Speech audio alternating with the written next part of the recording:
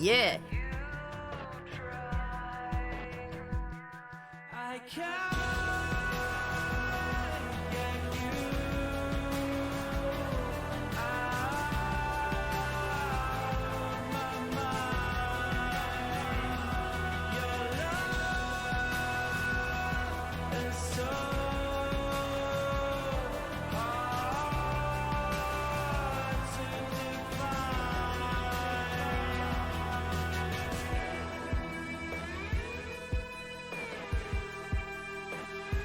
Hell yeah! Damn right I am a sub.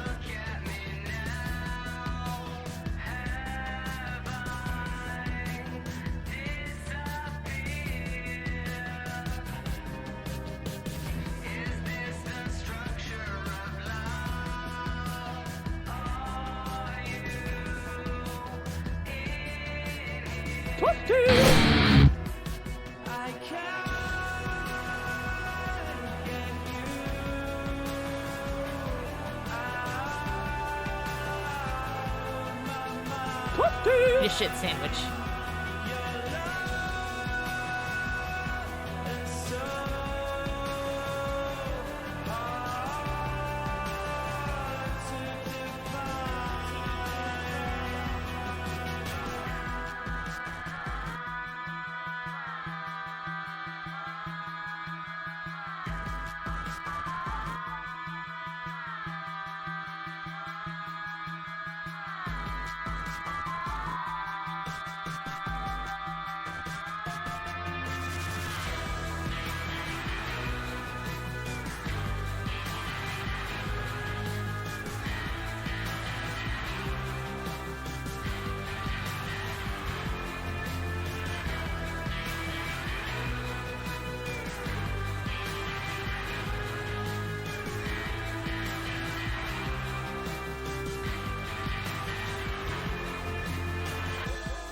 Hell yeah! I like turtles.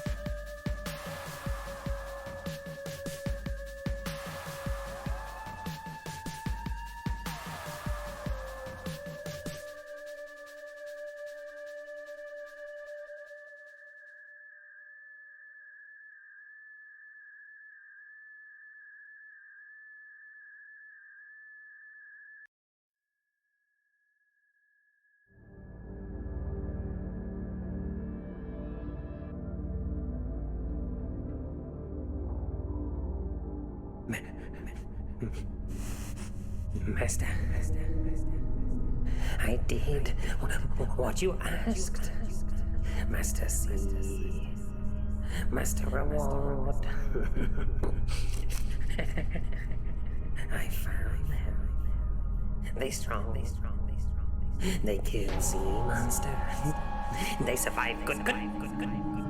They even killed dragon. Perfect quarry for games. Yes, you like they good. They strong, very strong. They and master. Eat a shit sandwich. Give reward. Silence. Yes. They will do nicely. Go now. Bring them to the mist.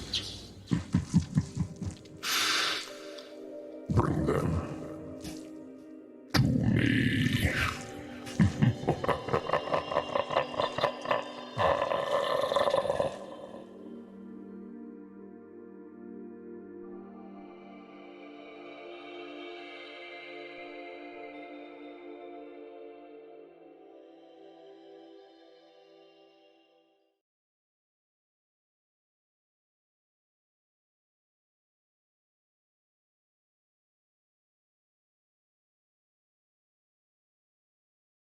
It's live now. Wait a minute, the desktop audio is not coming through. What the fuck?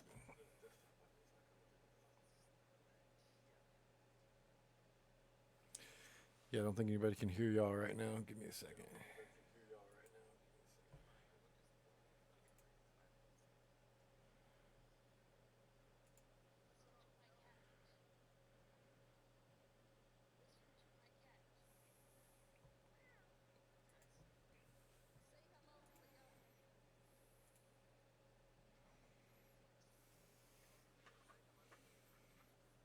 Mm-hmm.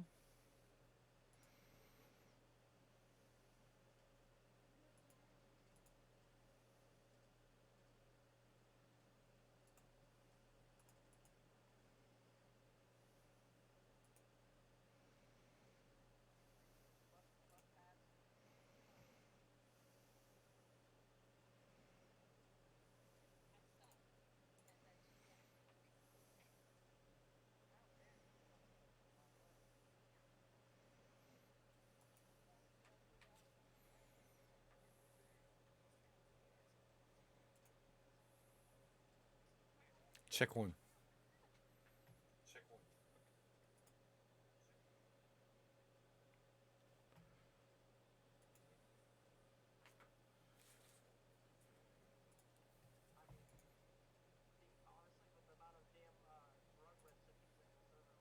Check.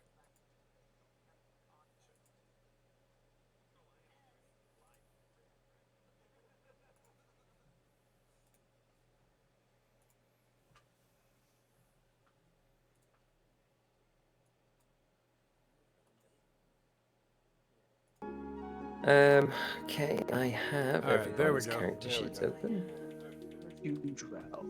There we go. go. We coming through? We live? We good? Got you guys through now, yeah. Orale. Let me mute, because what's the life of hearing klaxon twice? It's the best. Come on. He said the best. Wait, Oren, have you not changed it up? Oh, you mute the stream. I get what you mean. Sorry. Do I still Nice. have the necklace of fireballs that we got, or do I need to? Yeah, redo that? all the loot that you had for now, you still have. I was gonna ask, what I did, technically what got did to we be split up. what did we get? I don't remember what the fuck we got off that damn dragon. It's Fucking listed all above. cackloads of loot from the bowels of the ship. Y'all kept on. If you remember, it was all like trapped in ice and shit, and y'all kept on melting and chipping away at the ice to get more of it, and then dropped the dragon flying down. Otherwise, Right, but for killing it, like, wasn't there like something legendary that I got or something? Fat XP and the name Dragon Slayer. I mean, that's all I need, but I know there's like something that can't. I think I vaguely remember that when you landed on your feet on the deck after having just split it open, your fucking captain hat fluttered down and landed on your head. Really but if everybody's ready, then I've prepared like a little interim story for what's happened between then and now. So if we're all good yes. and everybody's all set up, then we can get started. When we last checked in on our band of intrepid and unlikely heroes, the conclusion of a great battle had just been met. Standing atop the ruins of Cumpa's wrecked pirate ship, breathless and covered in the viscera of their dead foe, the group took a moment to soak in just what they had accomplished. Before them lay the disemboweled corpse of the ancient white dragon Arv, its guts steaming in the icy grip of the Dale's midwinter air. A resounding cheer rose from everybody, aside from Cleo, who was nowhere to be found. In actuality, she'd slipped away just as the dragon had initially descended, her fate uncharted and unknown. With one companion missing, the party made its way back to the busy town of East Haven to report their victory, only to find turmoil and despair before them. The tyrant, Jadoruk Sunblight, guided by the hand of Osmodius, the archdevil, as warned by the cult of Levistus that the party had met weeks prior, had, in the party's absence, put his vile machinations into action. The town, still smouldering, had been completely razed by Jadoruk's Shardling creation, his Magnus Opum, a monstrous black synthetic dragon forged of the vile onyx rock that only weeks prior had led to the near possession of Cumpurus, and for a brief while the sentience of his shadow. Survivors and looters along the wrecked trail of the 10 towns reported to the party that all 10 towns had met a similar fate, and that an army of Duragar marched on from the Rished Mountains, ready to claim the surface for their own. And so, with no reason to stay and no desire to die to a cause that was not theirs, the party travelled south to warmer climes, where, one by one, they separated from each other's company, in search of their own personal fortune, and to follow their own destiny. 5 years have now passed, and the threads of fate once again enrapture the adventurers with promises of gold, glory, and immeasurable power. Stronger, wiser, and perhaps just a little bit broken, our heroes, one by one, are summoned to the Weeping Hound Inn, a cramped but otherwise cozy halfway house for pilgrims through the endless forests surrounding the great city of Neverwinter. What follows is in their hands. I'll drag you across now. You should be able to see that, hopefully. Somebody please confirm. Oh, Tell me that it's working. yes. Confirmed. Yes. Now for this, I've used Midjourney to create a bunch of custom art and shit, so this is all unique to us. Throw That's this to the you. that's the thing that makes like the way you did all the portraits and shit. Witch Yeah, house. yeah. Oh. Like Hansel and Gretel. Except not It is. of candy. It does have that vibe. It looks like Rabagast's house. It does look like Radagast's house. I wonder if that's where the bot found its inspiration. That's interesting. So one by one, you've all at some point received a letter from a patron marked Marcus von Klitschko, which you all know after having spent time in this area is the very wealthy inheritor to the von Klitschko household and the von Klitschko fortune, which is a big house in Neverwinter, a noble house.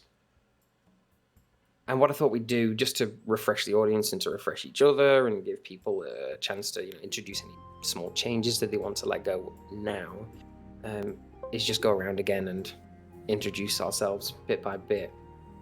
So,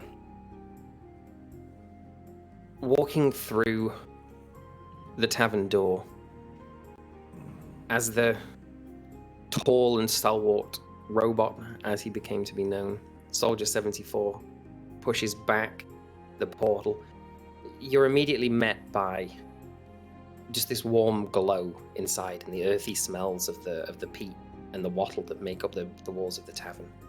Soldier, do you want to go ahead and reintroduce yourself? I'm Soldier 74, Warforged. I fought in the war. He's malfunctioning. Quick, get the oil. Oh no. I am malfunctioning. Quite often. Can you hear me? Yeah, but you're cutting in and out. Okay, yeah. Something changed with my effects. I don't know what it is. I'll deal with it later. Soldier 74 is a Warforged. He was in the war. He is an artificer. Uses guns and weapons and invents things. There's not much else really special about him that you notice right offhand. He looks very untrusting. He's very big. Very dangerous. And is Ruffles there? He does have a small cat that looks quite odd riding on his shoulder. They're inseparable and have been since he was found in, I believe it was the tower we found him in.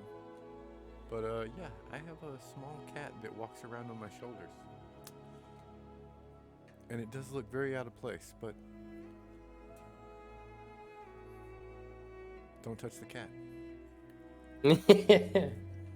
Right, so you step inside the tavern, and in the corner of the room, you see a man, very well dressed, with his hood pulled up. And to the side of him, you can see a banner resting against the wall, which you recognize to be the symbol of House von Klitschko. Beckons you over and you take a seat. He recognizes you in a way. Already in the tavern, sat in the corner of the room, a pale, grey-skinned drow with flowing silver hair sits mulling over his drink. Carrot, do you want to introduce yourself? Was that for So- me? Because you broke up. Okay. So Carradine is about a 5 foot tall drow elf. He looks pretty differently since the last time that you guys saw him. The updated character arc is inside the channel if anyone wants to take a look. Very young looking, looks like he's been in a cave for a while. One of his eyes has changed colors to like an orangish color. He now possesses different powers ever since he had a slad egg removed from his back.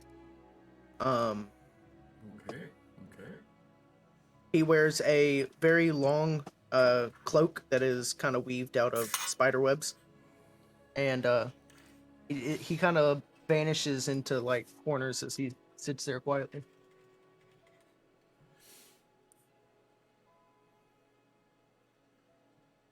And then, like a bat out of hell, from outside the tavern, you can just hear the approaching footsteps of many purchased goblin ladies. People who have been in Cumpa's company before know that the pitter-patter of goblin feet tend to herald his arrival. Tell us a bit about Cumpa as he bursts through the tavern door. Well, everyone. Ain't it good to see you sons of bitches? It is I, Cumpurus, of the Cumpuranos, the Dragon Slayer of the West. He is a whopping 3'8", soaking wet, gnome from the mines, a Dragon Slayer, and now, and I love to announce it, a man of the Goblin Women. Not only a man of the Goblin Women, but he has created a Goblin army, hybrid Goblin Gnome army, back home at the mines in his downtime, and he is a very blue, stout individual with a very well endowed. And over than that, besides the great sword on his back, that is basically it. There's not much else need to be said. What I'm hearing is that Cumpa has had far too many children, and now his outgoings, his expenses far outweigh his income, and he's looking for money. As a matter of fact, yes, it is. Goblin formula milk ain't cheap, okay? No, it is not. You enter the room, and the gentleman at the table recognizes your little blue self and beckons you over and sits you down. And then, again, arriving some time later, as people's drinks are being poured, a stout, strong dwarf in the armor and guise of a cleric, emblazoned with the symbols of his god, steps inside the tavern. Monty. Oh yeah, well, hey guys, long time no see. I went back home after the dragon stuff. And I finally met my little brother, who I haven't seen in many years. He became a knight. A paladin, actually. And other than that, we team up and spread the word of our goddess. I forgot the name of it, by the way. Lyra, the goddess of joy. We walked around for a couple of years and until I got the letter. So I left him sleeping and I snuck away because this seems dangerous and I didn't want him to join me. And that's it. Pretty quiet so far. Okay. A flagon of ale is thrust into your hand by one of the keepers of the tavern as you're beckoned over and are reunited with the rest of your group. Good to see you again. Now, Cleo, you've had some thoughts about what Cleo has been doing in the time between leaving the dragon and this reunion now. So I'm going to let you introduce how you enter the tavern, enter the scene. Where's Cleo? Cleo's already sitting down. Nobody heard her come in. Because she was there early. She explains that, it seemed like a good time to leave. They had things under control. She wasn't needed. And she went off on her merry way. Her face goes dark, even though she's obviously got black fur. Somehow you can tell her face goes dark. And she's like, it's not been a good time. But, I'm here. So, let's go and whatever we need to do, let's just get going as soon as we can. Doesn't say much about whatever happened past that, though. All right. And then, after a while of just chatting and catching up, everybody's attention is drawn towards the corner of the tavern. In fact, the whole tavern is staring over the corner. At some point during the conversation, a half-orc bard has entered the tavern and, as is his trade, pulled out one of his instruments and began to play.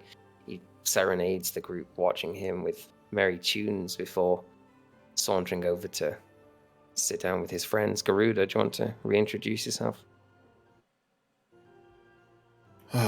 Well, Garuda's a half-orc, half bard as well, and after the dragon, him and his counterpart left the troop. But of course, with this gathering, I've returned. Not quite sure where my counterpart was, but I thought I'd give you guys some music to start. And that's where I struck up a tune. I look a little forlorn, maybe a little sad, maybe like I'd seen some things, but aside from that, you get the same type of allure as the bard plays his music. And you do. You play your music. It's a interesting tune that's both elating and somehow somber at the same time. And you get a polite clap from the tavern. You can keep a thruster drink into your hand for entertaining the patrons, and you take your seat around the table. And then, finally, a stranger to the party shuffles into the room, holding on to the same letter stamped with the same seal that you all received. Oh. But you don't recognize him. V. Who's this Tell us a bit about V. Well, V, he doesn't talk much. There's no words that really leave his mouth. He comes and sits down, as if he knows where to be, if he feels like he's drawn to this group. And through the eyes of the mask on his face is just darkness. There's no way to tell who he is or how he is. But the emotions on the mask seem pleased. A smile. And that's the best you can tell from him for now.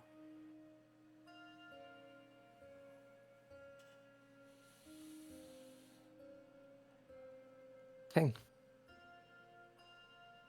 As you all take your seats around the gentleman, there you go. He leans forward, opens up his ledger, hands each of you a few bundles of paper. You can see, open coins on the table in front of you. He says, "Welcome, welcome. Thank you for coming, one and all. Well, I am Marcus von Glitchko, but I'm sure you don't need me to tell you that.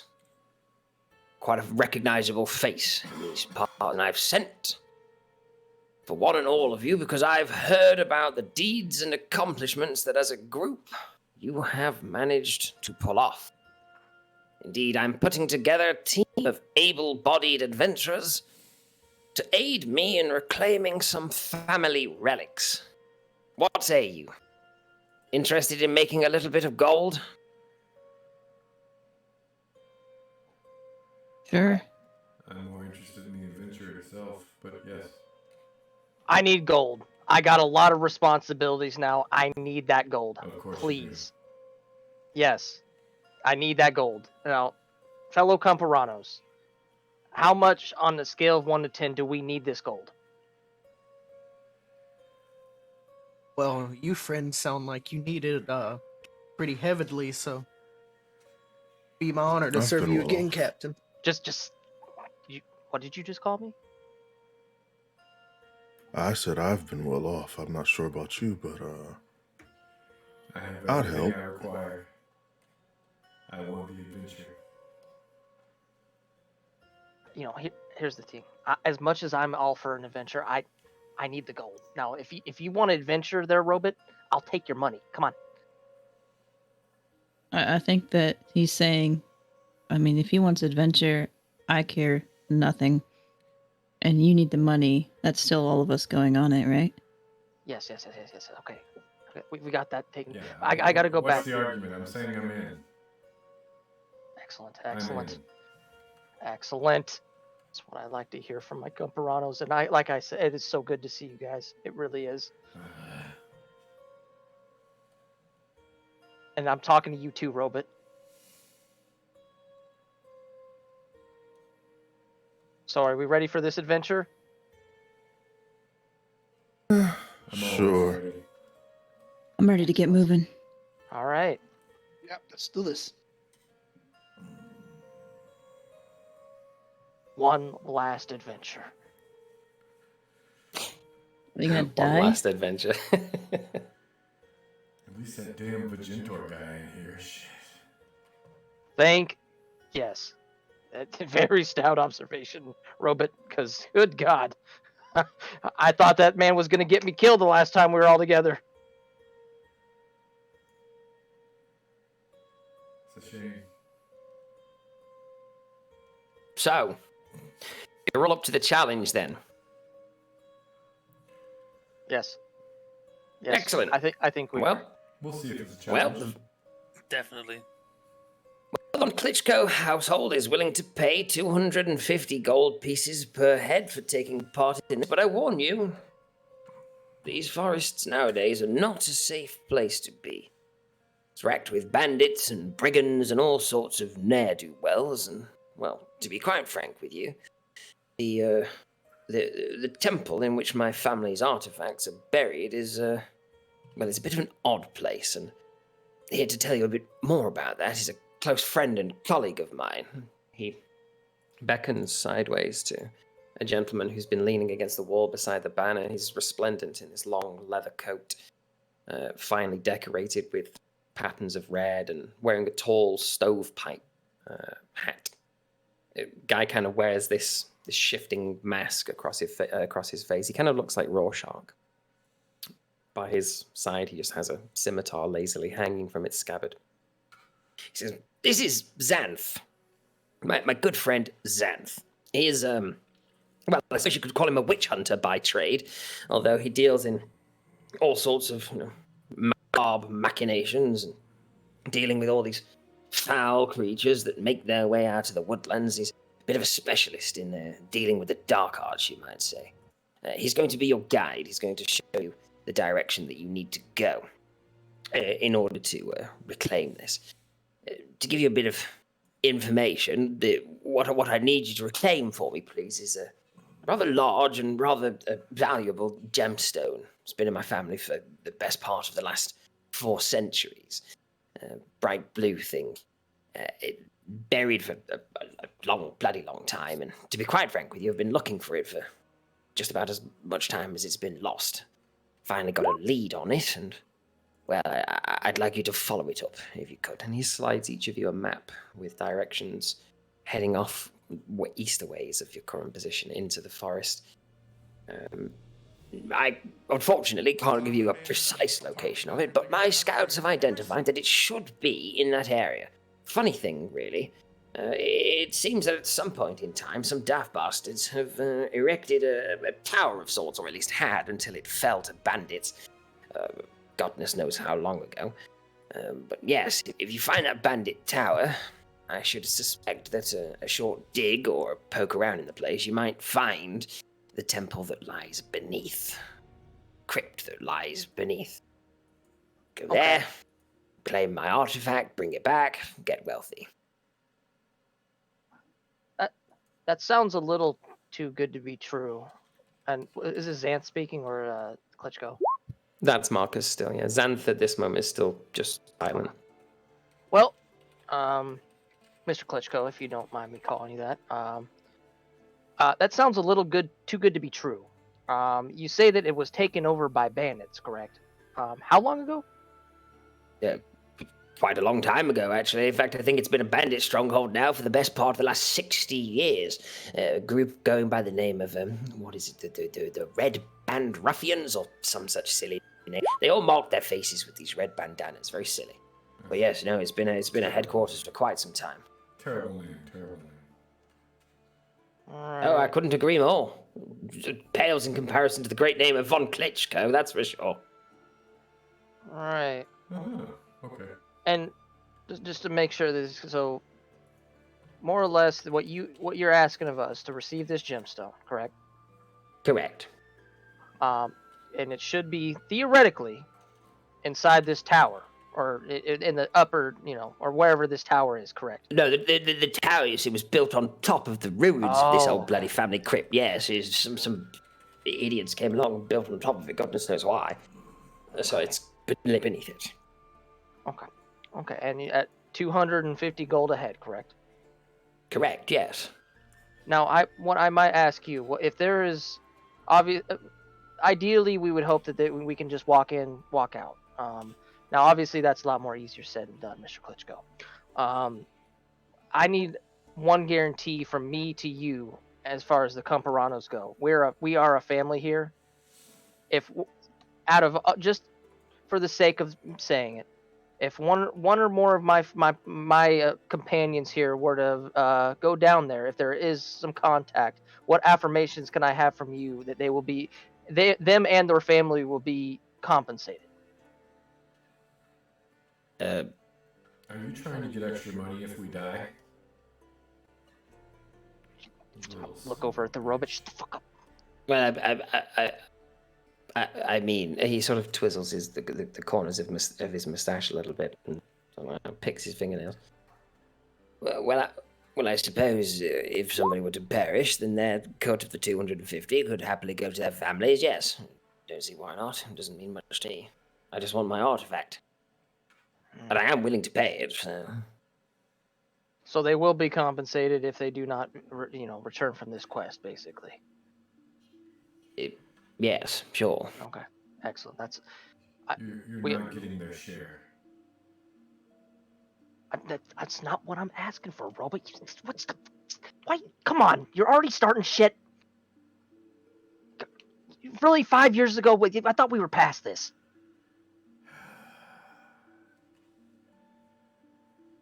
We'll talk later. We'll talk later, you son of a bitch. Let's just get out of here. Yeah, let's move on from this place.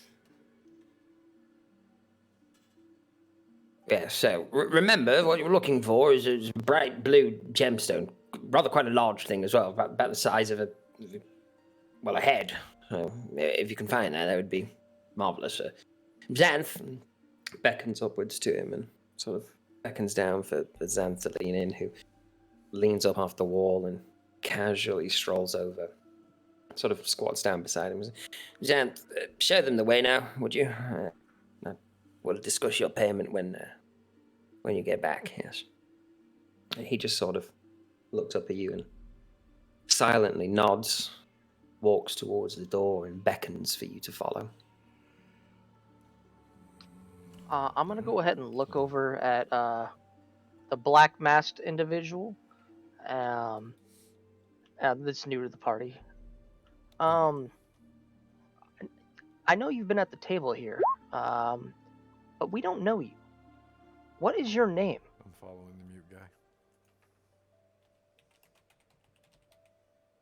Upon being greeted by you, he turns to you and his mask changes, like right before your eyes, from the smile to a more of a straight, serious look. And as he talks, the mouth of the mask does not move, but he responds, V. V. Mr. V, you say. Okay, well, I will tell you, V, if that's actually your name. There's a fine line here in the Cumpuranos, and I will tell you what, Mr. V. We're very straight to the point type of group. Now, I'm going to tell you right now, you are not part of the Cumpuranos whatsoever, so don't for a second think that you're just an addition to this group. Simple as that.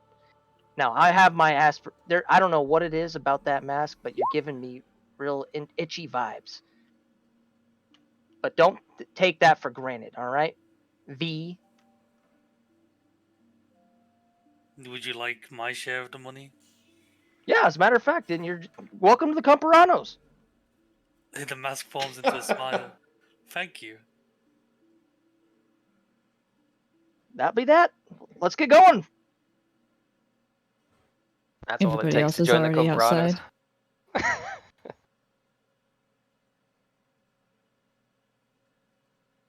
All right, I'll walk out. I'll walk behind, or but slowly behind V, outside. V just makes his way out merrily.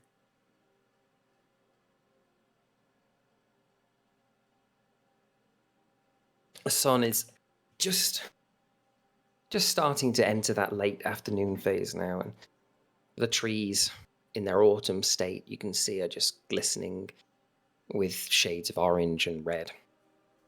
It's quite pretty, really, given the reputation that these woods have for being packed with brigands and ne'er-do-wells. Xanth, you see, pulls a map out from his satchel and studies it for a moment before showing it to the group and just prodding at one spot, indicating the direction that you need to travel in. He says, right, eastbound we go. Stay close. Look out for one another. Most importantly, look out for anybody that would want to do us harm. Are we clear? Good. Aye. Yep. Then let's Harm? move. Of course. Oh shit. Here we go again, guys. So you do. The party heads eastwards for about an hour, with very little struggle. Go ahead and make me a group perception check, please. Let's get the first roll of the game out of the way. Get the bad ones out. All right. Yes! Oh, there you go, Cleo. Well played. Cleo I'm walks looking straight at- into a tree.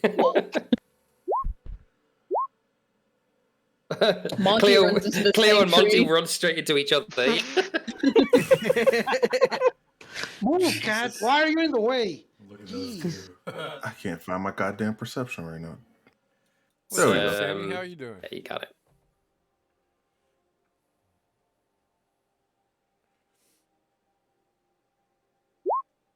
All right, so Wait, it didn't collectively show up. together, It didn't show up. did you hit the little red die? Yeah, it did it on my Do you not screen, have but Beyond 20 set up anymore? yeah, maybe. It's... Click on features and traits and then try it again. It might need to pass still. Hold on. Sammy's in chat. Say hi. What's up, Sammy? Sammy! Fuck you. No. Hey. It said mine was 22 though. Cool. I can see it on freaking D&D Beyond. So Yep. I don't know. We'll figure that one out. We'll figure that one out. It's slash me to like. I think it's slash me, right? To RP what your character's doing. Yeah, you gotta. Yeah. Yep. Yeah. As at the bottom though. Make sure you set your character in. Oh yeah, make sure you get it. Yeah. Yeah, I got that. So yeah, you're able to stick to the map fairly well. It's not particularly well drawn, but it's indicating some basic landmarks around the way. You start following a river, or a brook rather, stream, downstream some, following along the edge of the pathway until up ahead you can hear what sounds to be the very end of conflict. You're hearing, the occasional thud of arrows into armor and perhaps into the wood of a cart. And this is maybe 30 meters, 40 meters or so ahead of you through the clearing. From your position right now, you can't really see what's going on, but you can hear that somebody's having a scuffle up ahead. I hear people. I hear a scuffle. Is this danger?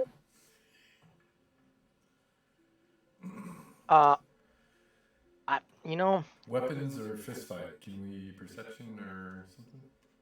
Do a check. I mean, we just heard Yeah. arrows, so Go ahead. Go ahead and roll an extra perception check. Would they be within 120 feet Boom. ish? Yeah. Would I be able to tell through tremor sense how many footsteps I'm feeling? Monty, stop. Monty gets a fucking another critical one, bro. Just stop rolling perception checks, man. Monty gives away everyone's position. Yeah. Monty pokes his own eye out and just. 20 hates me. So, Murder, what you're hearing is the like the clanging of metal on metal. You carried in can't really make out exactly how many people there are. Only that there's seemingly quite a lot. Sounds like And soul now the footsteps sort of start to recede away from you, like into the distance. I would like to point in that direction. Be like, well, I can feel a lot of shakes in the earth, and I think they're moving away from us. Cleo, go check it out. Cleo got the light feed. Go, have her go check it out. What, you want me to go check it out? Have you Yes. noticed Okay. You can't hear my footsteps at all. Oh well. What did you put the lube on today, there, Robot? Every day. I think your voice thing changed again because It sounded like a Francis said, scoff. "Did you put the lube on?" And you just went. Every day. I got the crisp audio one, I think. I think it's Chris. Fucking killing me. Hang on, let me see if it's still on. That'll be it. Chris kills fucking voice effects, just so y'all know. It's very Chris? good. Crisp. It's noise Oh, on reduction built Discord? into Discord, and it's very very good. So good that it screws you, huh? It screws you on all voice effects, yes. Oh. I'm going to, after I said, okay, I'm just gonna start walking and just turn invisible as I cast invisibility and head in that direction. Cool. All right. So you start to walk up towards the thing, and up ahead. Yeah, there she is. Stepping out along the edge of the stream, you should be able to see your token there in the top left, and you should be able to control it. All things being well, yeah. So you step out into the clearing there, and just up ahead, you don't need to roll a perception check. You can see the remainder of what has clearly been a very recent battle. Or still sort of in the rows, gurgling. A group of what to you looks like an armored company of mercenaries, like caravan guard types, just dead. You don't see anything immediately in front of you else in the clearing. And can I see, based off of footprints and whatnot, what direction that the rest of them went? Or can Yeah, I still you can see the dust in the the distance or anything? yeah, you can see the clearly sort of heading. I'm gonna call it east, eastwards, Okay. away from the clearing. These guys have been traveling. East. All right, I'm gonna look for any survivors, like, or if everybody's dead or if anybody's alive. Sure thing. Roll an investigation check. Yeah, they're all alive now. One of the guys in the middle of the clearing over here, he in the stomach has been pierced by an arrow, and he's still gurgling blood from his throat. It's just starting to pool now at the bottom of his lip and spill down the sides of his mouth. But he's still alive, at least for now. Okay. I'm gonna ask him. I'm gonna end. Let's see. Can I end invisibility whenever I want? It's Yeah, you can just concentration, click so it I just back stop on. concentration. Yeah. Correct. I'm just gonna, like, not caring, just gonna click it off right in front of him and say, "What just happened here?" He looks up to you, and his eyes are sort of bulging from the sockets, bloodshot, swollen. Manages to, through the blood in his mouth, cough up the words, "Red bandits." Ah. And then his head okay, goes okay. limp. His eyes roll back into his head, and he dies before you. I wanted to kill him. Okay. Well, I'm gonna lean over and do that little thing that I do and get that little thing that I get. Yeah, okay. You do. And yeah. head on back. without going back invisible, and they just literally walk straight back. Mm-hmm. And let them know the red bandits are heading eastward. That's what happened. They're all dead over there. Let's follow him. What? Wait, oh no. Backpedal here. What happened? Okay, Cleo. What happened up there? What backpedal. What is going on up ahead? Well, it looked like a group of just like mercenaries or something, and they got attacked by the red bandits. That's what they said. The only guy that was left alive said, "Red bandits." I could see they're heading off that way, pointing in the direction of east, and said, "That's all he said before he died." That's the didn't the gentleman at the tavern or the inn there, he's talking about the red bandits that shouldn't be at the tower that we're supposed to be going to, correct? Or is that what we should be looking out for? We're retrieving an artifact. I know that. But wasn't there something along the lines to watch? Was it watching out for the people in the red bandit or the red masks? You can ask him. He's right there. I'm not sure what you're meaning. Watching out for, as in Yes. protecting Yes. So him? we should be. No, we should be not watching. Like we should be on the lookout for them. Yes. They're right there. Let's Okay. follow them. You want to follow them? The ones who killed the people ahead of us? Yes. You know what? I will lead from the back. As usual. Hey, someone has to watch the flank. Pervert. Alright, let's go. Lead the way. All right, so you're going to start heading through the clearing now, yeah? Yes. Yes. Okay, okay. As you pass through the clearing, we don't have any barbarians, do we? No. No, because he's a fighter. But hang on a minute. Now, the reason I'm asking that is because of danger sense. By the way, Oren, you should be able to control Garuda at the top there. Is that token? Yeah. I'm asking that because of danger sense. Now, Monty, you have a hammer of warning, right? Yes, I do. And I'm pretty sure that that is basically or very similar to danger sense, isn't it? Let me just read it again. Magic weapon warns you of danger. While the weapon is on your person, you have advantage on initiative rolls. In addition, you and any of your companions within 30 feet of you cannot be surprised except when incapacitated by something other than non-magical sleep. The weapon magically awakens you and your companions within range if any of you are sleeping naturally when combat begins. That's lit. So, how does it warn you? How does your hammer warn you? Is it like you're hearing the voices of the Celestians in your mind? Is it sentient? It shines like Frodo's sword in blue. Oh, nice. That's lit. Okay, cool. So as you step out into the clearing around here, your warhammer starts to glow, very bright blue. And anybody else who has any weapons of warning or anything like that, your weapons also alert you to the presence of immediate danger. Hey guys, Xanth sharp. Heads up, we're in danger. There's something around here.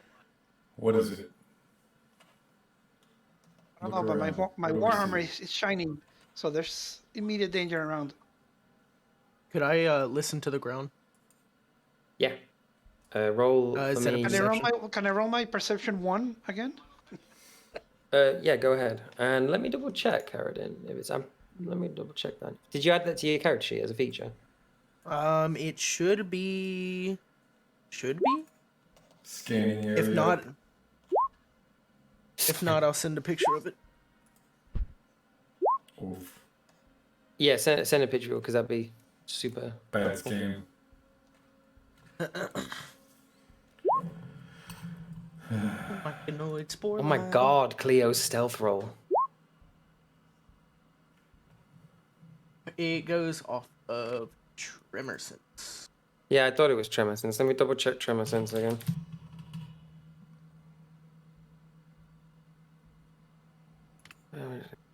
and detect and pinpoint the origin to vibrations within a Yeah. specific radius. Cool. So, through your tremor sense, right now, you're not detecting anything. But as Xanth steps forward into the clearing and sort of starts to investigate the corpses, he sort of whistles you over to take a look and points down towards the more charnel pit in the middle, indicating that the corpses themselves have been sort of booby-trapped. There are what look to be What the hell? coils of wire stabbed into the ground and then spread out into another coil, which is also stabbed into the ground. And Xanth says, "Be careful, I've seen these before. These concertina traps are nasty. If you set them off, boom, they explode into barbed wire and trap just about anything in around 15 feet around them. We should tread lightly." But they're easy enough to spot. It's more you get the idea to catch looters. It's like leaving out bait to entice looters to come in and fuck with corpses so that even more loot can be had by the initial guys.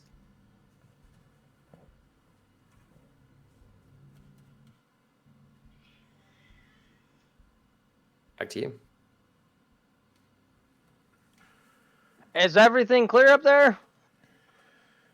No. These bodies are booby trapped. It's very weird. Oh, I'm that's it? I'm yelling from the clearing. Is it good for me to come out? Are you hiding? Can't you disarm it? Oh, just be careful, I guess. I mean, Yeah, you could step around them. Okay, then never mind. Yeah, let's go around. Just don't trip the wire. this is the guy who was left. I don't know if he's booby trapped yet. He didn't mention anything about it, but he was pretty almost dead. He's pretty much been left. You can't see anything on him. It's this middle ground here where there's bodies piled up. It's like they've laid it out like a loot crate and then baited, booby trapped the loot crate. If everyone could just freeze in their positions, though, with Compass shouting across the clearing, I'd like Carradine and Monty, go ahead and make me a dexterity saving throw, please, with advantage because of your danger sense and you can't be surprised. Xanth's going to roll one as well. I can't be surprised either because of my helm. True. Yeah, true. I mean, it's just the three in the middle near the bodies. Oh, that one Okay. with advantage. So roll it twice, of course. What the hell are my rolls? Jeez. Cursed They're dice. Man. bad. They're bad today, dude. Let's have a look for the second one. It could be good.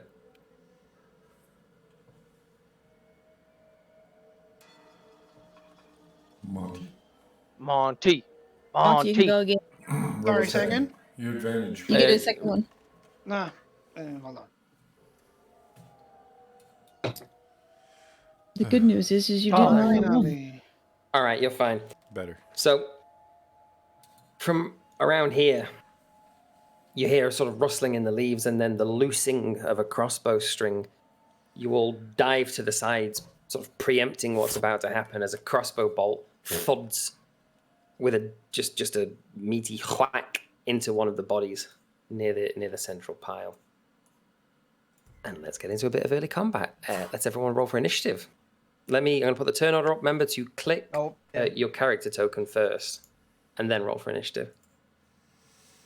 Correctly, please. You said rolling initiative? Yeah. Well, I mean, that makes sense where I'm at, in fairness. Oh, I rolled twice because I have advantage with the Warhammer. On initiative? Oh, we're just entering combat, so you just roll once. Or does the Warhammer give you +1? Yeah. Does it give you advantage on initiative?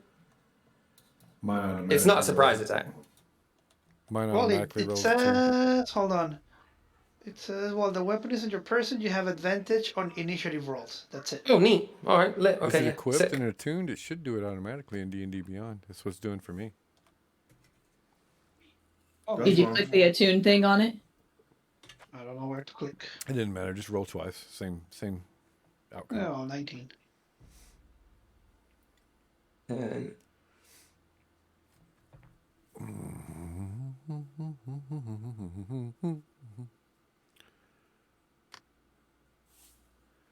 with me while I just add Xanth's thingamajig. Get that battle music going. Oh, yes. That too. 1, 2, 3, 4, 5, 6. I'm missing some people in the initiative turn order here. Me. Oh, wait, hang on. Yeah, V, you rolled. Let me add you to the thing. Turn 10, you're good. And then Garuda, you need to make sure you click on your character and then roll your initiative. While I look for my battle music. I'm gonna grab a drink while you're doing that. Yes, sir. I need to figure out how to get this reattuned. Just click on it. You need to know how? Here, let me just put it in. Inventory and then attunement. Yeah. Oh, there's an attunement section? Oh, heck. If you click on the item and it brings up what the item looks like, and like where you can unequip it, move it, delete it, yada yada, there's a thing on there that says tune or unattune. You can just click on that and that's what I did, and then it put it in that section where it says attunement. But I think there's also a little box there that says items requiring attunement, and you can just check the box. I don't have anything in attunement. Oh, then that means you don't have an item. What are you trying to attune? No, I was trying to get it to put your rolls into Roll20? Yes. Yeah, yeah. I don't know. You've definitely got Beyond 20 installed, yeah? Yeah. The extension, I mean. I had the extension. Maybe it needs to be updated. Yeah, try and have a crack at it.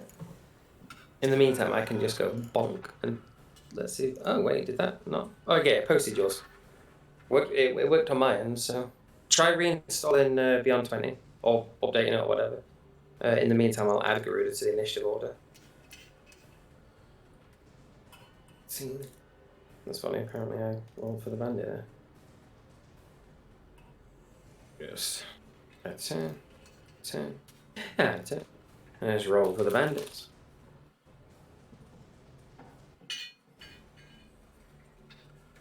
Not bad. Kill the bandits.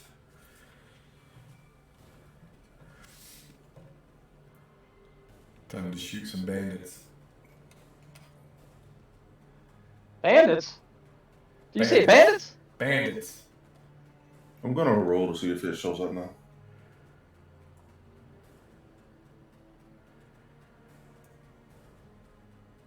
Not the bandits. There we go. Okay. Cool. That's good.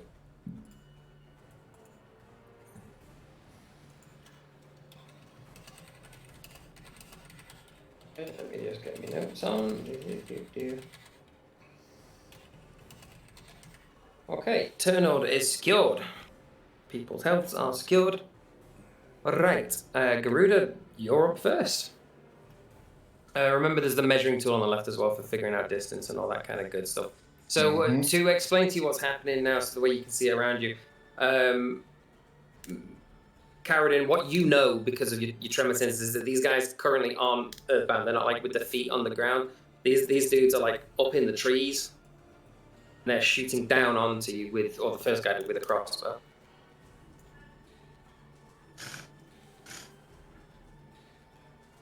Accidentally drew something.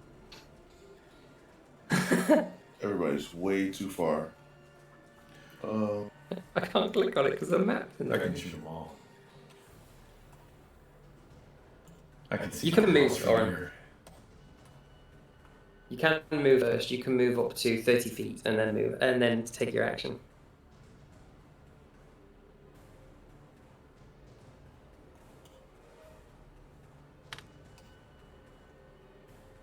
Why are you measuring me? What the hell? There, 80 foot. Goddamn, he's too far.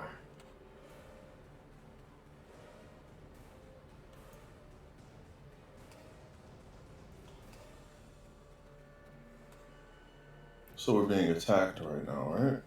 Yes, sir. So you've done your movement, and now you can take your action. So that's one of your attacks or a spell or whatever it is. Well, me.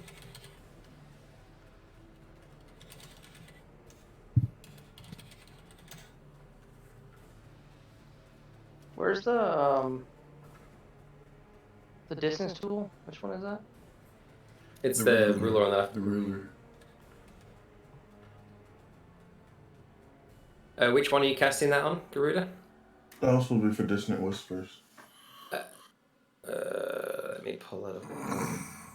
Dissonant Whispers is single target, right? Careless Whisper. Yes. Cool. Which one are you putting it on?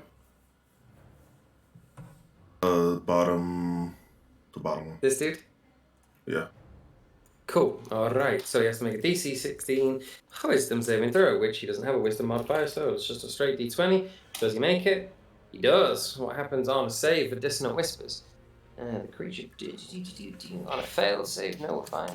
Creature doesn't move into object danger. On a successful save, creature takes half as much damage and doesn't move away. Cool. So he takes half damage, which is 6. He stays in his tree.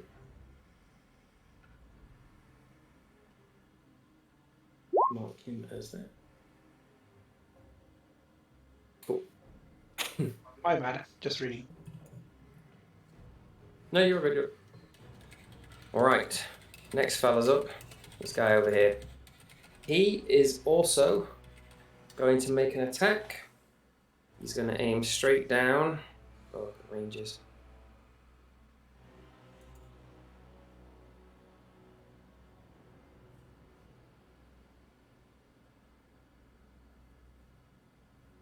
Okay, in response to seeing you cast your spell, he is going to roll straight down as well. And he's going to attempt to attack you with his crossbow. I'm assuming a 9 doesn't beat your AC. Mine? Yeah. Your armor class. It's in the top right hand No, corner it of the sheet. doesn't. Nope. Cool. So the arrow just the bolt from his crossbow just goes wide, thuds into the ground. He tosses it out of the tree branch, uses his movement to scuffle down out of the tree, draws his sword, and he's ready to fight. Monty.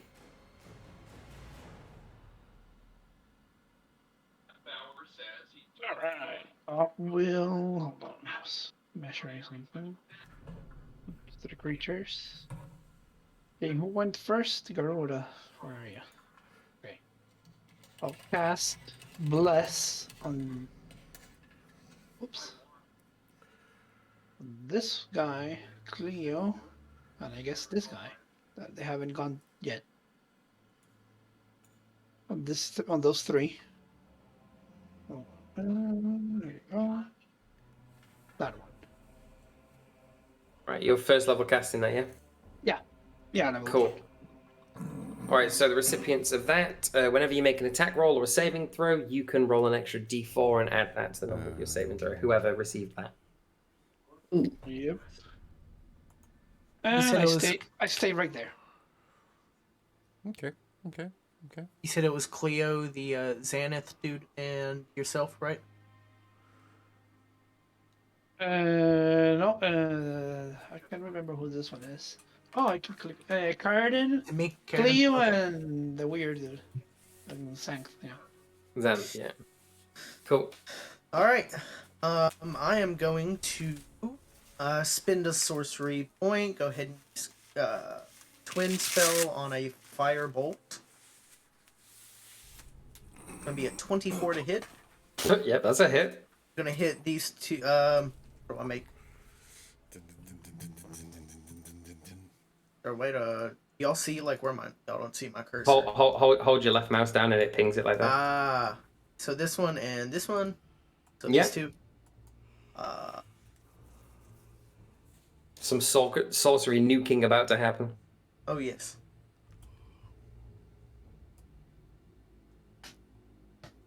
Yeah, 18 to both. That's how twin spell, right? That's one roll to hit. Let me double check. I believe so, but let me double check.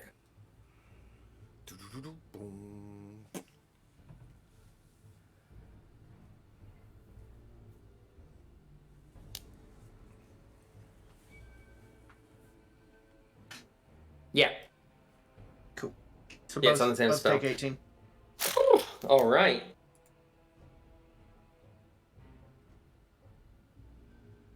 That. All right, yeah. Yeah, that should be good. I don't think I got a bonus action. You think so?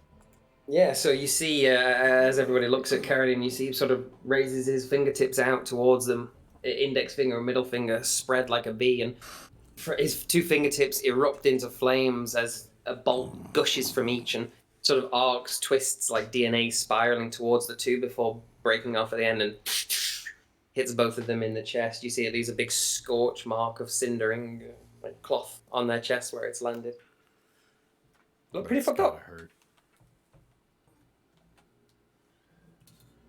That look good back here. That must hurt. Sick burn. Sick burn.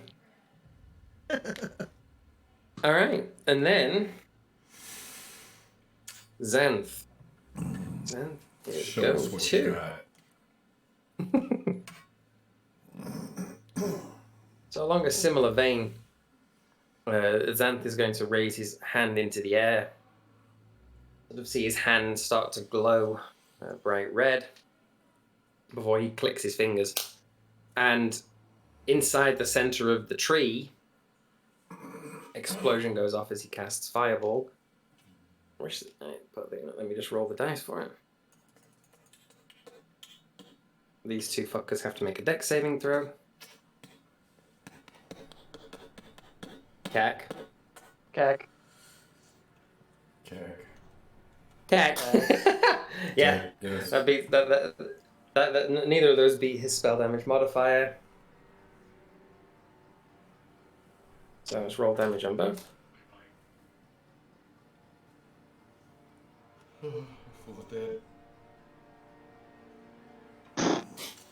Yeah. So as the two of them are hit in the chest with the fire bolt from Carradine, you see Xanth sort of looks over, considered just underneath his mask. You can kind of see his cheekbones raise some as he smiles. Raises his hand into the air, it glows, his fingertips sparkle with sort of crackling red energy, clicks his fingers, and then the entire tree just explodes as bits of bandit rain down and they are dead. Impressive. Fuck Thank that. you. I tried. Miss Bandit over here, he's going to take a shot with a crossbow over a soldier. Oh god, that's so sinister. Oh my god. I take it a 6 does fucking nothing. Uses his movement to scrabble down from the tree as well, draws his scimitar and prepares to get schmoinged. I'm going to shoot him. Yeah, go wild. I shot him. Yeah, you did. Yeah, he got shot. Roll damage.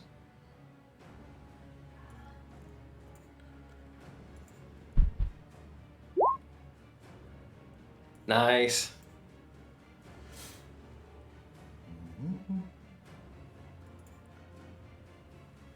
Okay. He's starting to look a little bit bloodied. That's how you shoot someone.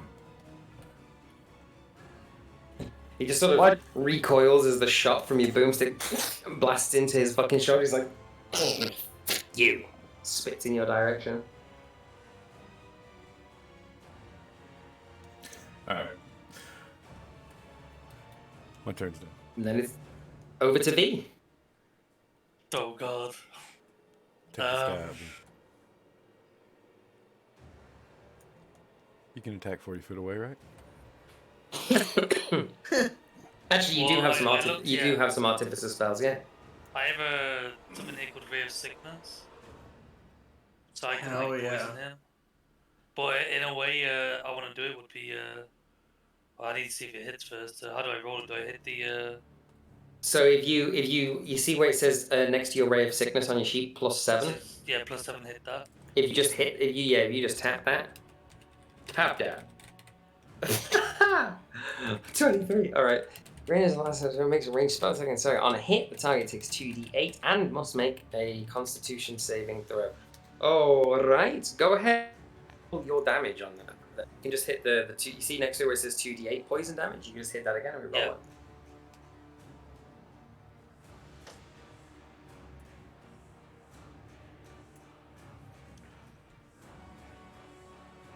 All right. You want to explain? You want to explain what it looks like when he fucking dies?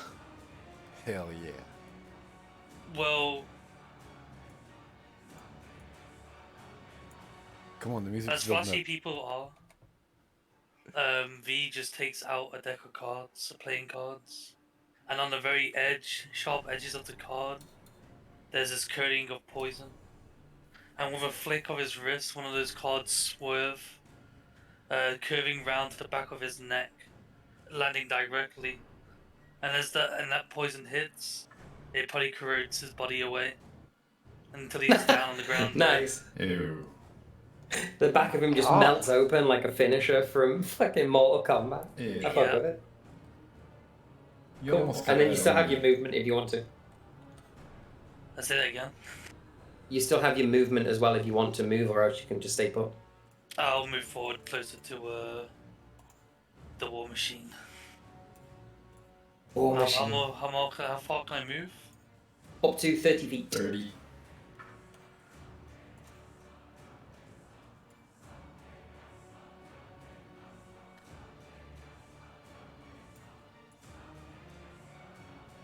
He moves here on the ledge, looking down at the last bandit. Alright. Cumper. All right. I still can't figure out how to do the damn range thing, so I'm just gonna wing it. So, the little the brave Cumpurus is gonna move himself over to this wagon or this bush right here. All right. Yeah. That's fine. You can move 25 feet with your teeny little legs. Little piece of shit. Am I able to pick up a big ass rock? Let you pick up a rock and toss it if you want. Okay, I'm gonna go ahead and grab that rock and climb into this this cart right here. Is that as far as I can go? Yeah, that's a bit of your movement, yeah. Shit. What if I throw the rock right here on the edge of this cart? I mean, you can throw it from where you're standing if you want. I'd love to throw. I'm gonna throw the rock on the little handle of the cart, and I'm gonna send Cumpurus flying towards the bandit. Oh, I see what you're trying to do. You mean you're trying to fucking catapult yourself? Yes. I would say that would. Yeah, all right. Yeah, okay. Roll an athletics check. Let's see what happens.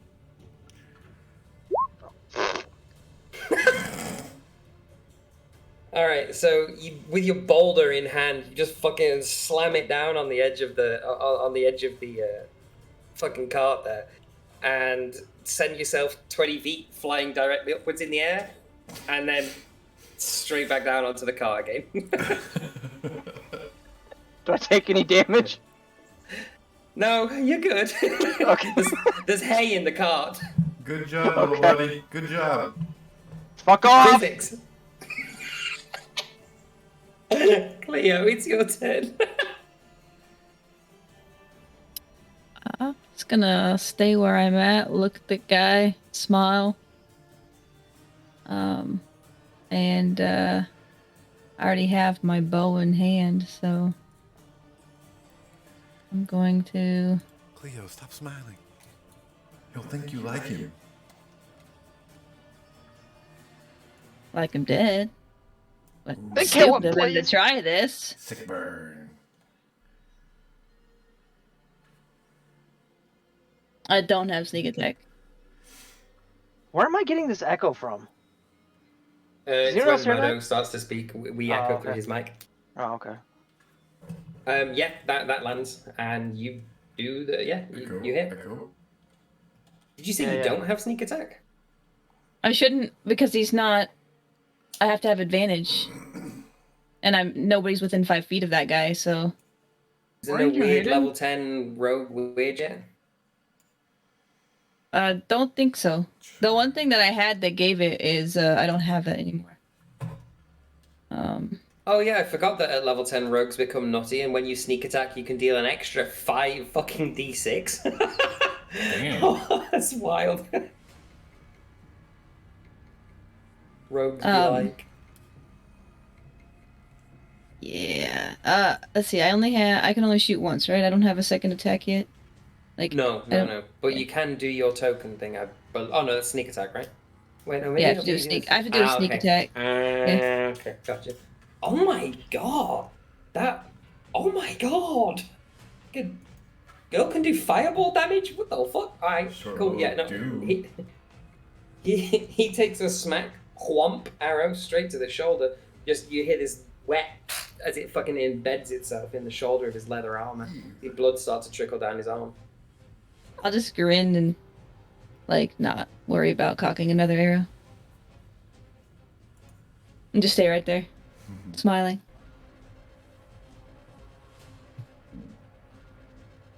All right, back over to Garuda.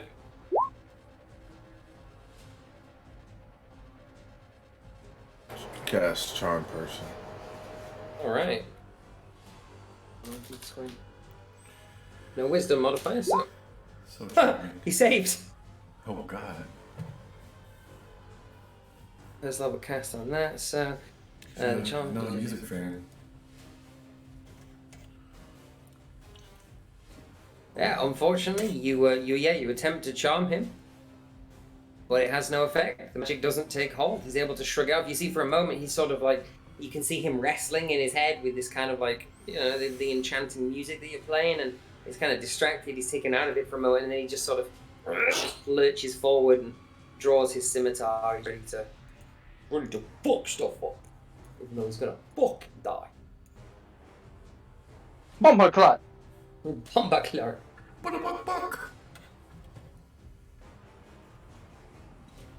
I'll respond to that in a second. Noodle's gonna need time to read it. No, it's Right, something for out of Bandit. combat. Don't worry about it. Bet. Boom, boom, boom. Alright, Bandit gonna close the distance on the kitty cat that took a swing at him. Wait, and then he gets fucking sentinel, doesn't? Wait, hang on a minute. Yeah, got he's it. gonna Leroy Jenkins. Right in the middle of everybody. I mean, he's got nothing much left to do, but. But And I don't think Sentinel. No, he doesn't get sentinel. Yeah, I'm thinking of some. I don't other have bullshit. the other one that I have is I don't have any. nothing Yeah. left. It was the other thing that I got rid of. Right, he is going to then take a swing at you with his scimitar. Does not. No. Yeah. No, he's not, is he? You just No, I'm deftly good. parry it aside with the edge of your bow, knock his bow aside, and that's him. I'm just gonna continue smiling at him. His willpower is fading. Hey, Bandit, for being such an asshole, we're gonna let the cleric kill you. Over here, my mace with my warhammer. Or hopefully my rules work. Get him, Monty. Swing it, dwarf.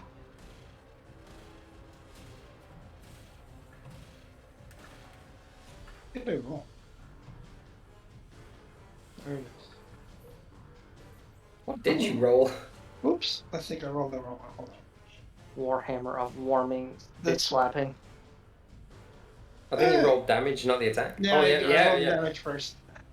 Yeah, 20 definitely fucking hits. Are you hitting him one-handed or are you two-handing that thing? One-handed. I have the shield on. Alright, we'll take the initial damage. You just fucking bury the warhammer into his sternum and you can hear his ribs crack as it just sinks into him. Coughs up a bunch of blood and phlegm. And he's looking less legs kind of knotted. Over to Carradine.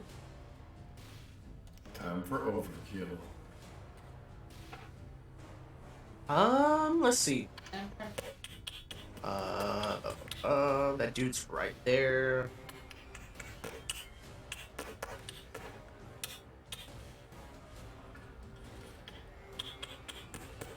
No, I'll just I'm gonna take a couple feet over this way. And I'm going to Eldritch Blast him. Yes. 17. Yeah, that hits. Roll damage. Alright. And get 2 hits of damage for the 2 bolts. Mm-hmm. It's gonna be 20 total. What does his death look like? I picture Eldritch Blast as a swirling energy of purple and red and orange that pierces him in his chest and kind of disintegrates that area. He looks down at his chest, sees the hole, looks up, the light fades from his eyes, and he falls on his back. Oh, yeah, he does. Alright. End of combat. All of the red fiends in the area are dead as fuck. Good job, guys. Yeah, you're welcome. Fantastic.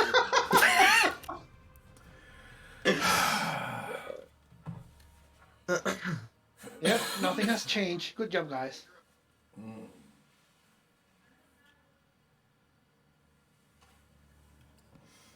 Hey, it was a valiant effort all around. Well played. Yeah, Can how we far go- did you see when you jumped? I don't want to talk about that.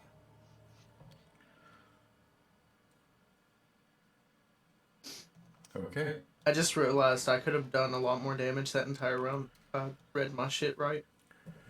Can we Wait, search, more than search the bodies? See if there's any info or anything?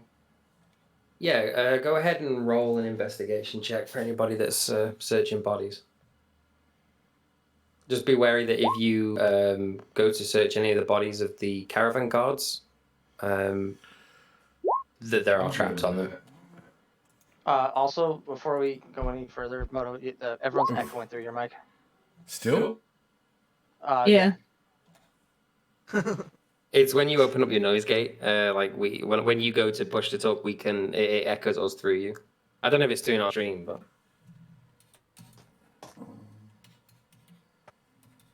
What about now? Yep, nope, we're good. yeah, Okay. I think we're good. Wrong Yeah, we're button. good. Sorry. My Yeah, bad. it's either that or don't talk and just, hand signs. Yeah, just slash me the entire game. Jeez. Damn, Monty, thanks. The silent killer I over just here. got comfort. Now you know. That really sounds like it should be on Urban Dictionary, doesn't it? I think. Right. All right. Looking through the corpses, Garuda, Soldier 74. You don't really find anything too noteworthy on them. Just like scrappy armor, scrappy weapons. They each have this like triangular, this trifold red bandana tied around their faces. Nothing much more other than a little signet ring on their pinky fingers. Each one of them with the with this sort of curved red dragon symbol of the Red Fiend Ruffians, this band of brigands. Well, let's take Nothing too interesting. Let's take those for disguises, if nothing else. Yeah, go ahead. You can, if you want to loot that, whoever's looting that, there's 4 red bandanas up for grabs.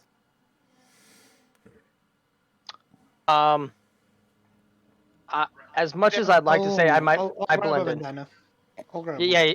Every one of you guys probably can get away with it. Something tells me and the robot we're gonna probably stick out like a sore thumb here. Oh yeah. I'll definitely get away with it. Cleo too. I mean, you never know. There could be part of the Red Bandits that are Cleo just won't be seen. true. I mean, in fairness, Cleo can just hide in the shadows, and we're not gonna see her anyway. Exactly. I will take one. There you go. Take it. I'm just gonna hide behind one of you guys because it's not because I'm scared. It's because that's the best plan of action. All right. This is the best I've ever seen you perform in battle. Thank you, Robot. Thank you. I You're know. welcome. I did a lot. This is his top performance. Slowly walks away. Yes, Don't it you- is his best top performance. I've I'm never gonna seen him jump so high in one I'm gonna look spot. over. I'm gonna look over at V and give him the eyes to eyes and say, "You talk to the Dragon Slayer like that, you son of a bitch." V's I gonna didn't look even away see his disappointment. eyes. Well, eyes to mask.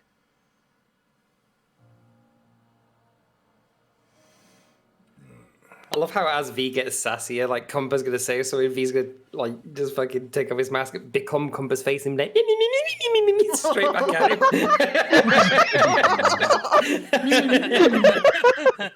Beaker. Yeah. All right, Oh, I let's love continue Kirby. east. We gotta find this artifact, guys. Do you really think that's the best plan of action there, Robot? We just got ambushed. Do you want your fucking money or not? I want Yeah, my but money. these guys were like piddly. Like these guys aren't that badass. Like, Yeah, look, okay, yeah, you guys. You know, I will say it as the leader here of the Cumpuranos. You guys did very well. You did very well. Let's keep going. Come on, Cooper, you didn't break a sweat, did you? I did. And it was He did, midair. lifting the Broke rock. his ass. Yeah, I broke.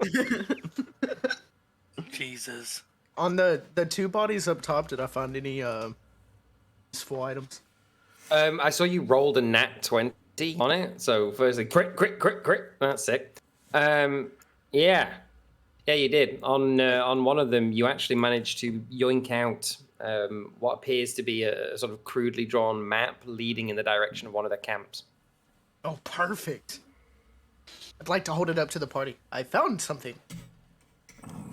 There's something over here. Looks like a map leading to one of their camps. Is that wiping paper? I'm gonna hold it out of reach of. I'm gonna wipe it. Out of reach Hold of it the out of captain. reach of Cumpa. I'm gonna wipe gonna with just- you, no. Yeah, what? You gonna get oil on my face? You'll think it's oil. Oh. Hey, yo. Hey, I'm gonna yo. climb on top of the dwarf here, just because I feel safe on top of a very stout, short man. Hey, look, the gnome's on top of the dwarf. Together, you're the size of a whole ass short human. It's great. Not my shield towards you.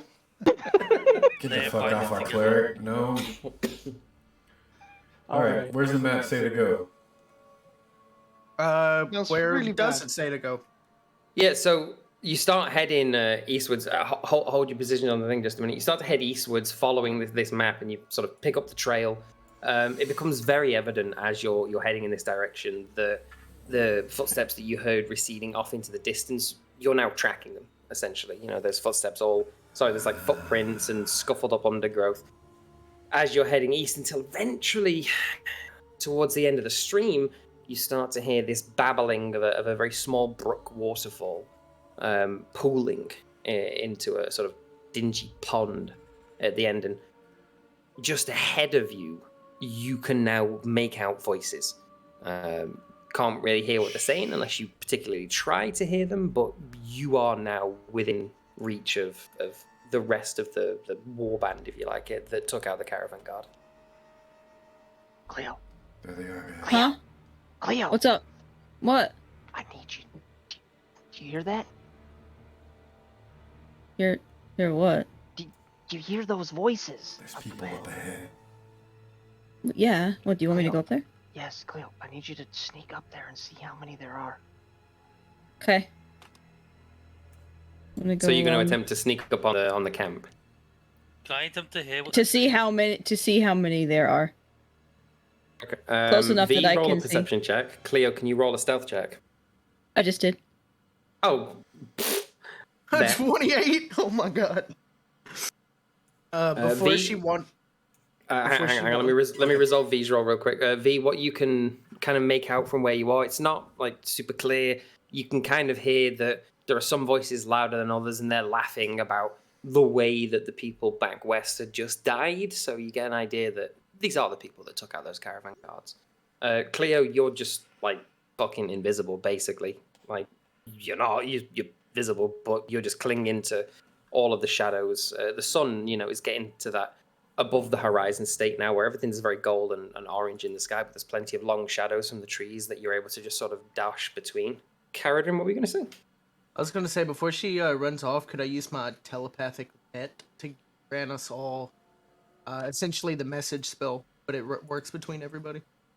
Yes, yeah, you can. So do you want to explain for everybody how that works?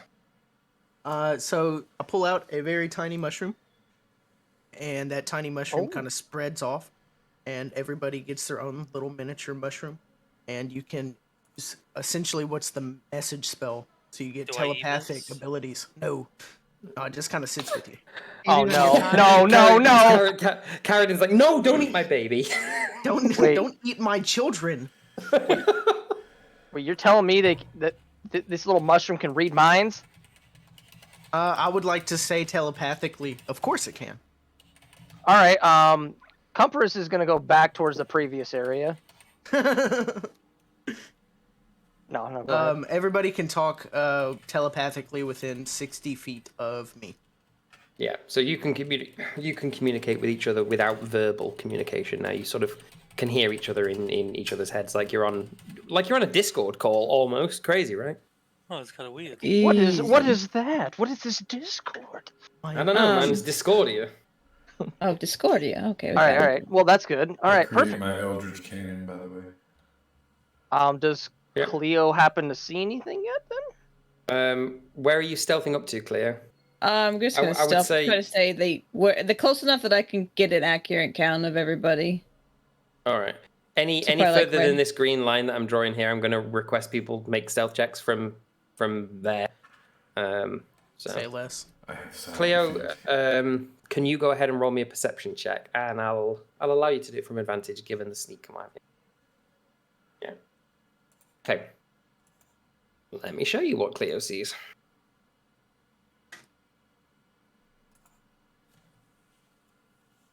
Okay, let me just paste the entire party on there. Apparently, what the fuck?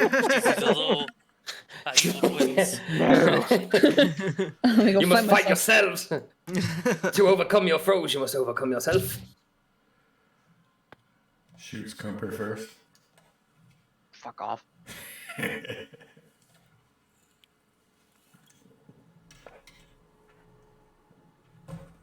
So from the position you're at there, you can see 6 people around the center of the campfire, kind of just making chatter, carrying over the loot that they've just got, talking shit. Around the pond, where you can see those terraced slope, there's a guy sat towards the left-hand side of it, and he's just lazily fishing, trying to pull some little lake fish out of the water. The 2 up here are standing guard, not particularly watching over the camp, just lazing on. And then back here, Cleo, you see a guy who looks different than the rest of him. He's quite tall, 6.5 feet in stature, a lot burlier. And unlike these guys who are wandering around with, like rusty scimitars and crap like that, he's wielding this big 2-handed club. He definitely looks like more of a brute. Alright, I'm gonna pass on the message. 6 here, 1 big guy, makes 7, 3 others across the way.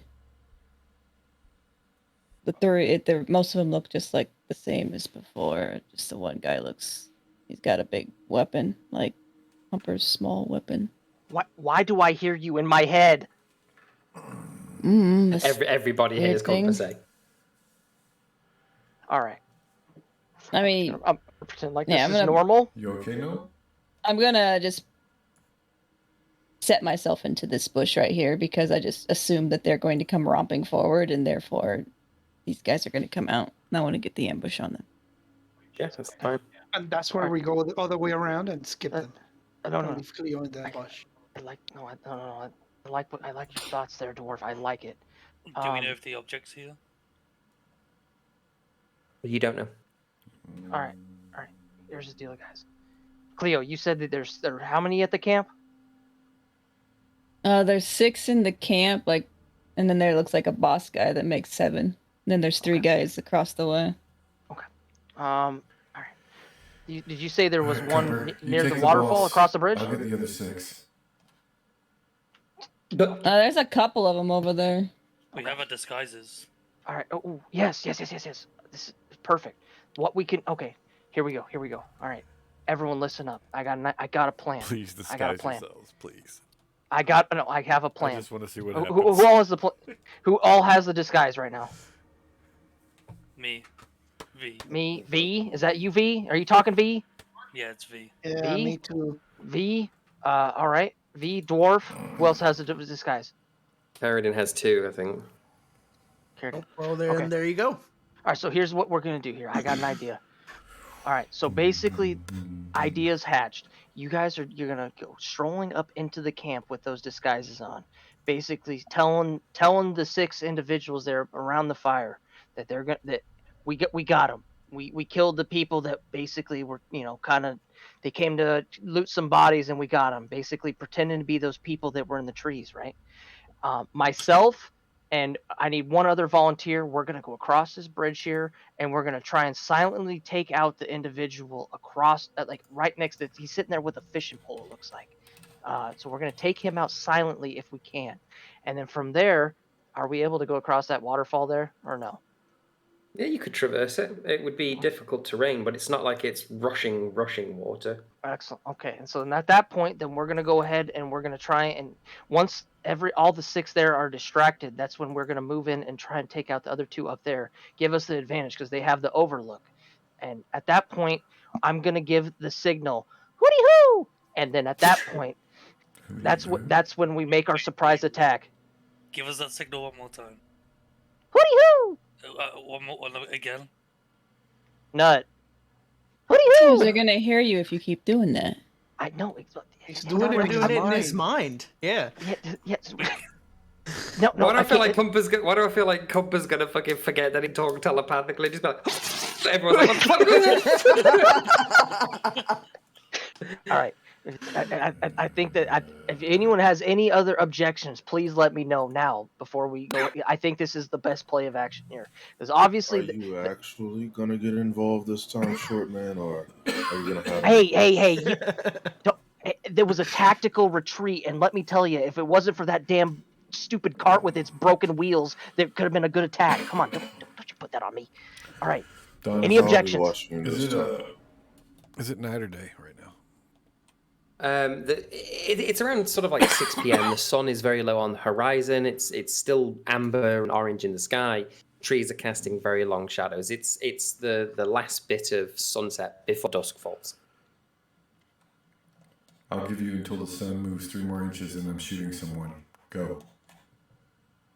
Give me one moment. I have something I can do to make this situation better for us. Oh. I'm gonna remove my mask. Clock's ticking. Oh my god. All right, yeah. Robert, is he really that ugly? Take the face of one of the bandits from back before. Yeah, he can absolutely do that. So as V pulls away his expression-changing mask, for a brief moment, those of you that are beside him see this featureless grey face with no particular defined nose, mouth, eyes, anything. And then within this sort of almost mist, which is coruscating across his skin, you see the face of the last bandit that died just start to take shape. All right, V. You know what? You're gonna get. I'll reimburse you for about half of your pay. That well played. You know, you're gonna be a very good part of the Cumpuranos. That was good thinking there, big guy. All right. So here's the deal. New game plan. You're gonna be walking in first. You're gonna make them feel nice and at home. All right. You can give them that sense of security. Okay. You're gonna tell them basically here. You know, we got them. We got the people that were trying to loot. Same game plan, but now that it gives them a little more security. At that point, Cleo, I don't know what you're gonna do. I don't know if you're just gonna sit in that bush there. That's totally fine. You do what you do. You're the best at what you do. All right. And then I need one volunteer to come with me, or at least 1 or 2 volunteers to come up with me, and so we can silently take out this guy up top here, or across the bridge. Do I have any volunteers? All right, I'll go. Nope, you killed the dragon. Nope, that's fine. I'll go fuck myself and I'll do it myself. That's fine. All right, so you guys. Here's the deal. If no one's coming with me, then I need you guys to be ready to pounce. If shoot, yeah. If you can get yourself, yes. Yeah. So ideally, we want to give a nice little like a sneak attack. Excellent. All right, everyone get in position. Then. Look at me. You're gonna have to give a little bit of a sneak here, Robot. Come on. Just follow my lead and try and creak down a little bit, but don't make your gears grind. My gears never grind. Would you like me to make my approach? I'm well. Yes. So All right. let's Everyone get the into- marching order so that I can resolve things. Who's going up over the bridge? That would be Cumpuranos and Soldier. All right. Cool. And then, yeah, I don't know who else is. No one else said anything. So basically, I think everyone else is going to kind of, be there for the surprise attack on the 6 down at the camp. Gotcha. So if everybody's looking to hide right now, place yourselves. Anybody that's not moving and that is just looking to hide, other than Cleo, place yourselves behind that line somewhere, and roll me a stealth check to see how well you hide. Apart from Cumper and Soldier. Cumper and Soldier, I need you to make me a stealth check, and we'll see how well you're able to sneak up. V, you're fine. You can. Okay, Garuda, you're tucked away into the shadows. You're fine. Do you feel like you need help, V? Or you think you? I feel like Monty needs help, bro. He just rolled a 2 and a fucking 3, but the 2 was a nat 1. It's alright. Here, I'll So go I have into a weird these bushes. situation because of my plate armor Yeah, I'm and my not boots moving. of elven kind. I have both Okay. advantage and disadvantage on stealth, They cancel each other out. so I just roll normal.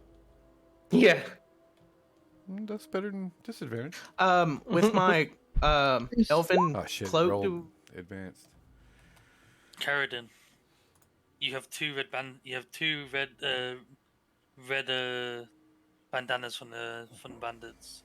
Use one to cover your mouth and use one around your head. There, normal row. And you can come Excellent. with me. hell yeah, say less. Okay, there. I like the way V. You're. You know what? You might be the third in command here soon. Keep it up. Third in command. Who's second in command? Oh. Guys, I just had a real. Can anyone swim here? I can. I can swim the same speed I walk. Yes. Just a heads up. This is only like a foot deep. It's a stream going down I'm into a a big pond. Okay. robot, though. Never mind. Yeah. All right. So Cleo, you're nice and tucked away. Garuda, you're tucked away. Xanth is more than tucked away. Soldier, you rolled a. Thanks, I think that Dustin. last We one, will. 16. We'll burn it Cumper, you down. rolled a 20. All right. You're both fine on the approach. I will, as V and Carradine situation plays out, I'll let you get to the first person and make an action before I request another stealth check. But depending on what you do to that person, I might ask you to do another one. Carradine and V, let's resolve you while the others.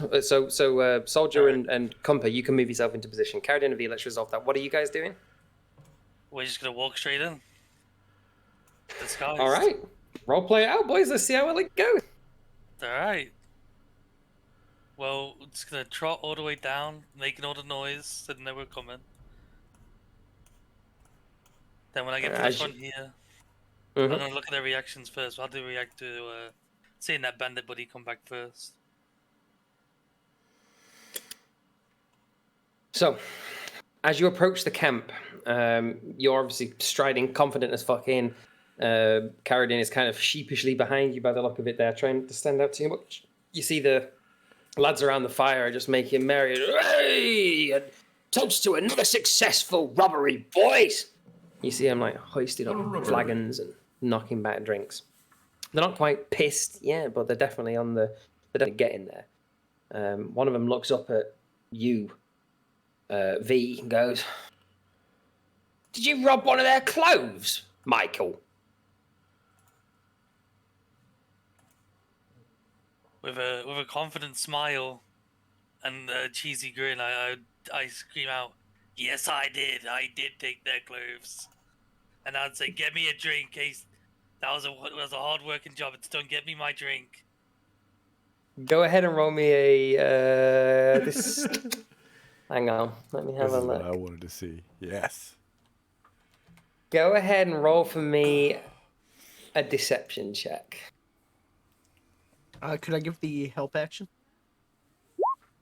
Um, Try to like pull attention how are you? away. How are you going to help? All right, so I'm picturing like the one that's across my face, that's kind of obscuring like most of my face. Is gonna be like I'm gonna be holding it like I'm injured, You're like, ah! You know, trying to get the heat off of me, per se. Okay. Okay.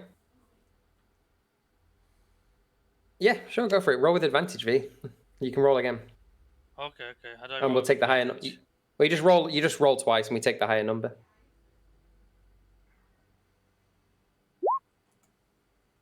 Alright. Yeah, they seem to buy it. They're a little bit suspicious of the guy behind you, but the booze is settling in somewhat. So, come on down, Michael. Sit by the fire. Sit by the fire. Come and join us. Get yourself a drink. And they like kick an ale keg which rolls towards you. I grab the. Gets to my drink. I take a little swig before I slap some in my hand and I pretend to reach over to the person behind me and I push it into their wound and I dig my fingers just a little bit to make Carradine seem like he's in agony to cause some pain so it seems more realistic. Just When to he- play off the scene. When he does that, I would like to cast Prestidigitation and make the rag that's covering my face drip with a red liquid, seemingly blood. Yeah, all right. Okay. So one of the this fella here kind of goes, "Fucking hell, you got a bit messed up, didn't you? What are you, a new guy?" Yeah, I guess you could say that, as I'm like pushing more and more dirt like into the wound, or seemingly wound, trying to cover up the like paleness of my skin. Hi, kitty. Well, quit standing out there like a bunch of ninnies. Come and join us at the fire. And they kind of beckon at the toward the little log seat there. As you do, Carradine, I want you to go ahead and make me another deception check because they're starting to study specifically you a little bit more now. You seem odd. Oh! Ooh! As you man. sit down, they're just like, "Fucking new guys, hey, here's a drink, mate." Kicks you a barrel of ale as well and Yeah, I know tosses you a flag. like he's a bit shit, but he'll do.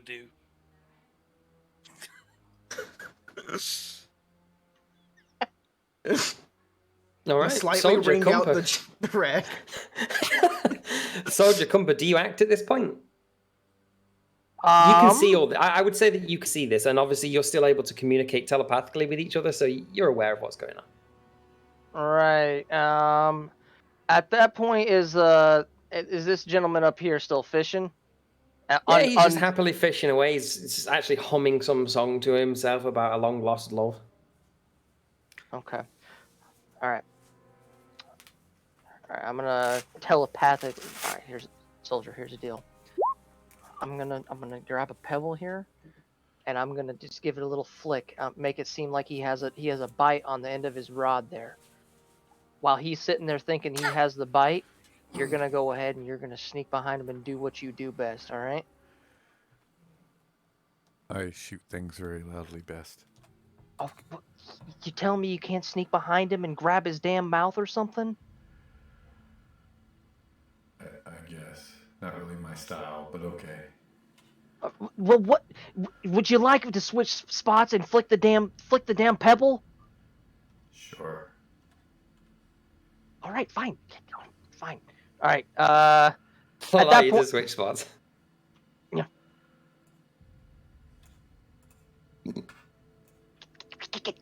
All right. So yeah, at that point, then yeah, we'll just go ahead and I flip the flick a pebble. to try to confuse. It's a fish bite. It's a fish bite. Come on, he's gonna be focusing on it. Sure. So specifically, what are you aiming to do? Like throw a pebble on where his line is touching the water? Yes, like hit his rod? Yes, basically. Wait, how deep is the water? Like 4 feet, 3 feet in the center of the How pool. about I just send my little spider in to tug on it? Oh, Yeah, you could do that as well. There we go. We're gonna send my little spider robot in to tug on it. Yeah, sure thing. I'll allow that. Excellent. So how does that look like? How does he swim underwater? What does your little friend do? He walks on the bottom. Just walks into Little spider, creepy crawly boy. Crawls, Alright, okay. crawls along the bottom of the bed. Wait, are you guys Yeah, echoing sure. again? Are you echoing again? No? Okay.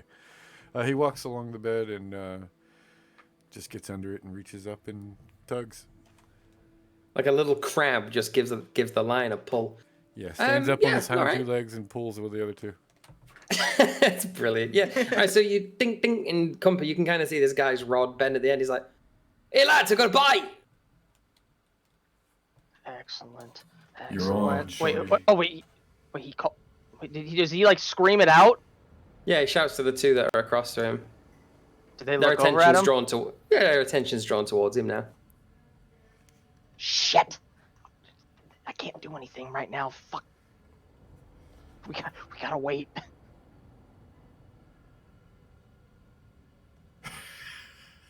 Well, the foiled plan. Good plan, dumbass.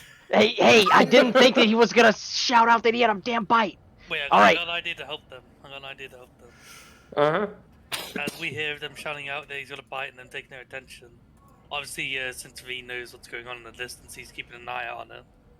And as I see they're all looking towards that one guy that's supposed to be taken out, I want V's gonna stand up by his disguise and raise the ale keg and be like, and just like scream basically to like everybody like in the camp, you know, get the vibe like, hey! Just scream loudly and hopefully get the attention of everyone just to scream with him, like in celebration. Yes. Okay. Nice. Okay. At the same time, I thunderclap.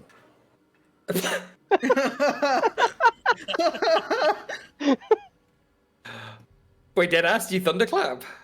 Yes, I do. Please do. Where?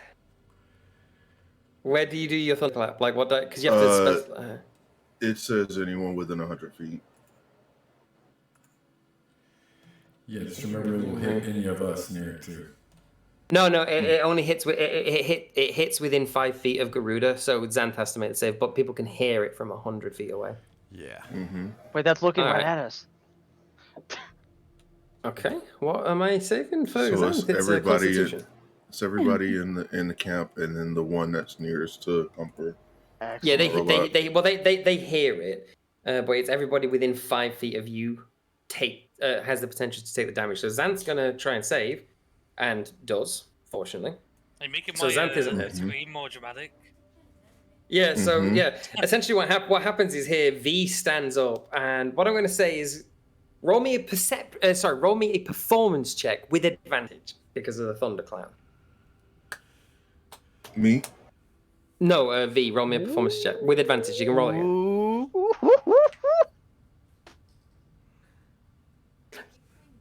Yes, That's so perception, cack.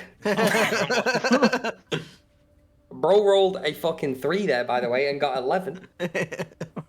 Oh, he rolled a 3 again, boys. Let's get we rolled a 2. We'll take the 18. So yeah, so as Garuda stands up, not Garuda, sorry, as V stands up and with his fucking flagging into the air as a toast, a thunderclap somewhere in the fucking distance sounds very close by. It just goes and rings out. Everyone kind of looks at you, looks in the direction of the thunderclap, doesn't really see anything, looks back at you and goes. The fuck? and yeah, the two guards up here just kind of shrug off and go back to having their conversation. The guys here just go back to having the drinks, and this guy here is like, "Oh fucking hell! I bet it scared the fish away." And he just like reels his line and casts back in again.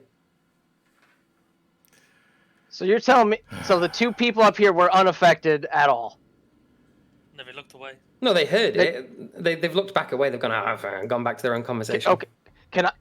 Can I during while they were looking towards the thunderclap make a sneak attack on this guy up here? Well, Yeah. they don't hear that they're over 100 feet. Yeah, true. Actually, these guys don't hear the thunderclap, but they just hear these guys go. And think, oh, what the fuck? So yeah, so these guys just go back to having their own little conversation between themselves. You can go up and fucking attempt to slash him in the back of the head if you want. Yeah, but let's go ahead. Fuck it. I've got an idea. If he gets caught, I've got an idea as well. Right, Okay. So You don't sneak attack because you're not a rogue. Just attack with advantage because you're from a stealth position. Well, no. Let's combo roll it. Roll me a stealth check first. Surprise! Okay, yeah. He's still unaware of your presence, sneaking up on behind him, literally unsheathing a sword which is twice your length. No. I got it. I got it. I'm going to grab this gentleman by the nuts, and I'm going to squeeze with all the compasses of might and thrust with the the great sword that's bigger than his body. Yo. Wait, what? You give him a reach around? Yes. Yes. No, from the taint. From the back, from behind. So you're giving him an involuntary tuck. Yes. Tuck and stab. Yes, tuck and stab, yes. All right, tuck and stab. go ahead and roll your great sword's attack with advantage. So roll it twice there. Wait, what the hell? Wait, was that? Okay. With advantage, you can roll again. Oh, okay. Yes. Yeah, okay. That hits. Now do damage. Oh yeah. Wait, what did you roll there? Was that 16.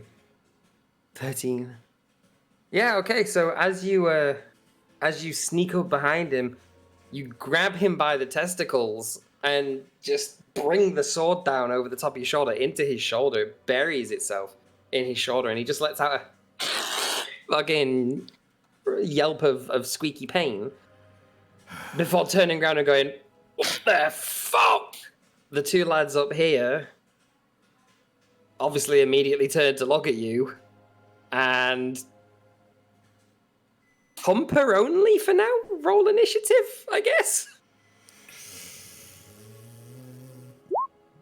Well, no, actually, no. Let's have the whole party roll initiative. Then the rest of you are currently hidden. So, apart from V and fucking Carradine. Well, I have my crossbow ready to fire one of those guys. The moment Are you going? Do you want to immediately fire, or do you want to hold it? This one. Hold on. This guy, the one next to them. Shit, I didn't click on my character first. That one, because it's the closest I can get. Yeah. Can you doctor that? Okay, so you this guy. say, that yeah, guy? can I do? Well, but I think that guy's too hidden, behind the bush and everything. Oh, true. Because I don't want to ruin those rolls. Is there any sneak advantage bonuses that they have down in the camp? I would hope. I mean, they get a degree of advantages. Okay. Yeah. Fucking. V is a rogue, as also he gets a sneak attack bonus. Cleo also gets sneak attack, but Cleo, you get sneak attack bonus on your bow, by the way, because you're hidden. Mm-hmm. I also have whales on the grave. Good job, Monty. Oh my god, wow. Monty just rolled it. Monty just rolled snake eyes. Love Oof. my rolls. Oh. Monty better is rolls. rolling ass all night. My god. And What with are we advantage. rolling? That's hilarious. Initiative.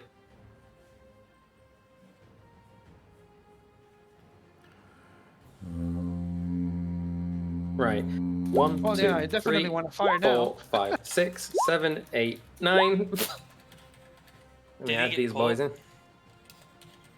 I mean, so let me add these guys to turn order, and then I'll explain what happened. Did it take my initiative? Did you click your character first? You need to click your character first. I'll wait. So I got you. Add turn 18. I got you. Fuck, where was I in my bandit? In my bandit initiative rolling. Bandit. Right, 19. 3, 11. Wouldn't it be funny if fucking V and Carradine just switched sides here? Kick the shit out of Compo. Like, yeah, fuck this guy. We're bandits now. Starts an evil campaign. Time begins. Don't give him ideas. Fuck. And then I need to roll for the bandit leader or lieutenant. Sweet. The fucking bandits have rolled so goddamn well.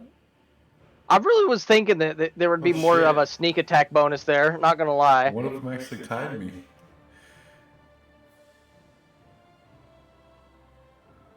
Well, I mean, you get the you roll with advantage, right? But because you're not a rogue, you don't get like mechanically a sneak attack. Shit. So you get to attack with advantage. Oh, okay. Well, sure. Right. Has everybody rolled initiative, including Carradine and V? Yes. I think I did. Yeah, I did. I think I don't see V in I did 12. there. I see it. It's The, above you- Theo's.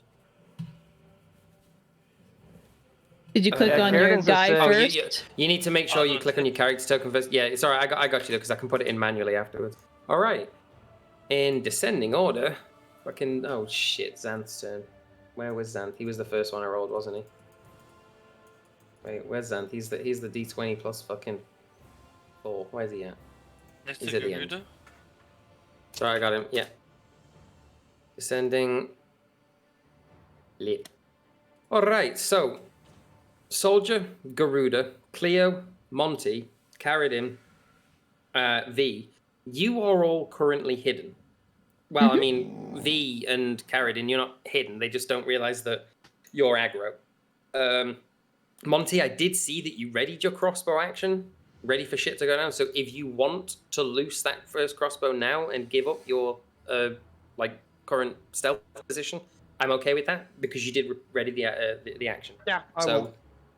all right, so let's resolve that first. Monty, go ahead and roll with advantage the crossbow damage and tell me which guy it is that's getting a slap.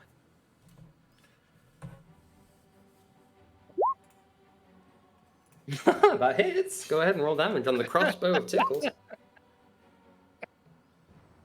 Lovely. Bro fucking gets him! Oh Nat my one God. again. One. No, that was the advantage. Hold on. That's He ran into a tree, but then he didn't.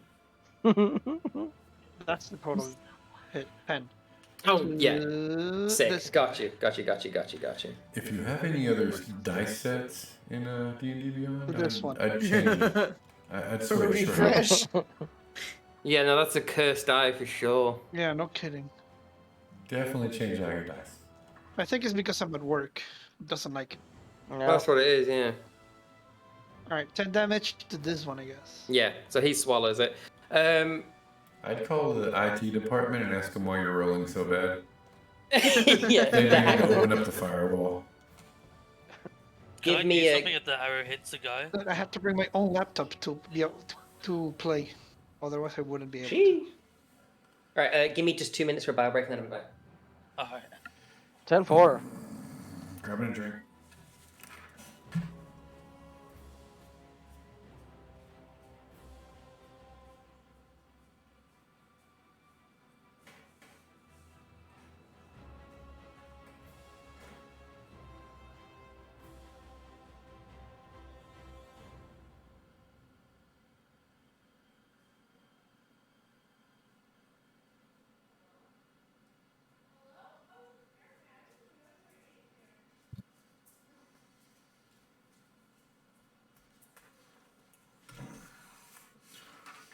Okay. I'm back.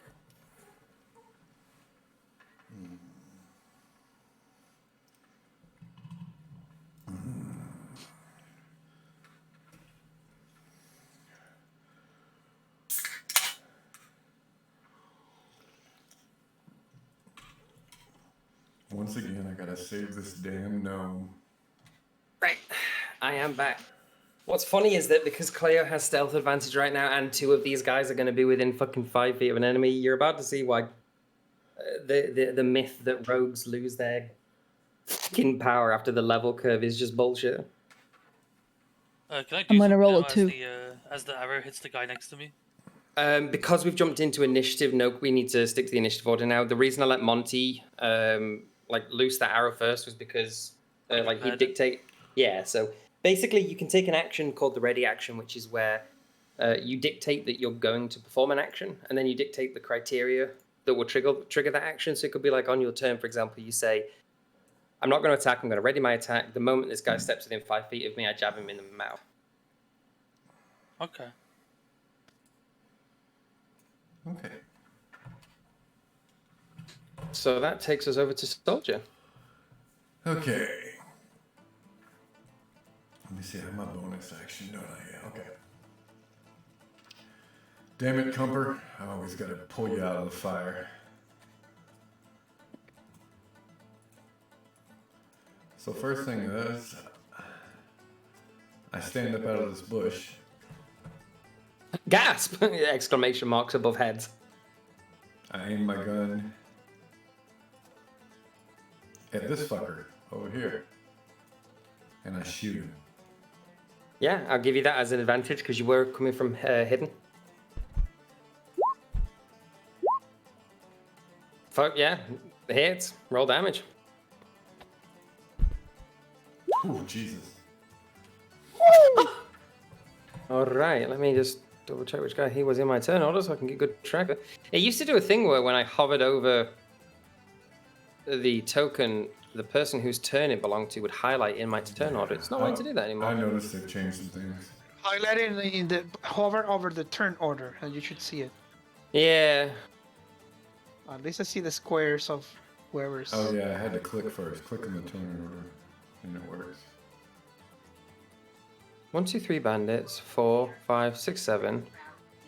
2, 3, 4, 5, 6, 7. Oh, apparently I'm missing him from the turn order. Yeah. All right, well, let's just fucking toss him in real quick. He can go at the start of the next turn. Wait, no. What the fuck? No, it's saying he's in the turn order. What do I do? Heck? Do a hack? Hello, Roll20? Why you being weird, bro? Yeah, Well, fuck it anyway. I'll figure that out in a bit. Yeah, you smash into him, and you just see a big fucking piece of his like shoulder muscle go blasting backwards behind him. There's just like sinew left in the wound that's there. He yelps out in pain. Yeah. Okay. And as a bonus action to show how badass I am to Cumper, I'm gonna bring my little spider out on the beach right in front of this guy in front of him. Yeah, fuck So yeah. right there, and it's gonna flamethrow this motherfucker right here. Yeah, roll that shit. I like it. Now I gotta make a con save with that thing, right? Eldritch Cannon Flamethrower. Let me see. Third level. Blah, blah, blah, blah, blah. Once you create a cannon, you can't do it. Which cannon type did you create when you created it? Because when each day you can create an Eldritch Cannon, and it's one of three, so it's either a flamethrower. Flamethrower. Cool. Cool. Cannon's a magical object regardless of size. Is 18. Blah blah blah. It is. Wait, where is it? Cannon excels fire in an adjacent 50-foot corn. Each creature in that area must make a dexterity saving throw against your spell save DC, taking 2d8 fire damage on a failed save, or half as much damage on a successful one. So, dexterity. Okay, so he has to beat a 16 against your save. Okay. Against my save? All right. Yeah, because if you look on your spell section at the top, you've got your spell modifier, your spell attack, and your DC.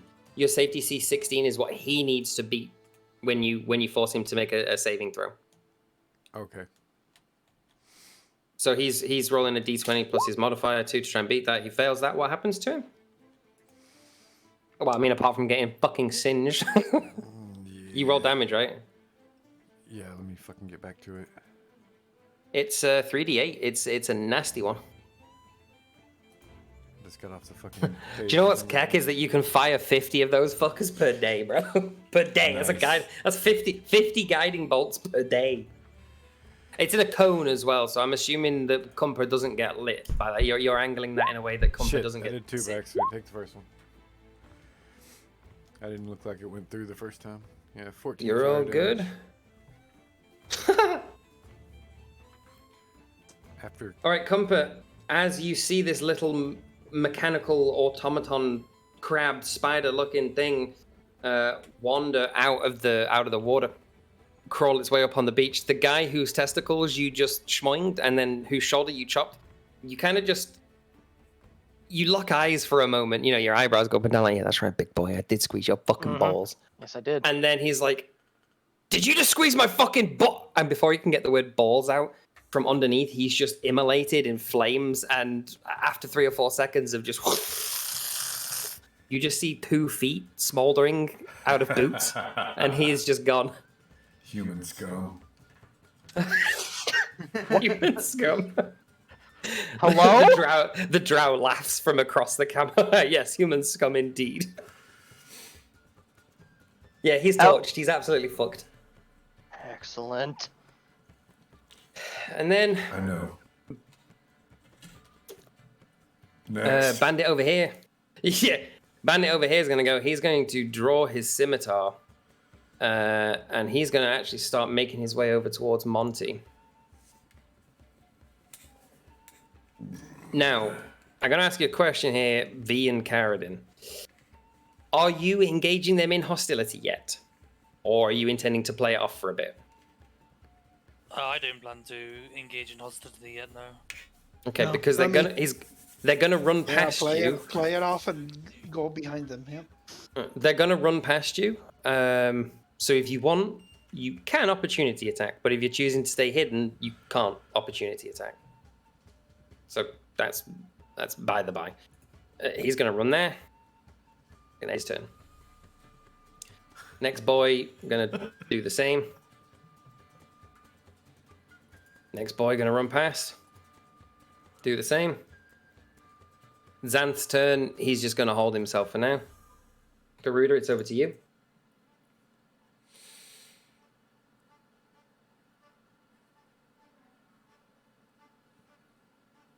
Garuda has died.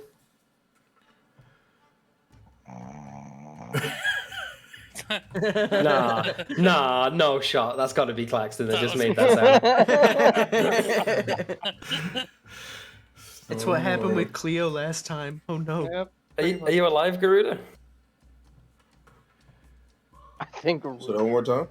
Oh, there he is. Oh, okay. It's your turn, bro. It's your turn, bro. Oh. Yeah, we in a fight. Compa We grabbed are someone's in a fight. nuts. I don't have to do anything because I'm not within range right now, right? So. I mean, you're kind of in range. It's totally up to you. You can stay hidden if you You're want. gonna walk. Oh, well, you're I'll seeing. s- Yeah, he's. I'll hidden. stay hidden. I bet. The bandit captain is going to jump down off his ledge here and start making his way into the camp as well. Cleo, it's your turn. I am going to, instead of using my short bow, I am going to drop it on the ground because I need to get out my two weapons. And since there's a guy so conveniently right here, Yeah. I'm gonna attack him. Yeah, Yes. from stealth too. So attack with advantage, add your sneak attack. Slices Achilles. Do I need to Attack re-roll with- any of? Oh, I guess I can Yeah. get a crit. So Yeah, I mean, there's my so advantage. are you attack? Did you take the dual wielder feat thingy? Not dual wielder, but whatever it was called. Yeah, dual wielder, right? No, I didn't take that one. Okay, I didn't so take the dual wielding. I'm just the same as I was before. I need to fucking remember how we do the two weapon fighting. What was it that we did for the second hand when you don't have The second one, the plus You attack. 4 or the plus 6 doesn't go on or whatever. There's You use your bonus action to attack with the second one, is what it says on my two Yeah. weapon fighting. you don't yeah. add the ability modifier to the damage of the bonus attack. Correct. Yeah, that's right. Okay, Unless so that modifier is negative. Yeah. And yes. so the rapier's the regular one, and then the So go Knife. ahead and resolve damage on the rapier. Okay. Remembering that you're attacking from sneak, so you can sneak attack. tip 4. Okay, you kill him. Hell yeah. I mean, like. Oh, wait, so you, then- both. Wait, hang on. Both attacks are on this guy, right? Well, I mean, if the first one goes through, I can throw the knife. So both. If you attack him with both, you'll kill him because you only need to do 1 damage more to actually kill him. So if you attack him with both, he dies. Oh, If you attack yeah. with 1, he has 1 HP left. There you go. Okay, you overkill him. It's fine. That's fine. So And as those 3 come thundering past you, one of them you just hear like, and the guy just like turns into like 19 fillets all the way down and just flops like fucking pork medallions. He's dead. And You're then fucking brutal. I'm gonna look at that guy and pop that on him. Oh, he's getting whale from the grave. Hey, let's go. Some dirty rogue shit coming out. Which guy was it that you getting? The one on the right. There. 636. You also deal this. Wow. Have you seen how powerful Whales from the Grave is? I only just read the addendum at the back of it. Not only do you hit necrotic on the second guy, but okay, so this is what you see, right? As this guy gets filleted, you just see like the little medallions of meat on the ground kind of vibrate kind of violently as the guy next to them also kind of vibrates violently. You just see him fucking just like fall onto his knees and scream before he gets back up. And yeah, he takes fuck up damage as well. Jesus Christ. Aight? I'm just gonna stand there, just where I'm at, now visible to those two guys. Just Looking like a smiling. badass. Excuse me. Telepathically says, "Good shit, cat." gonna smile. Do you know if you wanted to be really wild, I'm just looking at the way this uses. So you know how your Whales from the Grave, you can trigger that when you deal sneak attack damage. Mm-hmm. If you have tokens, which you have, how many? I know you collected one. Did you specify you collected any more soul shards? I haven't specified that I have yet. I was gonna do it here. So you have one. If you wanted to, you could dissolve that trinket as well to hit with Whales from the Grave on the first sneak attack. You don't have to do that. I'm just saying for the future. Yeah, so if you want, because you've attacked with both, right? I have two hands. As long as you have a trinket, you can bump, burn it, Whales from the Grave, second attack, sneak attack, bump, and then you get to Whales from the Grave again. But that would expend 2 uses of your Whales from the Grave, and of course that refreshes every day. So you would burn through them hella fast, but you'd be a nuker. Yeah. Now I'm good with the one right now, because then they can see me and be peeing their pants. Also, if you want, because you haven't specified it, and I will point out, you do have cunning action. Oh no, you used your bonus action to your second attack, right? Mm-hmm. Yeah, okay, so you could also use your cunning action to only use the rapier and then hide again at the end of your turn, if you choke, instead of attacking with the second dagger. No. All right. Cool. Well, that was violent. This boy over here is gonna be like, and fucking move up as well. And then D, it's your turn, homie. What you gonna do? I have a question. With the Alright. ale I got from these guys, could I turn the ale barrel I have into a bomb? How would you plan on doing that?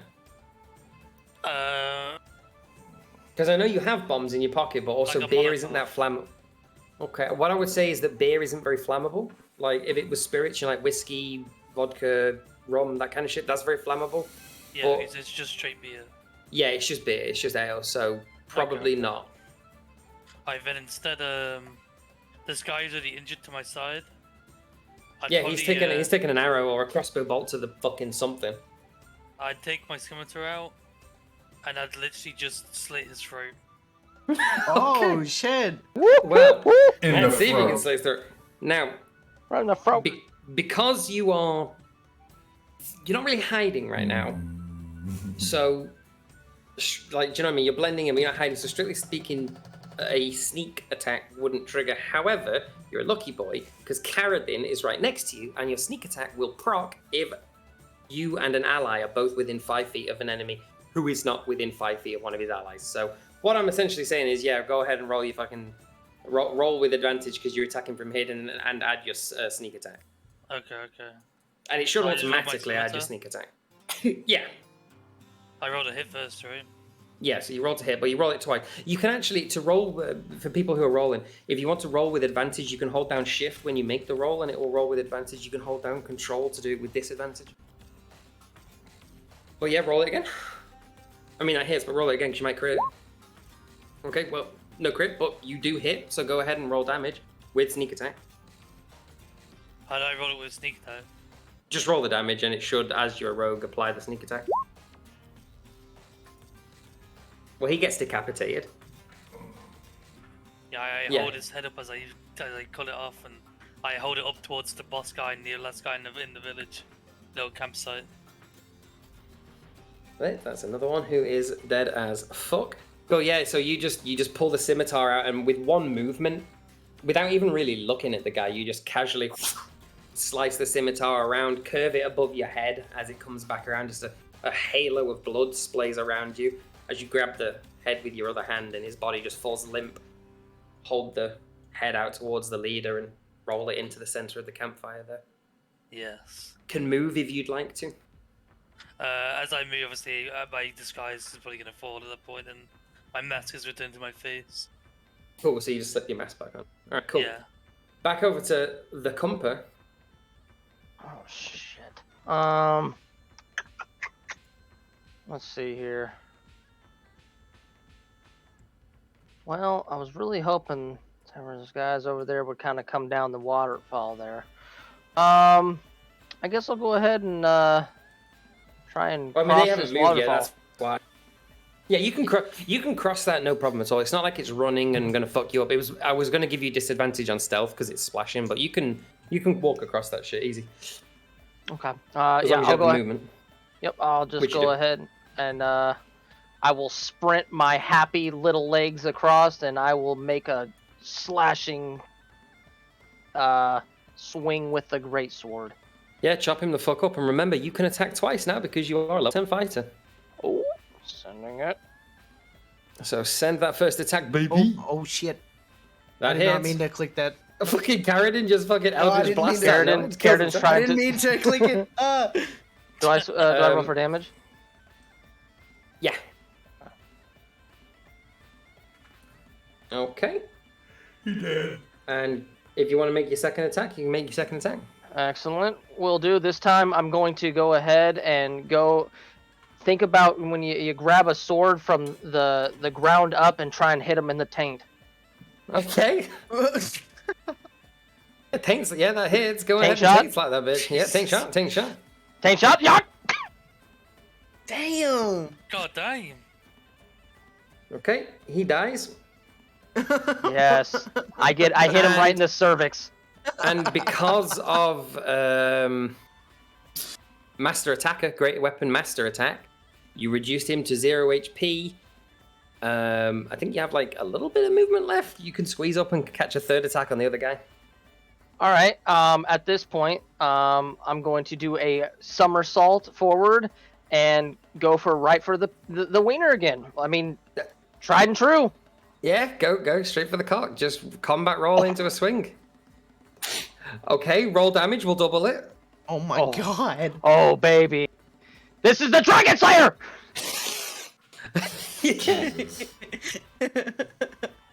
Okay. You actually, he's not dead, but you slice right through his left arm, and you just see it fucking hanging on by a few tendrils for a second before it like sort of flops just lifelessly to the side of him. Yeah, he's pretty fucked up. Also, by the way, if you want to, you can also action surge if you want to attack again. But you can only do that once per long rest. Once per short rest. Per long rest, I mean... Per short rest. For short rest, I mean, let's be honest, how much do we have? Fuck it, let's do it. Come on. Alright, do I roll just again, roll? baby. Oh, fucking... Good night. Yeah, that hits. Go for it. Good night. Roll damage. Good night! Good night! Yeah, how does he die? What does it look like? So basically, you know, we're going back to the tried and true. I'm gonna go ahead and just give him a little love tap right on the sack and say, "This is for your other boy," and then I'm gonna go ahead and slice his fucking head off. He pats his nutsack and then just decaps the dude.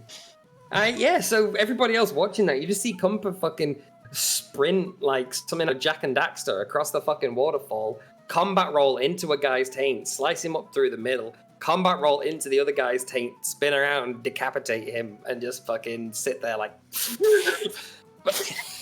Yeah, That was for Goblin Wife number 7! Did she die? No.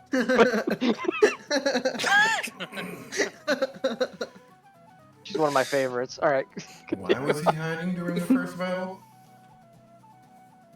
Wait, what? Why was he hiding during the first battle? No. Saving his strength for this one. Yes. All right, so this bandit here is going to take a step forward to V, who's just seen his comrade's head be lopped off, and he's going to take a swing at you with his scimitar. 15 needs to beat your armor class, so whatever your AC is, it's in the top right corner. You tell me. It's in the top right corner. Yeah, it's in the little shield symbol in the top right corner of your character sheet 16. next to your initiative. Okay. He takes a swing at you. Ching! It just glances off your. You wearing a breastplate? I think you're wearing a breastplate, right? Let me see. Equipment. Yes. So it just goes ching and fucking glances off your breastplate. You're not harmed at all. Karadin, it's back around to you. Do you want to break cover? Yeah, I'll move up a little bit, like somewhere right through here. I'm gonna go for this guy. Oh, Big Chung, this is gonna get some.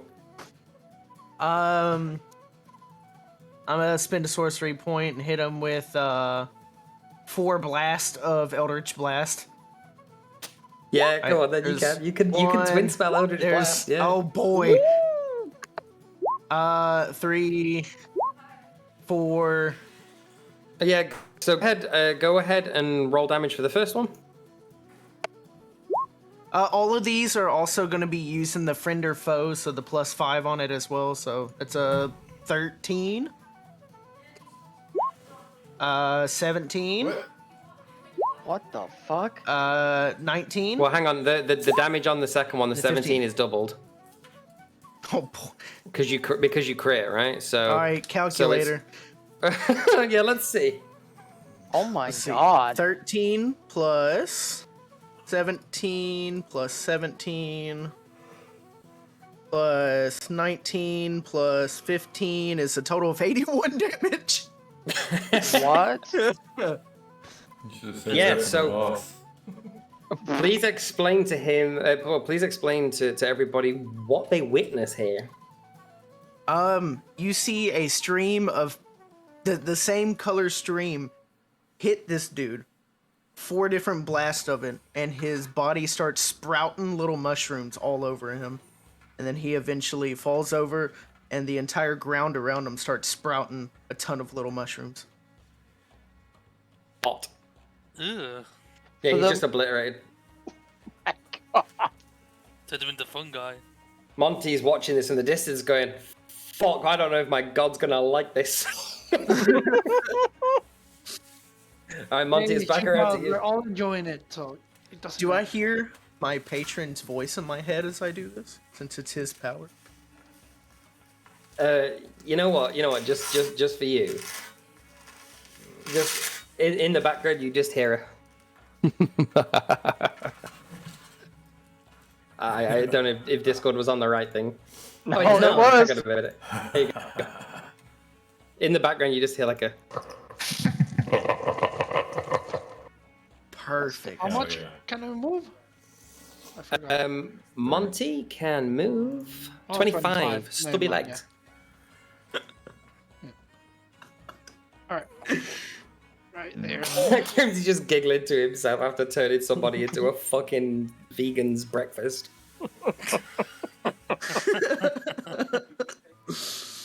All of your meat is now mushroom. I'll shoot with a crossbow. Much to do. This guy, the first one. Yeah. Blast him. Monty Tom. Yeah, that hits. Go ahead, roll damage. Oh, nice. That tickles. Thanks. That Well, does you all tickle. do 80 damage, I do 6. That's fine. I know Monty's holding some fucking mean cleric spells in the pocket right there. Some level 5 yeah. guardian bolt that just turns somebody waiting into for the- cinders. I'm waiting for the undead. Yeah. Alright, that brings it back around to Soldier.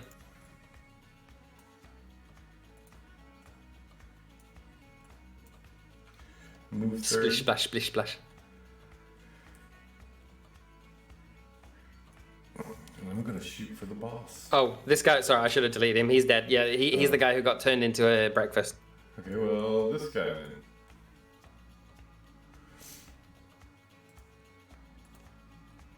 This one? Yes. I'm going to shoot him. All right. Blast away. All right. Same as before, you fucking just see a huge chunk of his Wait, lower, what's the like. damage? That's the damage. Oh, that wasn't damage. Okay, that was the damage. 18 was the okay, hit. it's still. That hits for sure. Okay. 11. Yeah, you fire off, and down at the left side of his hip there, you just see a big chunk of his flesh get blown away. My Sort Eldritch of Cannon blood came with me. splatters up the. It's beside me. Yeah. I'm gonna hold it for now. Yeah. It's beside me. Okay, I'm All done. right, sure thing. My turn's done. Oh yeah, back over to Bandito number 1. Bandito number 1 is kind of confused and doesn't know what the fuck's going on at this point, so I think this guy's gonna come over here and take a... Claire, did you go up the tree or did you hide or anything, or are you just in the open right now? No, I'm literally just standing there where they can see me, just smiling at them. Okay, he's gonna take a step sinister as fuck. He's gonna take a step forward, he's gonna take a swing at you with his scimitar. Oh, he for an hit 18. me. How dare you? You hit me. Damn. Oh no. Damn. I think it's the first damage. I think that's the first damage. Okay.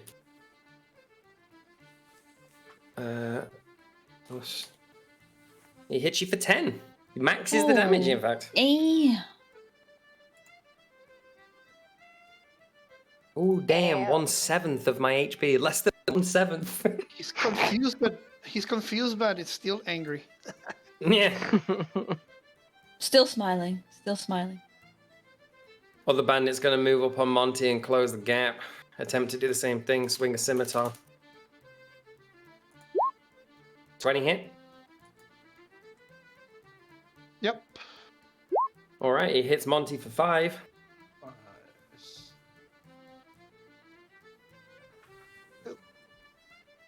Ouch.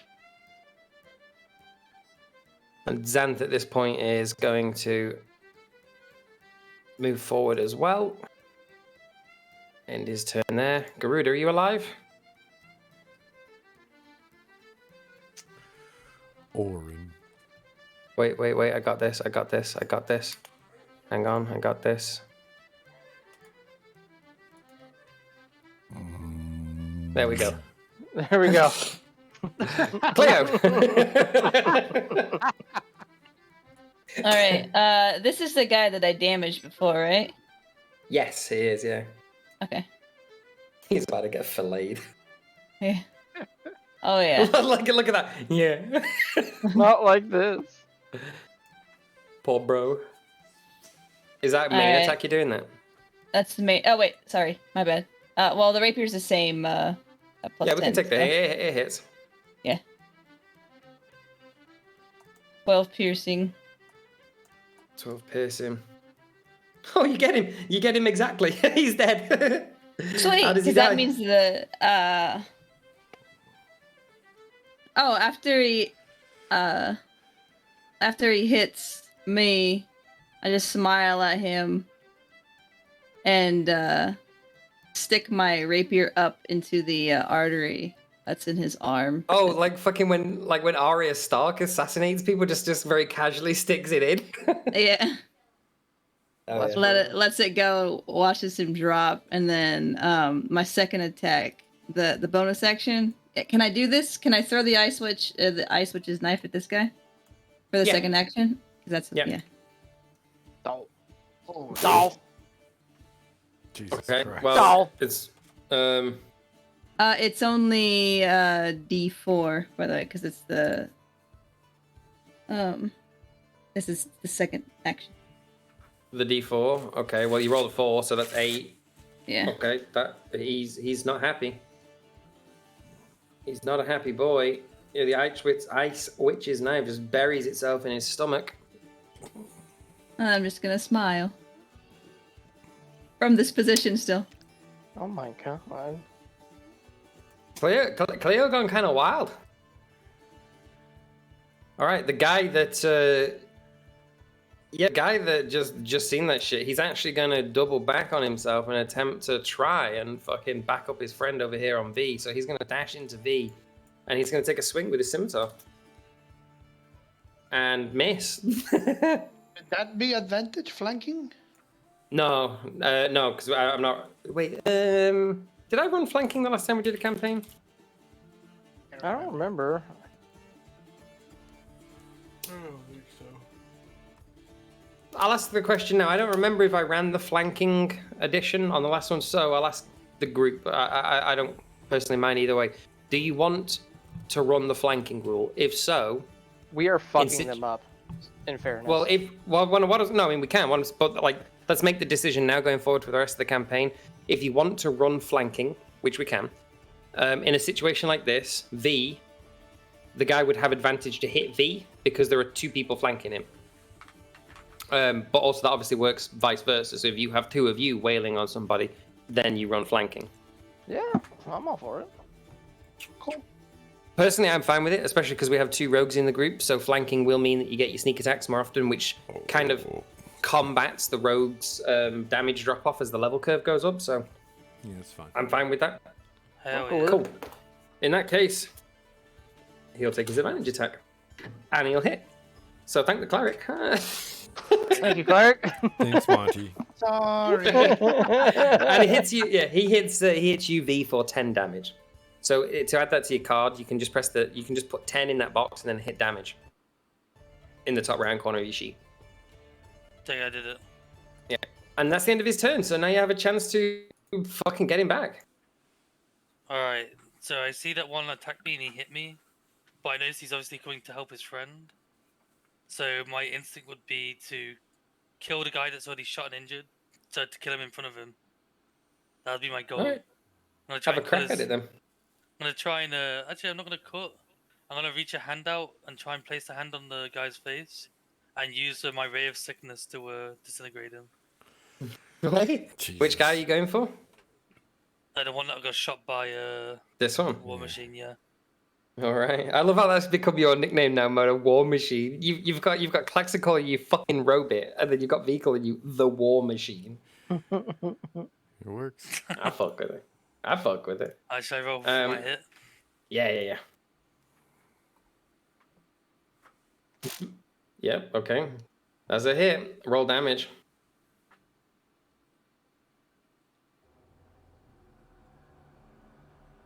Okay. Yeah, hurts him pretty good. He's looking pretty. Hang on a minute. His face just burns up a little bit. What level did you cast that at? What level? Yeah, so. Oh no, so it's okay. No, never mind. You're only level 3 artificer. You only have level 1 spells. You're all good. Yeah. You all Gucci. Alright. And then he has to make a DC con save. He doesn't have a con modifier. And he manages to resist the poison effect for now, the lingering poison. Okay. Right. Back over to Cumper. Unless you want to... Well, no, actually, no, you're rogue. So you do have your bonus action if you want. I think. Yes, you have cunning action. So you can, if you want, you can... Let me explain this bit of combat because this is important for you now. If you were to try and move away from these guys, like say you went here, they would both get one free attack at you because you're walking out of their range. However, because you're a rogue, you can take what's called your cunning action, which would allow you to use a bonus action. Each turn you get a movement, an action, and a bonus action. You can use your bonus action to disengage, it's called, or to dash, which doubles your movement speed, or to attempt to hide. If you use it to disengage, you can then walk away from people's attack range freely without taking opportunity attacks. So if you want to fuck off away from them, you can use your bonus action to disengage and then walk off to your movement range, which is 30 feet away. Then I will disengage. I don't want to be trapped between two people as a rogue. Cool. So you take your action to disengage, and then you can move away to wherever you want within 30 feet. Boom. Move like here. Sounds good. Lit. Alright, Bandito, this guy. I got skipped. Oh, did you? Shit, sorry, I just hit the next one. Cumper, you're up, my guy. Let me throw you back up at the top. How do I? Where's the? I still don't know how to do the fucking measuring thing to see how far. On the left-hand side of the map, you see how there's like cursor, box, Fourth freehand window. draw. That one? Oh, Yeah. okay. I'm gonna go right there. Mm-hmm. Oh, hold up. I'm gonna go right there, and then I'm going to. Can I jump to this tree? What, to this one? Yeah. If you use your primary action, so like if you use what would be like an attack or whatever, if you use it to dash, which doubles your movement range, then yes. All right. Can I jump to that tree and? No, actually, no. I don't weigh enough to make it move. Never mind. I guess I'll just jump to the tree. You jumped to You the can tree, jump- try to make it move, but you just No, stay you can- there. Just try to jump down. I was gonna try and make are the you tree jumping down the swing. ledge? I Are you was gonna jumping down the ledge to stand on the bottom, or are you trying to jump and grab the tree? I was gonna jump and grab the tree and see if it gives a little bit of swing, and then kind of whirls me towards this guy. How heavy roll is your me- sword? Roll an athletics check to see if you can grab the tree. Good luck. Yeah, you just see Tiny Cumper fucking yeet himself off the only about 10-foot high thing into the side of a tree. You just hear like a as he fucking disappears in the leaves, and you just see the tree shaking as like crows like fly out of the tree. All right. I seems that'll do for my turn. Yeah, and then it's around to the bandit, who's now going to close the gap and try and lash out at Carradine. And just critically fail. Do you know what he as he moves over to you, he trips over his own campfire here and just falls prone. Right before your feet as your turn starts. Say less. I would like to end his life with an Eldritch Blast. Yeah. That's yeah, you can advantage do since that. he's prone, right? It is, yeah. Oh my. Oh, 2 nat ones? What? That's not how I would have done it. You just hear in the back of your head. No, listen. I don't hear shit. I'm gonna burn a sorcery point and do it again. Yes!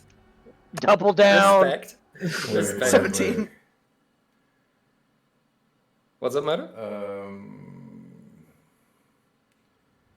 Never mind. It's ability check or saving throw. I was gonna help him out, but I can't. Go ahead. Would that not okay. be? Oh, never mind. I got you. All right, 22 I mean, yeah, hit. you hit. Yeah, Alright, definitely. cool. Roll damage. 8 plus 5 is 13. How does his death look? Oh wait, hold on. That's on the first hit. On the Yeah. first bolt, that would be the second Yeah, you bolt. can curve the other one out around Fucklechuck over by Monty. He dies on that first one. Oh, say less. So this one's dead too? Yeah, I don't know why he's still there. Okay, that one's dead. Yeah, we'll take the last bolt. We'll go to. It's just this guy left standing. 24 to hit. Yep. 8 plus 5. 13 plus 5. So 18. Yep. He is looking royally fucked up. Like extremely fucked up. And do you move? Yeah, I'll move on. Alright. Over to Monty. All right. I'll get my Warhammer and attack. The only one remaining, obviously. Let's see. Let's From go pin. for a 1 this time.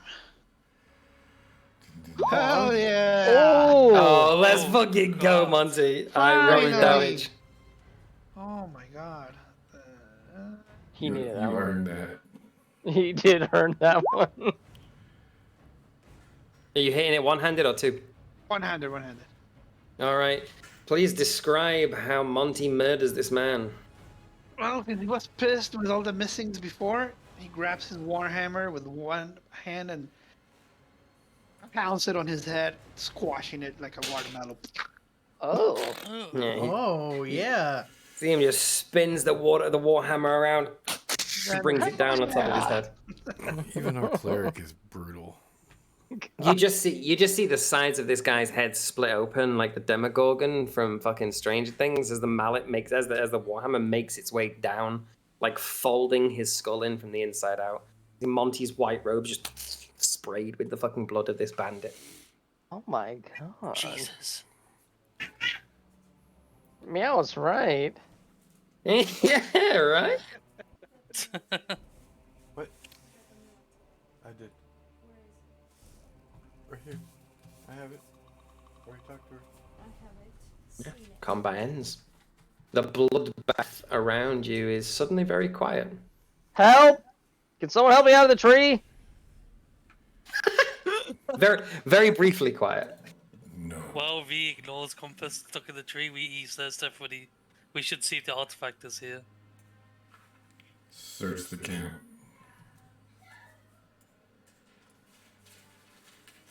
Anyone? Please? Jump, I got short legs. jump, we'll catch you. What? You're not below the tree. Okay.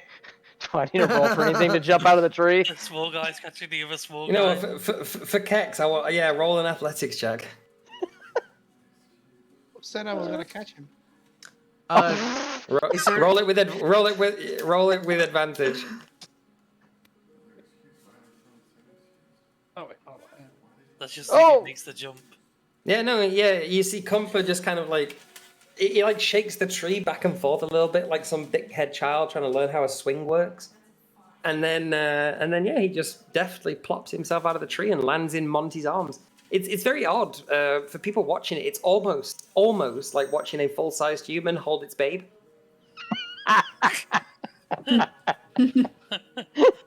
Hey, thanks, big boy. This is why you're no part of the Cumpuranos. no problem, little guy. That tap on his head. Hey, whoa! We call him little. You? Son of a bitch. All right, I'll As you remember pat that. on Compa's head, you feel that like he has a soft spot. Like there's a little indentation going there. What the fuck does that mean? What does that mean? You have a gift. When his fingers go into it, Compa, you just kind of like get a weird fucking feeling up the back of you. Monty has discovered Compa's fart button. No, not my weakness. No. My one weakness is my fart button. Yeah, calm descends over the complete charnel house that you've made over here. In the distance, you can hear Garuda snoring his tits off. Bards. Hey, what is your name? Zareth? Xander. Xanth. Xanth? What the fuck were you doing the whole time? I'm here to be a guide. All right, Well, Mr. we need Guide. him. I mean, you know, Do you Cleo. really Yeah, I need get him? it. We get. I mean, it could have helped though, Help Mr. what? Guide. You I could've helped eradicated the a first tree time. back there. Yeah, I eradicated a help. tree back there when you weren't helping. I think we're even. Okay, you know, well played. All right, that's fine. We'll go with that.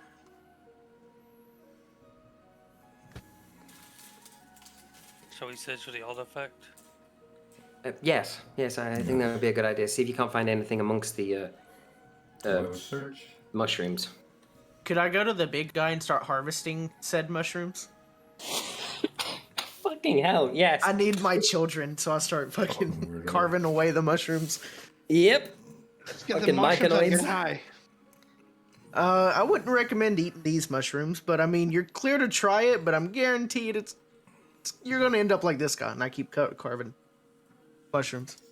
As you're carving through the mushroom pile and sort of getting down to what remains of the guy's flesh, again, you come across like a little journal. This is of the leader, right? The guy who was the big boy. Uh-huh. Yeah, so you come across a little journal just with some notes. You discover that this guy wasn't the leader of the bandit group. He's just a lieutenant within it.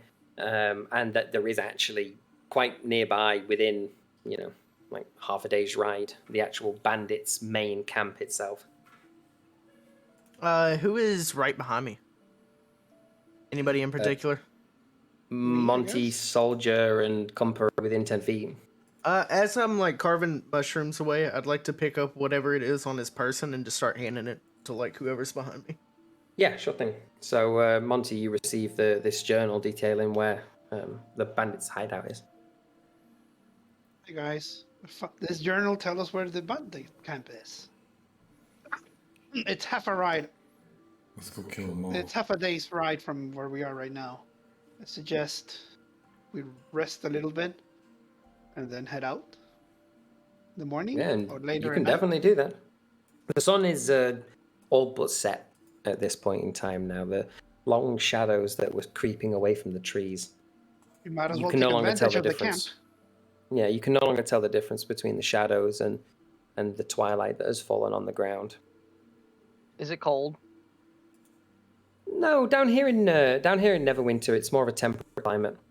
It's like Washington climate. Oh, I know that. I live there. Well, I was gonna cut into one of their bodies and sleep in it like they do in Star Wars, but You're gonna fucking pawn a guy. yeah. But with that being said, then yeah, I'm just gonna hitch my head up against this damn Mushroom. sitting. Well, no, no, this damn sitting pole here.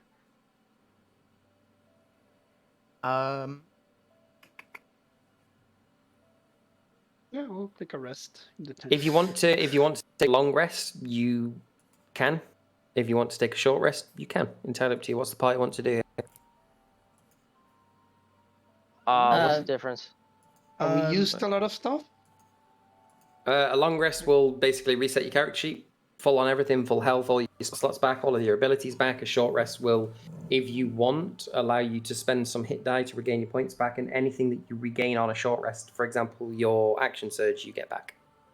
A long rest would give all the spells their spell slots back. Either way, we're leaving in the morning, right? Correct. I can make it safe. Okay, then let's do the long rest then. I would like to take 10 minutes and some of the mushrooms that I just harvested from this person and make a Fey Circle, my class ability. Spending 10 minutes, I can do any of the following. A creature type, we're going to say humanoids, cannot cross the borders in or out. They must be inside of it for it to take place. If you heal the maximum amount of HP possible. The circle lasts for 8 hours. It's invisible, and inside of it is cozy, and it is a dim light. Yeah, I'd like to be in like a his druid circle. dome of protection. Yeah, it's like a druid dome of protection. Yep. Little Cumpurus is gonna move over to that gentleman and yeah, get in that circle. All right. Make it the circle. I'm not gonna make anybody roll. If everyone's okay with long resting and nobody has any objections, I'm not gonna make any like survival checks or perception checks for anybody coming upon the camp. Don't worry about that.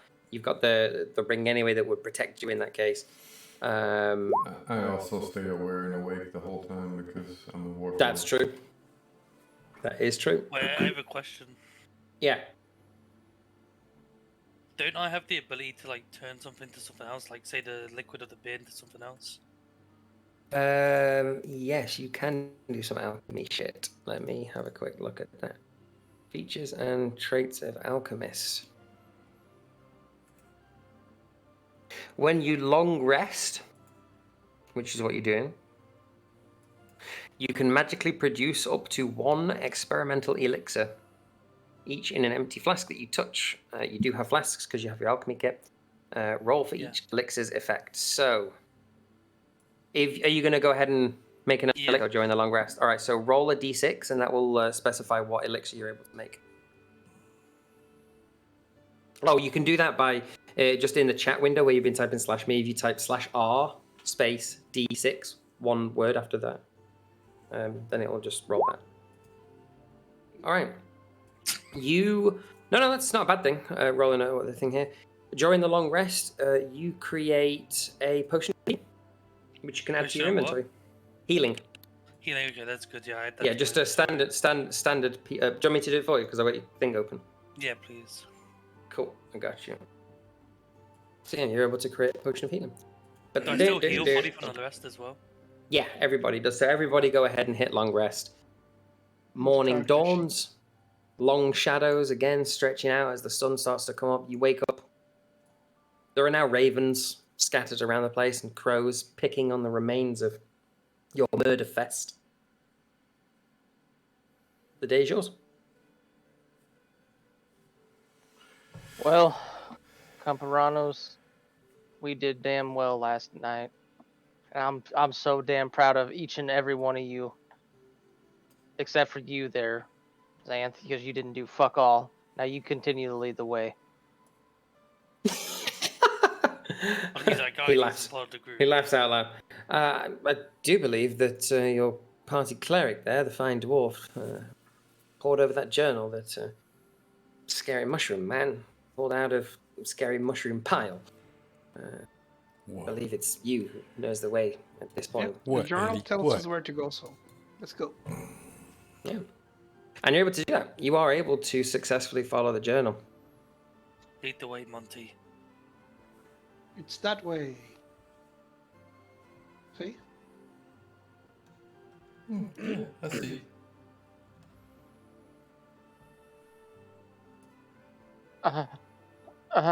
So you follow the journal up the stream there from the tip of the waterfall. And as you continue heading upstream, suddenly the stream starts to get a lot narrower, starts to travel uphill some, and then you see it kind of, you're now seeing sort of its origin. It's out of the side of this temple mound in front of you, upon which is this sort of 2-story ramshackle fortress made of cobblestones. The stream pours out, and in front of you, still with lit torches, the morning torchbearer has not yet put out. You see this stronghold, this sort of pseudo tower that you were told about by the gentleman who tasked to head out here.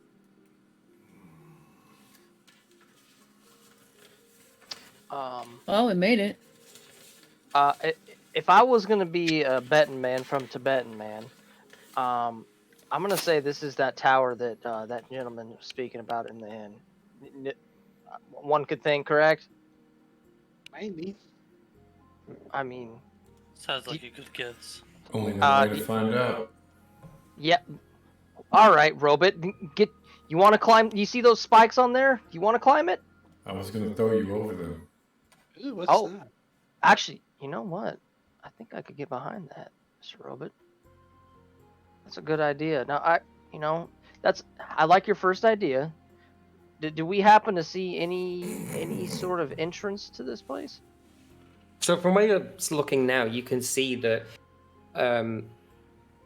here, this is sort of like stepped cliff, so it's almost like stairs. There is a path that leads around the place, but pretty much from the angle you're currently approaching at, you can see that it's the back of the tower, kind of like the way Mott and Bailey is. So you're approaching from the northeast. On the western side, you're able to tell from the architecture is where an entrance would be if you were going to enter conventionally. How big is this hole? Where the water comes out?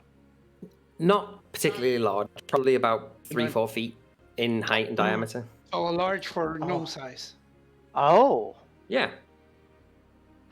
Shit. All right, guys. Hey, Monty, Monty, dwarf. What's up? How big do you suppose that little waterfall is right there, or that little entrance? Big enough for you, at least. Okay, that's rich coming from you. Come on, you're whopping 6 inches taller than I am. Or But 7. okay, all right, fine, well played. All right, you do have all that armor on. Okay, so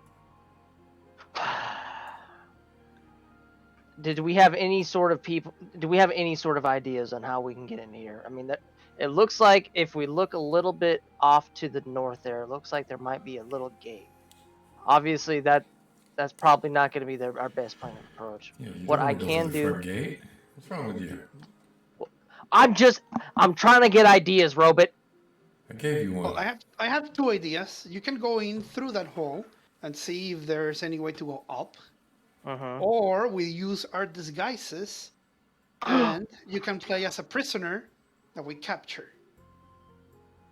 You and the robot. We capture you and the robot. And then we are all inside if they buy if they believe our... I like that. I like that, dwarf. Forgot the name? No, I like that. And we'll all be inside, hopefully. No, I like that, dwarf. But I think I like your original idea. I'm not really one to be a waterman myself, but I will take one for the Cumpuranos here. I will go ahead, and I'll shimmy my way through there to that little entrance Maybe it's there. nothing. Maybe it's just a hole and there's no way in. Who knows? Right. No, Well, I'll try. at least you can scout it. Yes. No, I like that. But I really do like your idea of this. I feel like what we did last time with those last little bandits, that worked out actually a lot better than originally anticipated. And if it gets us in there with a hot or like a prisoner, I think that's a really good idea. Yeah, I can What take I'll the face of the big guy from last time if you like. Yeah, we'll need the Ooh. mushrooms again. Oh yes. Pink. V. Yes. You made a very valid point there. I like that. Are you able to do your little face thingy you did? Yes. Excellent. They'll definitely trust. It seemed that person was a higher ranking individual of their group there. Okay, I like that. All right, so game plan. I'm gonna go ahead and I'm gonna shimmy my way through, see if there's a certain way in there. All right. If you do not see me come back out of that hole there, that's gonna be a sign to go ahead with the plan. All right. And that plan being you do your thing with your face. Right. Do we have a volunteer to be the prisoner here? The robot will have to be because he's the weird one. The one's different. Robot and cat. I'm the weird one. Cleo, you're a very valued member of this team. Are you able to do that? You want me to be a prisoner? No, we want you to play as a prisoner. Yes. Play the role of prisoner. You want me to play the role of a prisoner? Yes, we need you in there. You are a very very powerful individual. We need you in there, and we need you to be. If something were to happen in there, we need you to be ready to go. Do you think you can take that role? We're always ready. Yeah. You don't say that with confidence. She sounded pretty confident to me. Seems like she only kills with confidence. I could do it. Okay, there we go. That was the confidence I needed. All right, excellent. All right. So, game plan. We got it. I'm gonna go ahead. I'm gonna go over to that little falls there. Like I said, if you don't see me poke my head back out of there, it means go. It means plans a go. All right. We have the mushrooms. We can just speak telepathically. Oh, wait. We have more mushrooms? I guess. Yeah. Oh shit. No, it just sticks with us. Didn't he pick a bunch of them earlier today? Did you lose your last one? I need another mushroom. I sigh and ask you where the fuck's my kid, and then I give you another one. All right. Don't lose my children. You are my kid. All right. I'm sorry. I'm sorry. I'm not. No disrespect there, Carradine. Calm down, big boy. All right. So, I'm hoping that my telepathic powers can at least go underground. Which do they? Yes, as long as you're within 60 feet. Fuck around and find out. Oh, orale. All right. So, yep. All right. I'll give if I see anything that's out of the ordinary, I'll go ahead and I'll give you guys the get go and or the go ahead. Are we all good with that plan? Go for it. Let's go. Let's do this. All right. Get your face ready there, V. All right. I'll move up to the little waterfall there and attempt to shimmy. All right. So, as you approach Getting that whole red. the front of this little stream, it's trickling down from where you are. You feel like you're at the source of the water, but as you enter and just past the precipice of it, you can hear echoing towards you from the depths of this cave, like the sounds of rushing water as well as dripping. But you're able to shimmy on inside. Would you like to continue? Indubitably. Okay. So, Compass starts to shuffle his way down. Do you have dark vision? I think you do, No. Oh, you don't? Do I? Wait. Yeah, you have 60 feet of dark vision. Okay. Yeah, so as you breach the precipice and start to pass now into horizontally the face of this hill,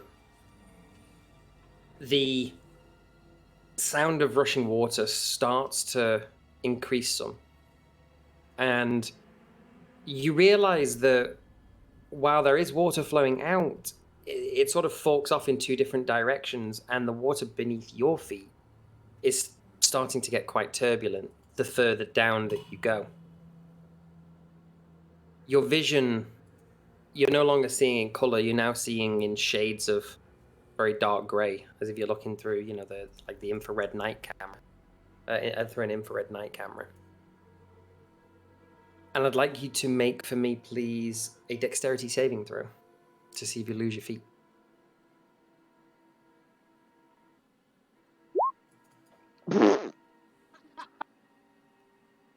Goodbye, Cumpers. Goodbye, Cumpers. Heard somebody laugh. Kiara laughed so hard it peaked her fucking mic. So that sound is essentially kind of what people hear from the outside as Cumper. The water around your feet kind of gets a bit more vicious. Almost as if it's kind of defying physics some. And you fall and are swept further down this tunnel. As you do, first of all, you bang your head on the side of the tunnel and take 1d4 of bludgeoning damage. Let's see what that is. So you crack the side of your head, even the soft spot, so you do a fart while you're at it. As you slip down this tunnel,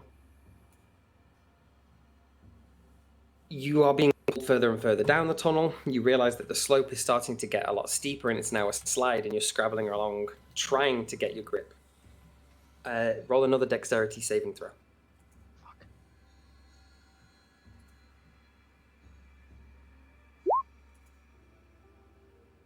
Okay. As you continue down this slope, the sound of rushing water intensifies considerably as the slope turns almost vertical. And as you slip over that vertical edge, you just manage to grab onto a piece of rock which is sticking out horizontally against the current, and you're dangling. Looking down beneath you, you can't quite see the bottom.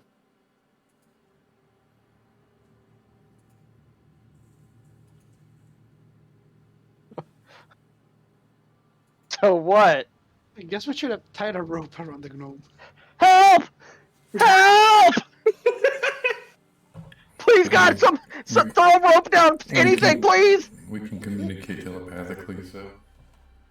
Let's Tell continue us with what our you original need. plan. Is Compa communicating telepathically, or are you Yes. just shouting? Well, both. I'm telepathically screaming in their ears, and it's probably hurting their ears. Ignore him, he's being dramatic. What the fuck? Okay, as the party ignore your initial cries for help, I need you to make another dexterity saving throw to see if you can hold on. You fucking pricks! I don't remember this. Hold up. There it is. Ah! Oh boy. Yeah, no, as you try and hold on to the ledge, your strength in your fingers starts to wane some as you are sucked by the raging torrent down this gorge. Yeah, for now, Cumper has disappeared. Where did he go? Now I gotta read. One thing that becomes very evident very quickly is that you're hearing him gurgling and screaming and shouting telepathically, and then all of a sudden, you can't hear him anymore. Oh, Cumper? Little guy? Some peace and quiet finally. Whoops. Alright.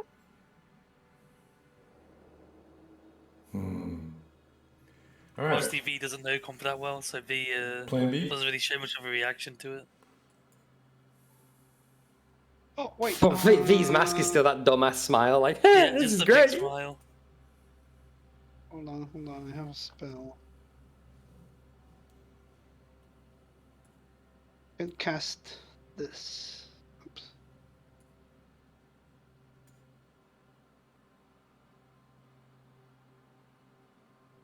Okay. cast to locate Mr. Gnome and see where he is. Or sense where he is. All right. South, 1,000 Now, feet what you apart. can sense is that Comper is alive For what? and moving. He's alive. And wait, how long? How far away? 1,000 feet. Yeah. Okay, so Comper is alive. And if he's moving, I can know the direction of his movement. Yeah, he's moving down. He's moving down in a corkscrew as if he's going down one of those curly slides at a water park. They flushed him. So far, you kind of get the feeling that he's probably at this point about 200 feet below you. Guys, Jesus. the gnome fell down a hole. Like he's falling really down. Well, I'm too big to go in after him. What can we do about it? Pretty much nothing. We can't fit that hole. Didn't they I say can't believe that you sent in without a rope. Didn't they say that it was below the tower? The relic we're looking for? Could be. Maybe. Xander, Zer, whatever your name Only is. one way to find out. Plan B. Yes, this tower here is, yes, built on top of the burial mound. Well, we'll have to go up. Anyone go got down. any explosives to blow the hole open? I'll blow the entrance open a little bit, but they won't make the entire way down It's longer not for going us to to do us fit any through. good. Let's find other access inside the fort. So we should continue with the original plan and use the disguises to head up. Let's do that. Right, so V takes off his mask. His face forms into the face of the cat from the last one. He also picks up some grass, some bushes and stuff, and rams it into his arm, so he looks a lot bigger than he is. He looks a lot more, Wait, couldn't sturdy. it try to enhance? Sorry, to get the hole bigger? Is I'm a mountain dwarf? Oh, no. Well, like chisel it out. Yeah. It might take you a while to start chiseling. No. Oh, no. I only have the smith tools, not the masons. Either way. No, never mind. Sorry. Sorry, gnome. Bye. We'll get him back. Alright, y'all And now put your bandanas on. Let's go around the Alright, front. I'm wearing my bandana then. I just love the comedy of, hey, gnome boy, crawl in that fucking hole with water coming from it with absolutely no rope or any way of getting you back if it goes tits up. You just send Cumber to his... You just water slide the guy? It's like he's I in the blame Goonies. Monty. Alright, let's go. Alright, make sure you put some rib around your hands, War Machine and Cat. Rope won't hold me. Oh, just for, the look. Alright. I need one person who's gonna do the talking. Not me. I'll do it. Are you the prisoner, Robert? Yes. It should be the higher up, right? Whoever has the highest something, the highest deception, I guess. My deception, pretty decent. Hold on, I think I have a spell that can help. Yara giggling in plus 11 deception. No, mine is Mine's minus my 4. deception's supposed to be higher. Is it? What? No, it's only +3 right now. That must have been what I mistake. Like, Your I was deception's doing plus 11, isn't it? Oh, no, my I'm fucking stupid. perception. Perception, yeah, yes. Yeah, my perception is, and my persuasion is high, but deception, for some reason, is not even proficient in. Oh, because this one wouldn't work. Right? I don't think that As would work. the sun is starting to rise now, as the party is deliberating over what to do, you see, for the first time so far, the very apex of the sun, the meniscus of the sun just rise above the trees and cast the first god rays down over the fort, completely shadowing you guys, but lighting up the western side. And as you do, you just kind of hear like a and the scurrying of feet across the top of the fort. Whoa. That doesn't sound good. Nope. Maybe they found the gnome and they're about to eat him. Okay. I think we should move. Let's move quickly. All right, let's go. Yeah, let's go. I don't know where the entry is. Is it there? Hold on one second there. As you get to that ledge where you're at now, around you, you become, those of you that can smell, viscerally aware of this scent of death and decay and blood. Ugh. Stale, old blood, just permeating the air around the fort itself. And scattered around in front of you are the disembodied, disemboweled, and generally disintegrated corpses of a great number of the people who yesterday you had been fighting. Around the place, maybe 20 or so bodies stashed up, torn to pieces, very clearly just pulled to pieces, with their red masks kind of scattered around the place. Something tells me I won't need this disguise going into here. Yeah. V puts his mask back on. Weapons ready. Let's move in. And we don't have the gnome to throw him in. All right. Wait, instead of rushing in, since I'm right next to the door, is there a way I can look through or peek through any gaps to see if anything's inside? Yeah, if you get a bit closer, you can kind of cast eye on it. Do you want me to roll perception or anything? Leo, sneak in and Go ahead. If investigate, you I want to do guess. it from where you are now, you can cast. You can do a perception check from where you are now to see if you see anything. And then spawn. I love that.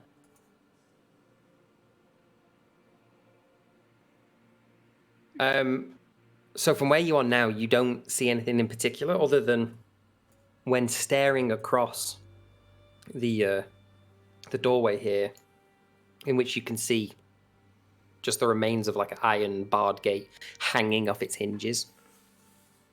You see this kind of crooked shadow very quickly dart from left to right with a patter of feet. Whatever's in there is it's definitely not human.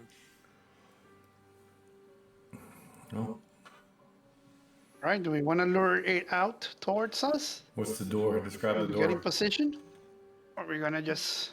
The door is like an arch-shaped iron grill door, like a prison door, like a jail cell door, and it's just kind of hanging barely onto one of its rusty hinges. It's not been used in a long time. It's rusted. It's corroded. Oh. So what happens if we try to open it? Oh, I mean, it's open. It's like hanging off its hinge. Not here. This isn't a door here. This is just like a open stepway in. This is the door I'm talking about. Right here is just like it's a step, essentially. This place is in complete and utter ruin. Alright.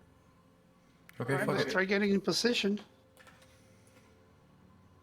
What's here? How do I whisper specifically to a player? /W. /W name message.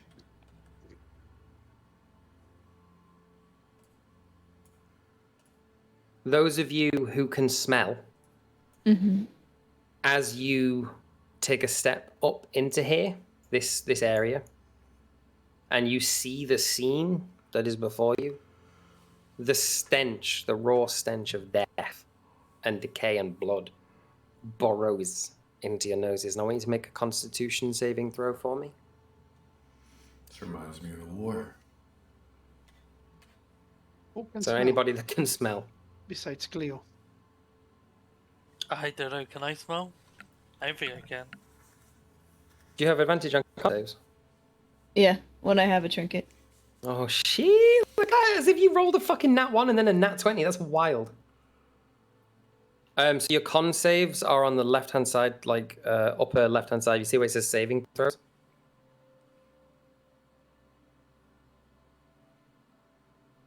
Oh, Wow, I rolled a nat as well for Xanth.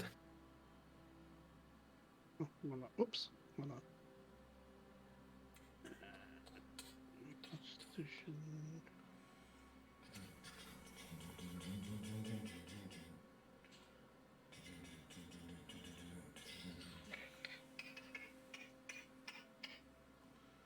My kitty kitty.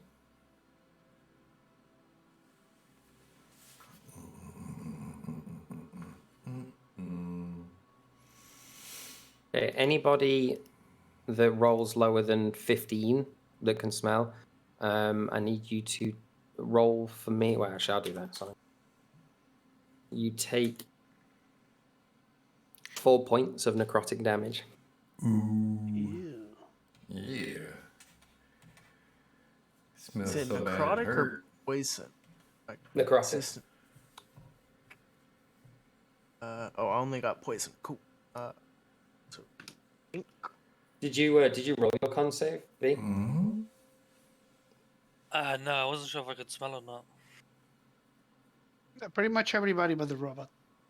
Oh, okay. Yeah, I'm That's gonna a roll good that you probably question. can, yeah. Do you know what? Let's see if anyone ever said anything. Can changelings smell? You are fine. A changeling has. Oh wait, hang on. That's the Star Trek wiki. This change. Hang on. Be a question of like in their base form. Well, I mean, I'm gonna say no, just because changelings are fey creatures who morph into different shapes. So I'm gonna say no. You're not humanoid, strictly speaking. Yeah, I'm You not just even. I take the don't form even of a have a nose in humanoid. my normal form, right? Yeah. So. Cool. So yeah, anybody that rolls lower than 15, you take 4 points of necrotic. Little pony. And as you sort of disturb the bodies and what have you, you can, again, these shadows flicker past the doorway.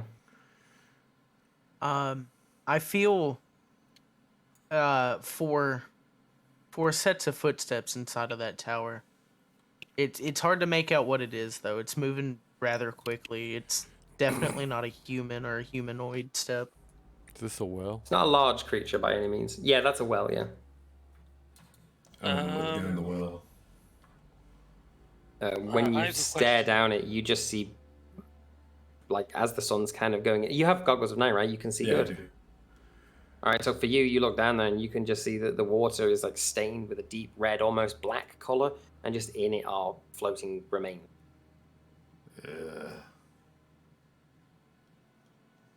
Human stew. Yeah.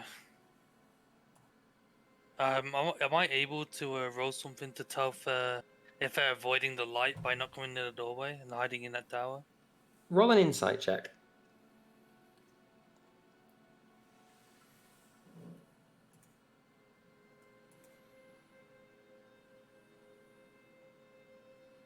You have a fair hunch, but you're not really sure why.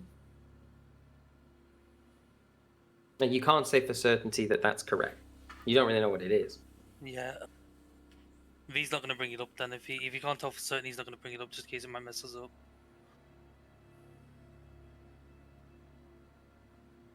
All right. So should we lure them out? Get in position and lure them out? Or are we How going do in? you think we should lure them out?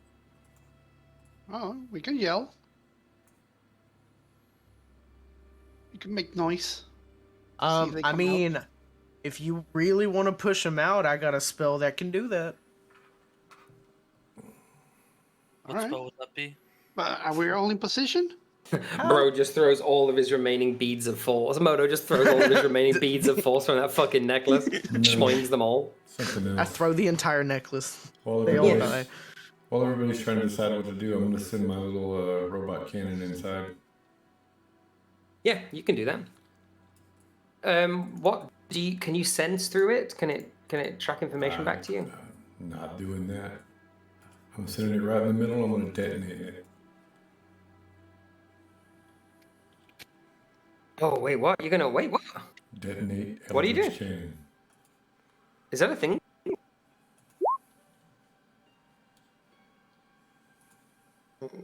Is that a feature? Yes. Oh shit! Look at that. Hang on. Oh my god, this is a. Oh wait. Everything within 20 feet. They're close enough. Oh shit. Fuck, hell yeah. I'm down. Oh Fuck man. yeah. Oh hell man. Send a little spider in and you just hear an explosion. 16 Alright. dice. Saves for half damage. Alright. Let me pull up its stat block. 15 damage. We don't care if there's survivors inside. Let's do this. No witnesses. We're not here to save people. We're here to get Taking the lower artifact. number. Exactly. 7, 8, 15. Okay, one save. Oh, hang on a minute. I gotta roll more.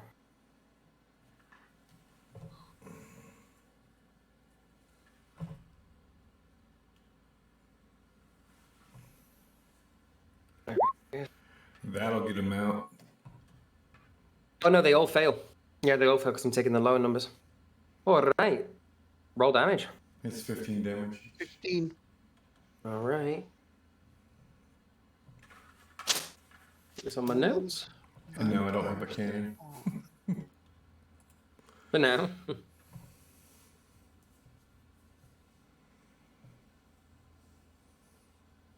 What was the damage? 15 apiece. Yeah, each one takes 15. Cool. Can I still feel movement inside? Hang on, I'm just pulling a calculator out. Oh, I got you.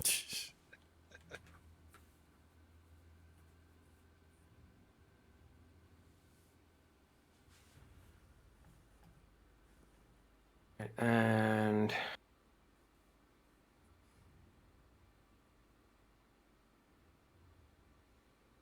all right, so it runs in. You see this little crab scuttle in, and you just hear like a big cacophonous explosion. As it does, Carradine, you can feel that 2 of the creatures have been flung against the back wall. The 2 that were facing forward are actually blown outwards here into the light. And There you see these creatures for the first time. There they are. The fuck is Should that? pop up on your screen. Ooh. Nowhere else? Ugh. The moment it comes into, what did you say? Sorry, Claire. They have underwear on? Yeah, we can see Yeah. the traits. Okay. So the moment they come into contact with the sunlight, you can just hear fizzing and spitting and like.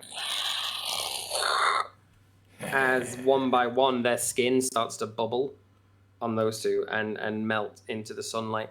The 2 that actually into the sunlight, because of the damage of your bomb, these 2 actually just shrivel into what look to just be burnt husks before they solidify into stone, which crumbles away into dust. Hell You yeah. see them just wither in front of you. And from the inside, you can just hear hissing and howling. Jesus. There's more to handle. At least we know what Hell we're dealing yeah. with now. Get him. Yeah. We can now Alright, realize I'd they're like not to- good with the light. like to move up to the door then. Yeah, I won't make you roll initiative yet. Right- As you peek right through the here. door, you can see these guys like crouching up against the back wall, desperately trying to stay within the shadows, which are now fading. Here in the center, what was once a table, you can now see it's actually cracked, and the floor below it seems to give way to some sort of staircase, some passageway traveling down. Meanwhile, these vampire spawned kobolds are just backed up against the wall, like not moving at all for fear of touching the sunlight. Could I cast? Initiative? Or I Do can Could you what? cast. I want to cast. But it's You a can cantrip. cast. It's a cantrip. This one. Cast. There's our way down, guys. Why is it Oh. there? Oh, whoops. lit. Hold on. I cast this one. Word of Radiance. I utter a divine word. Take this, bitch! And burning radiance erupts from you. Each creature of your choice can see that you can see must succeed a saving throw. Or take 1d6 rain. Actually, it With- would be 2d6 2d6, yeah. radiant damage. With the range being 5 feet, are you casting it on me? No. Casting over you. That is 5 It's feet creature that above. I can see, and I can see both creatures, I think. Right? I think you have to be. I think you have to be within 5 feet of them Yeah. for it to trigger. You gotta see It's them like within it's like Holy Nova. You ever played Oh, the range is 5 feet. I priest on didn't WoW? see. I didn't see the range. My bad. Never mind. I don't do anything. I thought you were casting it on me, and I was like, I didn't do nothing. No, I got confused, and I was reading the Sacred Flame range instead. Never mind. I mean, by all means, these are vampire spawn, but these are kobolds. These guys are just going to back up against this wall. If they Do I touch still the have my sunlight, grenades? yeah, you got 3 of them, I think. Would I be able to throw one at the back wall to try and blow it open and There you get the go. light on them? Yeah, let's have a look at the text for the grenades. Bomb. And 5 feet at that point. Yeah, you can toss a bomb at them. Yeah, you can toss a bomb in there. It's. Let me display in VTT. Oh, you did it. Nice. Yeah, if you want to throw a bomb, go ahead. Yeah, I want to throw a bomb at the back wall. Cool. I'm not gonna make you roll for it because it's easy enough. Just gonna throw it here. Yeah. Yeah, try and get the light in on them. All right. 1 completely fails. So go ahead and roll your damage. 3d6. Where do I roll that? Just literally do like a /R space 3d6. There you Actually, go. Nice. if you click on the 3d6, it Yeah, should. that's what I did. Yeah. There you go. Cool. So he takes damage.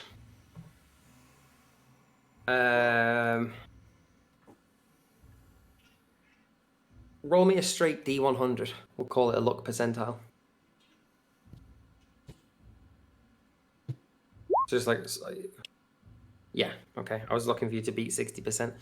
Yeah, all right. So as the bomb blows a hole in the back wall here, and the foundations of the back of this tower kind of give way, sunlight does indeed pour down, and what's left for them to hide behind is just nothing. And again, as the beams of sunlight hit them, you just hear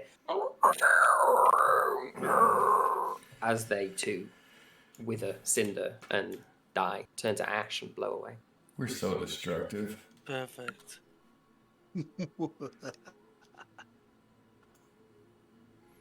All right. I think we need to go down there. Yeah, let's find the gnome.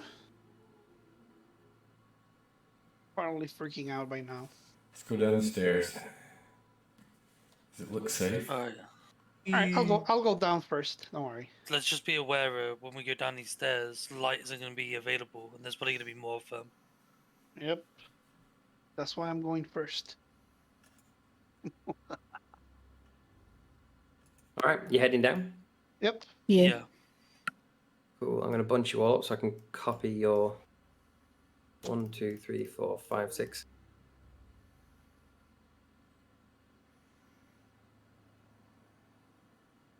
Just set you up on the map real quick.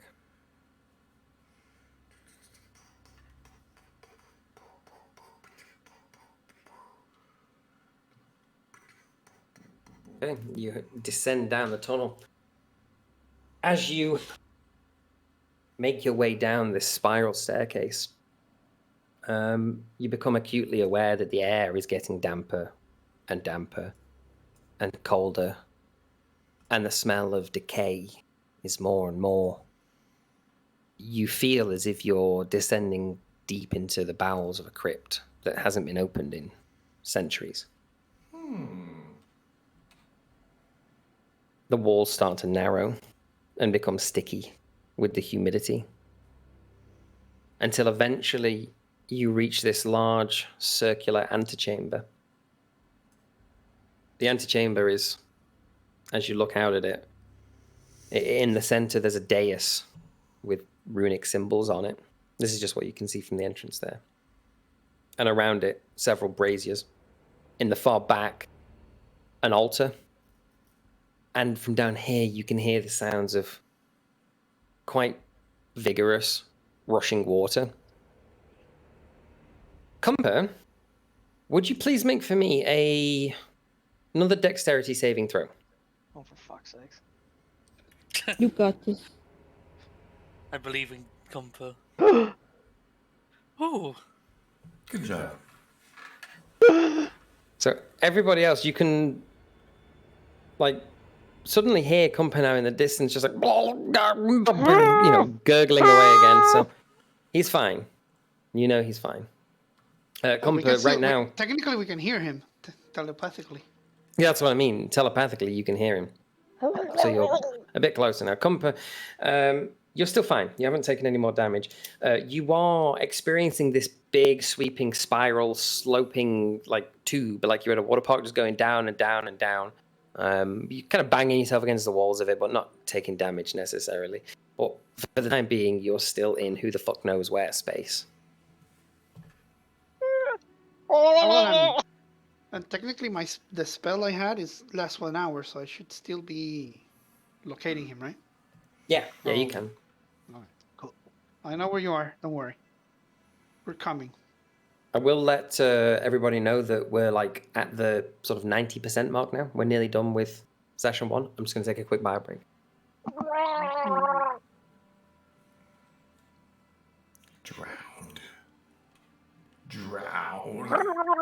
Drowned. Are you getting waterboarded with urine?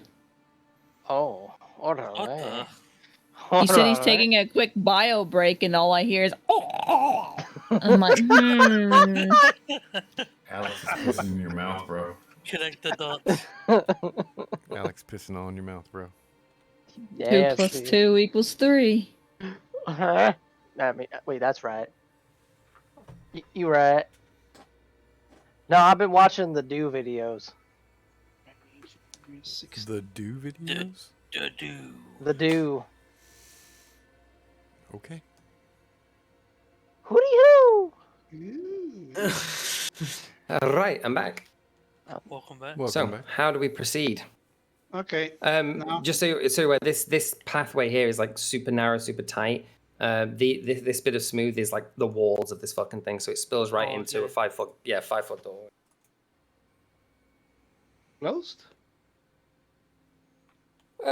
Pulled to, so not locked.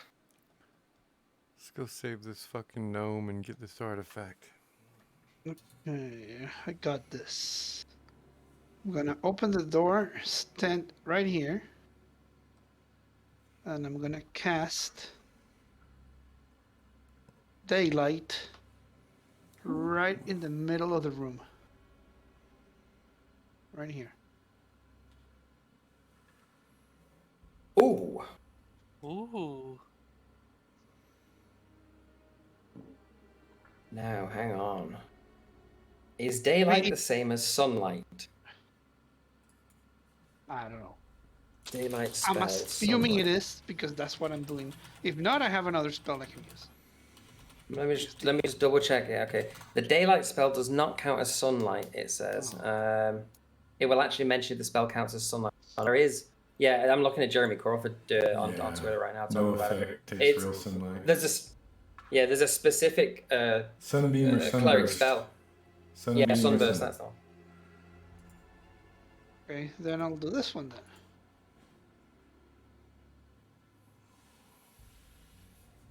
Please be sunlight.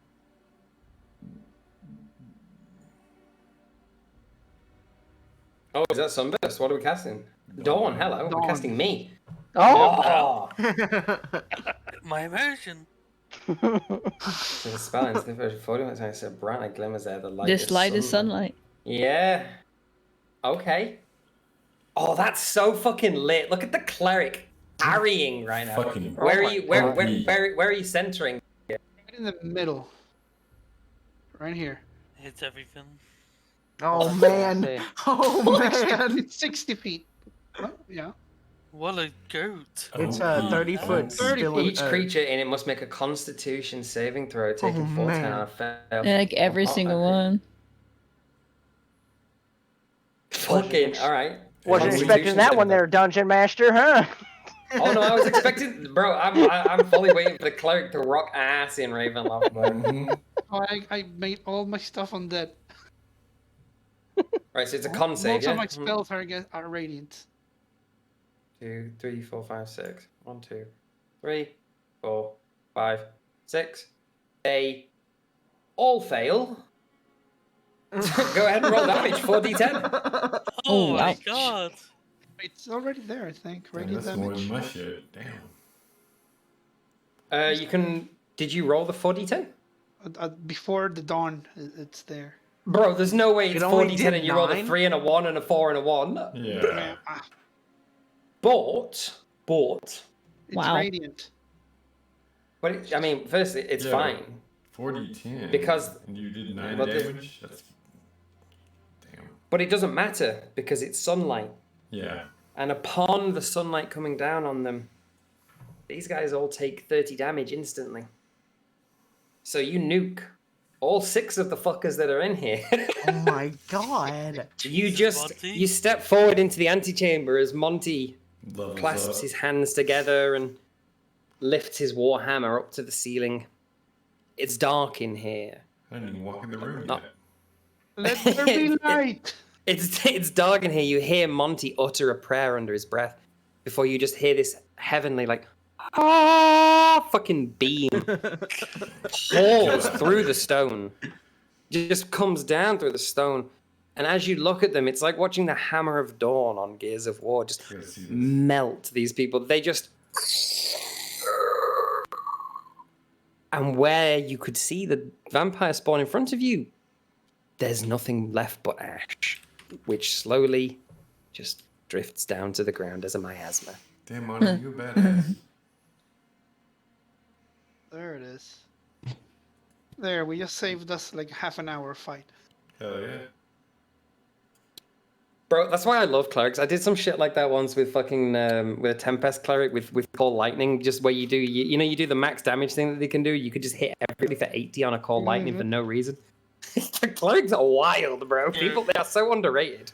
Oh, yeah. That's so good. Like, I like the fact that it's like he had his moment there to just wipe all these things out because he's built for that. They're rolling undead. I specifically chose the radiant spells. All right, what we got in the center here? So, from basic, just looking at it, as you're staring at this, you see a dais in front of you. Amadeus? Rock me Amadeus, as it were. Big circular pattern on the floor.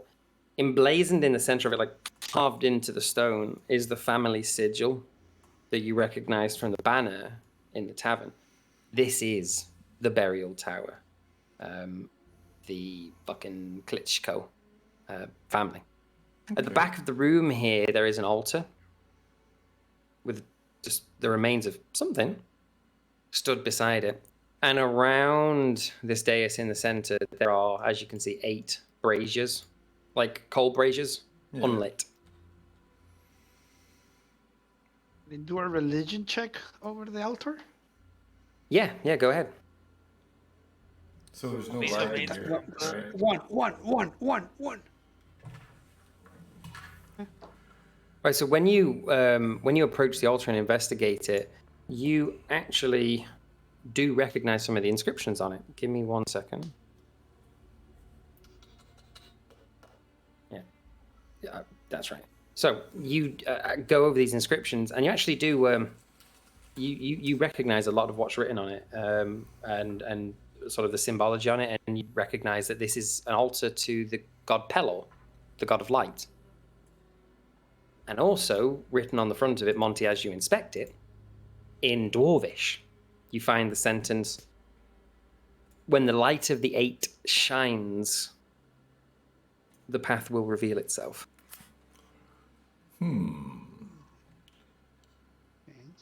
Let me just tinderbox these braziers. I'm gonna light the braziers. Hi guys, according to the scriptures here, if we light all 8 braziers, the path will open to us. I'm not sure if it's gonna be a path towards where we need to go or a path towards the gnome or both. Light him up. That's what we need to do. Maybe we should look for the gnome before we light these things. Is the gnome still falling down? Yeah, at this point he's kind of gone quiet again. Light him up. Okay, let's light them up. So, Soldier, as you light a fire in that brazier, put some tinder in there and light it up, the flame erupts from the brazier in bright red. Ooh.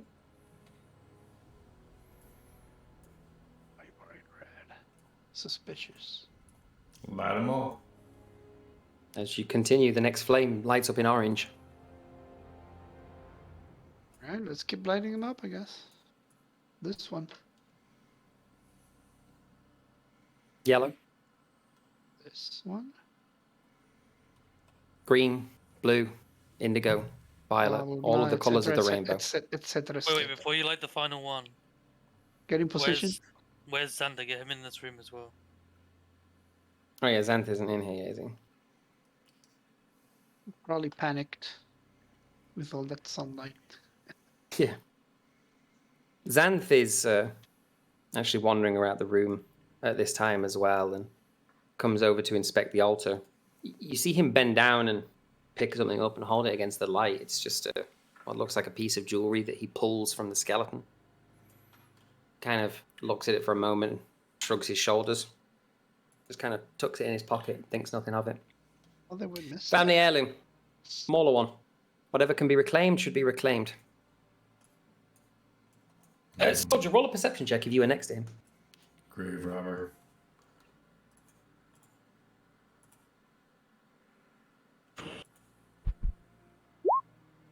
Oof. As he touches the amulet and before he puts it in his pocket, you see like this purple miasmic sheen go across his eyes and then disappear again. Apart from that, nothing else seems odd. Family heirloom. Are we ready to light the last one? Light it. As you step forward and light a fire in the last brazier, the flame erupts black. And as it does, the dais in the middle, you start to hear stone on stone just turning. A mechanism clicks into place.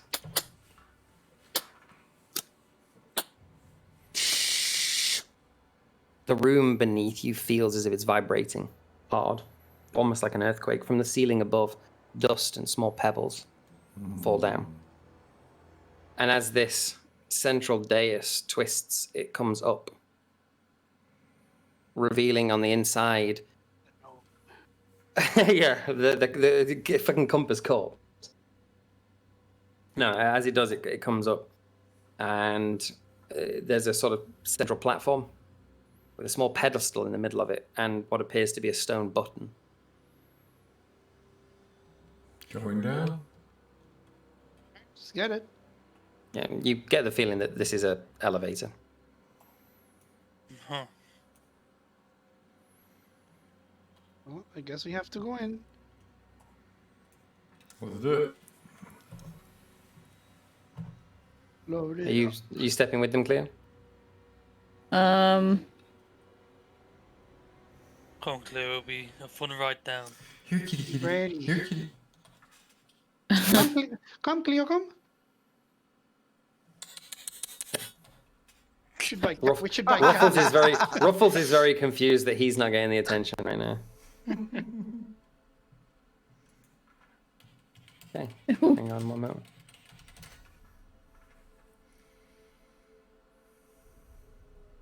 As you step onto the elevator and press the stone button in the middle,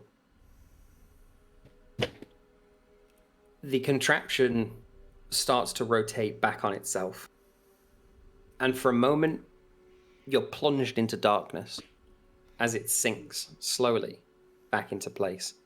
The top of the dais once again becoming flush with the rest of the room.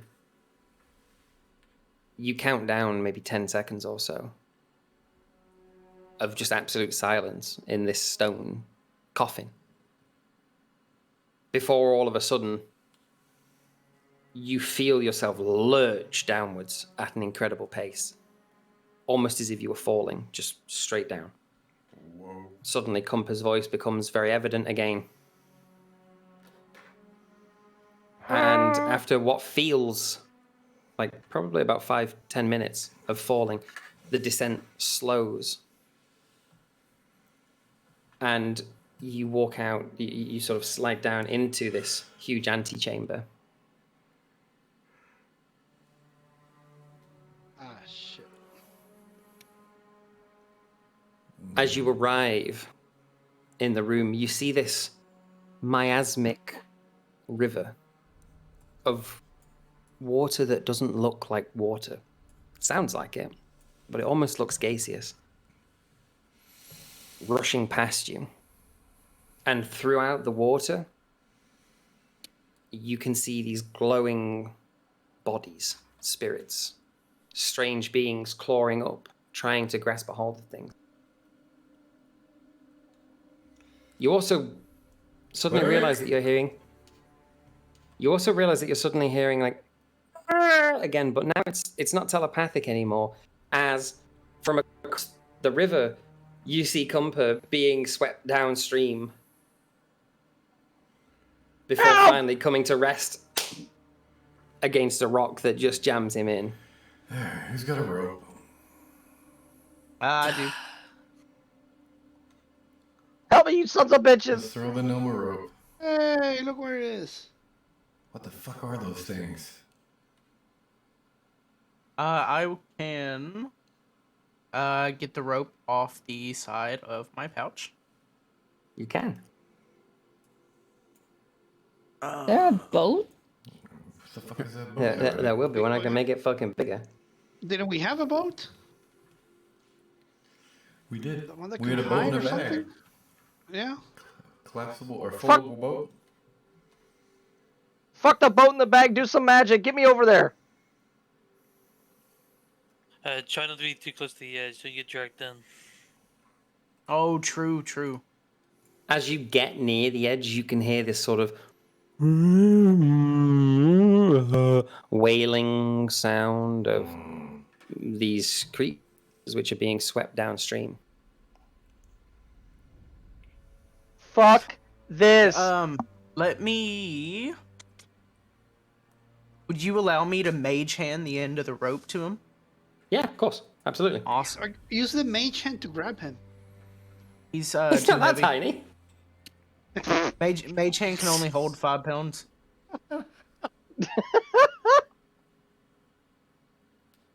Yeah, I will. Rope's I'll less than 5 mage. pounds. I'll mage Okay. hand the rope over to him. So you do when the rope is carried over to Cumpa. Cumpa, do you grab it? Fuck yeah! I'm gonna use Alright. my mage hand to make the rope 10 pounds lighter too as I reel him in. Yeah, that works. So you start to reel him in. As you pull Cumpa through this miasma, Cumpa, it's a very weird feeling for you. It's like being in jello and water and a wind tunnel at the same time. It's a sensation you can't explain. You don't feel like you're in water. You're not even wet at this point. And yet you also feel as if you're drowning. And as these glowing creatures, these wailing shapes of what look vaguely humanoid come past you, they brush their fingertips against your cheeks and try and hold on to you. But as they try and hold on to you, their arms go through you and they can't grab you. But they desperately want to. They're trying to hold on to you. You know what? Just kill me. The fuck is Let me that? die. I Come on now, released. Cumpa. No, I'm just playing. Pull me in! Pull me in! Man. Quick! Oh, I'm still pulling the rope. I mean. Come Alright, on. I'm at the cliff. The cliff's edge. Is it a cliff there? It's not too steep. You can pull yourself, with the rope now without worrying. Nope. You know what that is down there? That's a big pile of fuck nope. Let's get out of here. Let's go. Cumpa, I need you to roll for me real quick. 3 Constitution saving throws, please. There's a boat over there. Oh my god. Oh, there we go. Hey, at least you smell clean. Okay. Ooh. Orale. Orale. Okay. Good. As you pull Cumber back onto dry land, you see this rowboat come from similar direction that Cumber does. Very slowly, almost as if it's not being pulled by the current at all, actually. It seems to be defying the current of this river. I know it looks wooden there, but the actual boat itself is almost transparent, or at least translucent. It's kind of glowing green with this mist all around it. And it just slowly comes to place at the edge here. Looks like that's our ride. Like it wants us to get on it. Have fun. Could I use my mage hand to test if it's actually a boat? See if the Yeah. mage hand like hits it. Yeah, you send your mage hand towards it, and you can pat it, shake it. It's corporeal. All right, I get on. Oh, you can't really get on it. Or down, or Oh, well. below. Enough. We all I got get below on the board. Can I just stay here? Fuck. Well, now it's in the back. The boat sunk. wasn't You guys are real. all No, in the there we go. water. It wasn't real. Wait, It who's wasn't real, driving it's a this trick, boat? idiots. You can stay here for Me, your Y'all share just- of me gold. drive the boat. Y'all are just getting in this boat that like Do you not see what is? This is not water. We gotta go find This the is- artifact. Cumper, make a perception check. Where the hell's Xanath at? Get your ass in here, Xanath. Perception.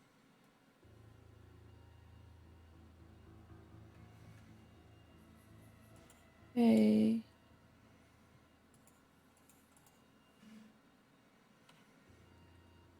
This boat Another is, religion check? this is a ghost boat. Oh. What are you checking for? Why are we climbing in a ghost Oh, boat? the water, testing the water. Yeah, sure, why not? What do you think you're seeing? Cumper, as you're staring at the boat and everybody on it, as somebody who has now been embalmed by these waters, quote unquote waters, you and you alone see this figure start to take shape at the prow of the boat.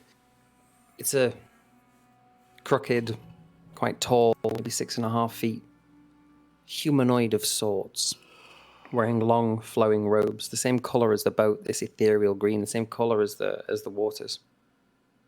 And he reaches a hand out towards you, beckoning you towards the boat. Basically, they look like the ghost guys on Lord of the Rings. Get on. And I'm the, It's I'm exactly the what only they one look that like. sees it. You're the only one who sees it. Let's go, Cumper. Is there any way that I can just run the fuck away? Because I know that doesn't really go as far as the story goes, but as a character You standpoint, can run. You can run. no, I'm not. I won't be a bitch today. All right. Cumper, get on the boat. You don't know what's back out there. You don't want to be out there by yourself, trust me. What happened to you guys? What happened? You don't want to know about Vampires. What do you mean? You don't want to know that. Vampires. The hell's a vampire? They drink your fucking blood. It's a really All strong right. creature. Say, That say less. You love to fight. Say less. And I'm gonna grab that ghost's hand and hop on the boat.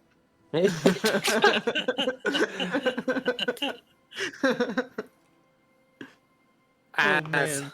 the boat starts to take off, Cumper, you can see that this figure takes up a set of ghostly oars, not the oars that you can see on the side of the boat, and starts from standing position to row the boat back in the direction that you came. Everybody else, you just perceive the boat to be moving of its own volition. Row. Guys, just out of curiosity, can you see what I'm seeing here? Hello, What? Cumpuranos. What are you seeing? Ghost boat? Do I see? In a river? This well, one, no, this I don't know what type of rivers you've been a part of, but this is not a river there, Robit. Two, I've seen you some don't shit. see I don't know. Okay, I think I might have had too many of those mushrooms that I was That's where they've given. gone. Cumpa's been eating them. So I so start what? tallying days. So what you don't see this, and I just kind of cower at the front of the boat and looking As up. you're saying that and trying to get them to see it, the figure just looks and raises one hand. You see the sleeve of his arm bend backwards, and there's a bony hand underneath his skinny little hand. He puts his finger up to his lips and just shh. The gnome passes out. Again? Damn, he Oh my survived God, 2 I thought we days were off those over mushrooms. He's so dramatic. I thought Do we were see over the this. ghost in the water? You do, yes, yeah, you all do. What it looks like is like the sort of upper body of humanoid creatures, very skinny, very gaunt, very hollow looking, blue like that. If you remember the, do you ever watch Pirates of the Caribbean at World's End, the bit where they're traveling back out of Davy Jones' locker? Kind of like that vibe. That was the entire picture I've been picturing this whole time. Yeah. Which is freaky as Essentially that. shit. Dude, that should give me nightmares for like a week. You were picturing Orlando Bloom's ass. Come on. Touche. Touche, well played. But yes, the nose passed out. Because that is genuinely terrifying. As the boat starts to travel up the stream, eventually the walls of the cavern disappear. All that is left is this twisting, carting blue miasma, the current of which is appearing to travel against the direction that you are. As you make your way up this river Styx, the hands of these disembodied spirits desperately try to reach up over the boat to touch you, to hold on. But they're never able to. They cannot get a grip as you pass by. You hear them wailing and moaning, and the more time you spend around them, you realize it's not just pointless sound. It's not just random syllables. It's begging for help, to be saved, begging for salvation, begging for anything other than this fate to befall them. But as quickly as you can comprehend what you're seeing, what you're hearing, the next sensation moves on, and you carry floating up the river. Eventually, all around you, aside from the river, is dark, pitch black. And you're carried along and along and along until eventually the boat comes to rest. If I can select everybody, that'd be sick, wouldn't it? Bye, guys. See you later. Yeah, you will die. There we go. 2, 3, 4, 5, 8. There we go. The boat comes to rest. Is that going to pace everybody in, or are we going to... Okay, I'll just fucking do it. There we go. At the end of this bridge of hard blue light... Hey, I'm missing. Monty died. Yeah, Monty died. There we go, They gotcha. got him. They got him back. We need... Good luck with undeads then. You come to rest at the foot of a bridge of pure blue light with steps leading up onto it. As you step up onto it, you see that lining the edges of the bridge are these statues holding pedestals, holding braziers, which in their hands are also burning black flame. All around you, you can see these spirits desperately swimming against the tide, and now the tide seems to have shifted once more, and it's going the other direction. And over the edge, the precipice of as far as you can see in the dark, this river Styx seems to just be falling off into the void, into nothingness, and the spirits are being dragged with it. But you're okay, you're on this bridge. And ahead of you is a stone pedestal glowing with this ethereal teal blue light. This strange necrotic feeling energy. And atop the pedestal, you see this. Egg. Is it about the size of a head? That's a dragon's head. Dragon's egg.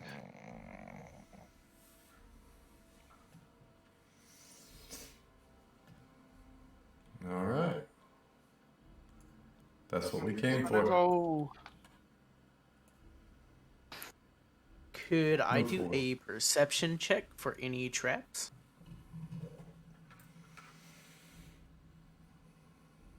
Sorry, I was fucking around with voice, but yes. Go ahead. Perception. Normal. 19. From what you can see, despite the otherworldly nature of wherever the fuck you currently are, which, by the way, is filling each of you with this odd sensation of inner coldness, dread, almost. No, it just seems to be fairly inert.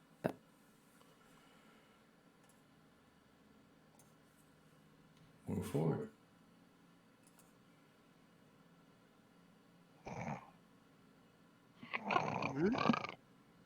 Oh, duh. Really? I forgot he fucking passed out. That was Claxton who just snored. I think it was Claxton. As I Yeah, I have think that's Cumper passed out, Oren's- isn't it? Yeah, he's Yeah. passed out because he fainted. Yeah, Let's leave it a bit about. Oh, sorry, Karen. Could I use my But- mage hand to pat him awake?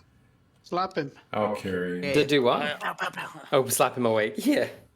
I'll grab him by the belt loop and carry him with one arm. Y'all are playing leapfrog.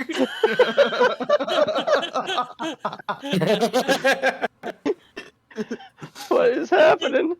As you step up onto this big stone pedestal, the bridge behind you sort of recedes somewhat. All of the statues around the circle just erupt into, "Hey, Marich, you got hit just for the apex, bro." Oh, perfect. Perfect. It's great. So, yeah, hop in, roll 20. or peep the stream. As you step out onto this circular dais, if you peep over the precipice, you see nothing but what you can comprehend as just pure void. It looks like staring into the night sky when there's no clouds and no moon. But it feels harrowing to stare into. It feels as if you are, a hair's breadth away from passing on to a realm that is not your own. That ain't right. Not I say we go back. Shut up. You're passed out. Where are we at? Cumper, as you stir on the ground, you can see a bridge that you've just crossed just receding away from your retreat backwards, cut off. There goes your retreat. No going back. Oh, no, no, no! Alright, fuck. Well, So what is this- options do we have here? Is this the object we came to get? Yeah, Xanth steps out onto the platform and says, "Here it is. The orb. This is what we came here to get. Supposedly, once we lift this thing off its platform, it'll activate the security mechanics that were put in this vault. So we should be ready. But once we overcome them, it's ours. And the bridge should return in place. And as to your question, I don't know what.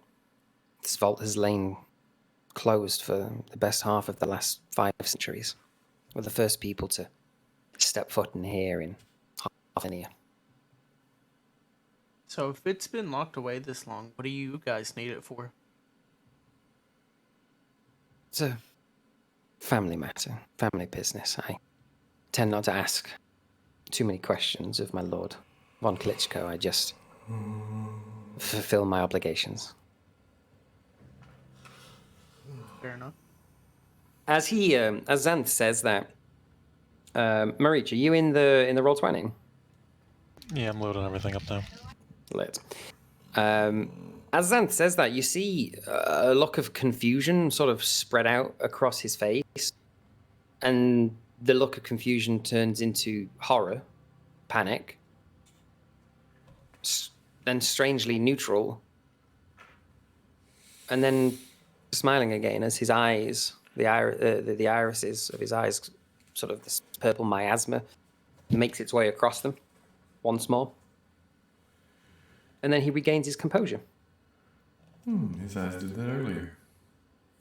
Although then his voice sounds surprisingly less like mine and more like Nova's.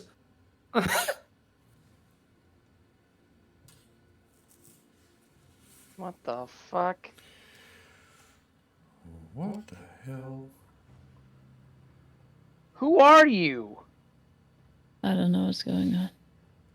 I don't know what's going on. No one does. I have some ideas.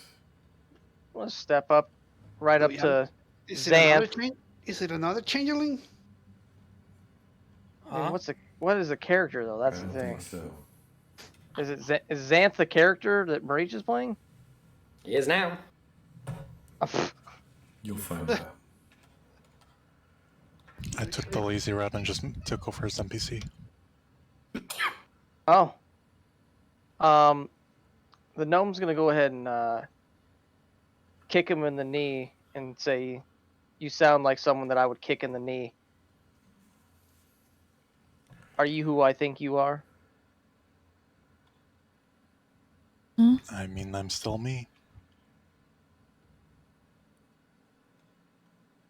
I don't like the lights of your eyes. Why did they change like that? It's the lighting. Oh, about 2 seconds from throwing you in that void, gnome. Give the artifact Goes and after let's the go. gnome. He goes after the gnome. What? That's not drawn course. attention to his Let's eyes. get the artifact and get our money and get out of here.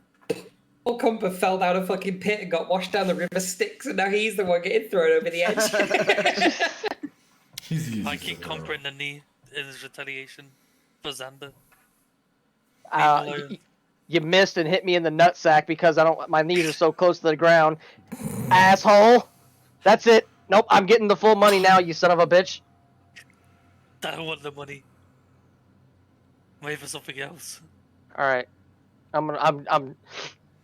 Fuck it, I want to get out of here. Fuck this. I'm jumping on the robot's shoulders as he grabs the damn thing, it seems. Is that what you do? Yep. Yes. Okay. Time stands still. Dun, dun, dun. In a fraction of a fraction of a fraction of a second of you placing your hand on the orb, all light, all sensation, all feeling disappears. You can't see, smell. This is everybody. See, smell, hear, taste, or touch. Your mind becomes filled with twisting, tumultuous nebula of colors, of incomprehensible shapes, of sensations that shouldn't exist, of colors that don't. And just as quickly the sensation washes over you, it disappears. Your hand is removed from the orb, and two of the statues, this one and this one, burst to life violently. The stone shatters as two creatures, faceless, featureless, but for a giant gnashing maw on their stomachs, erupt from the stone. Jesus. There you go. There is a slab under electric D&D. What? What? The roll 20 is not the same one that we were using. No, it's a different one. It's the most recent pinned one. What the fuck is that voice changer, dude? That's terrifying. Yeah, that sounds like way more robotic than I remember it being. That's fucking jokes.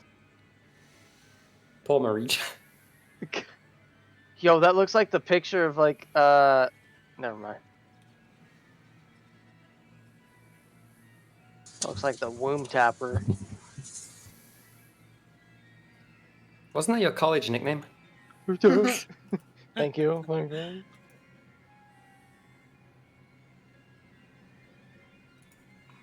Oh, it's because I can hear Marich and roll 20. That's what it is. Marich, mute yourself and roll 20.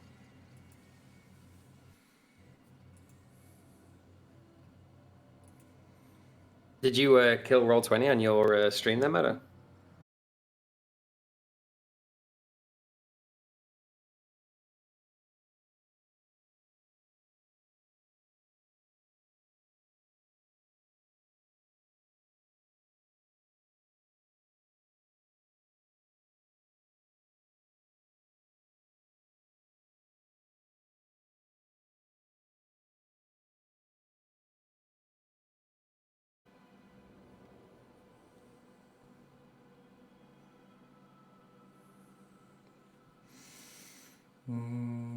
We're rolling initiative? Okay.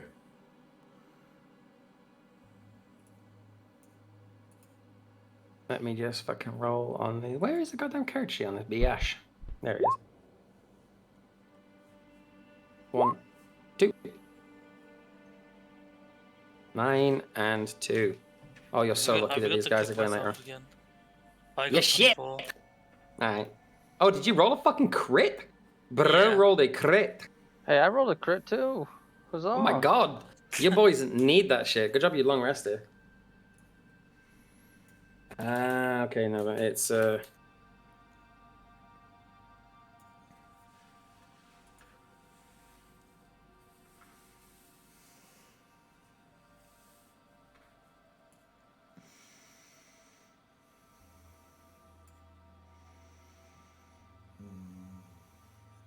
Has everybody got themselves? Oh no, fucking of course, Marich, you need to as well.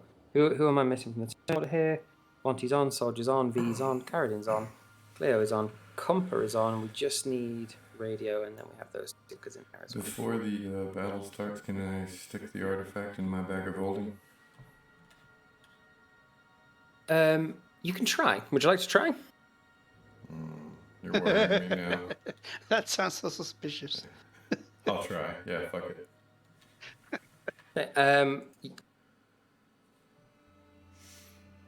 All right. Roll first Constitution saving throw.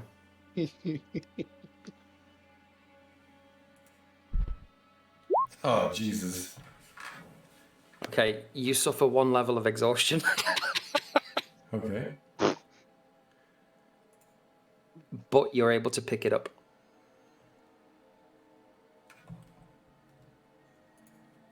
Okay. Did I add him to the turn order for you, Marich? No, I haven't yet, have I? There you go, Bink, and 20. Man rolls a fucking crit as well. Let's go. All right, order. Descend him. Let's have some vile battle music on, shall we? Try to aim at one first, I would say.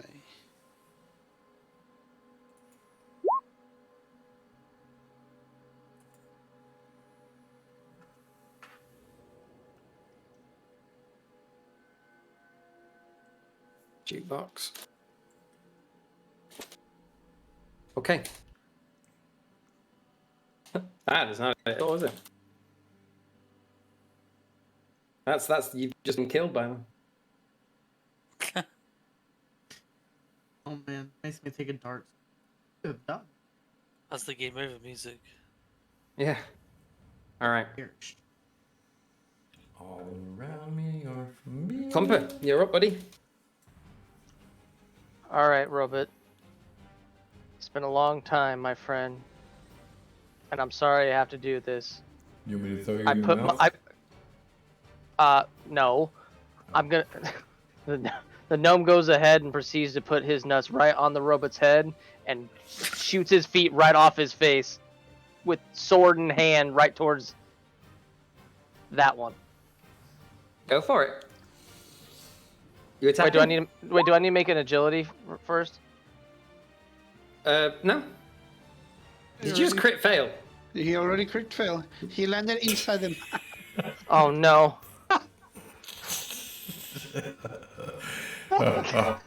If you would have just let me throw you without putting your nuts on my head, that wouldn't have happened. That's a karma roll. So, Comfort, you launch yourself at this creature, and yeah, no, you do. You land straight in its maw, and it takes a chomp down on you before spitting you back out, landing at its feet. So it's gonna attempt to hit you. And it's 17. Does that hit you? I have 17 armor. Okay, so it does, yeah. So as Compa fucking rubs his nuts on Soldier's head, he launches himself forward directly into the gaping maw of the beast, which goes, okay, takes a fucking bite, and you take 26 points of damage. Oh, that hurt. Ow! Before dropping in a soggy, slobbery, spittly mess at its feet. Oh shit. And that is V. Fuck! Alright, since I notice Compass in a bit of a bad situation right now, I'm gonna move in closer and just use my scimitar to swing and try and cut one of the legs to slow it down. So which one are you going for? This guy? Yeah. All right, step on in. You got to get within 5 feet of it. So it's from the because it's a large creature, you got to get it's like 5 feet within the center. So you're brushed up right against it, basically. Both of you. Look at Compa being fucking up there by its leg. Yeah, go ahead, and you're flanking. So roll with that flank advantage, and add your sneak attack. Roll again, because you got advantage. Oh, you fucking crits! Roll your damage. Sneak attack added. Orale! We're gonna double everything. Motherfucker hits this shit for 46 damage right back in its face. I'm trying to cut one of his legs off. Not yet. It's more resilient than that. Oh fuck. But you go for its leg.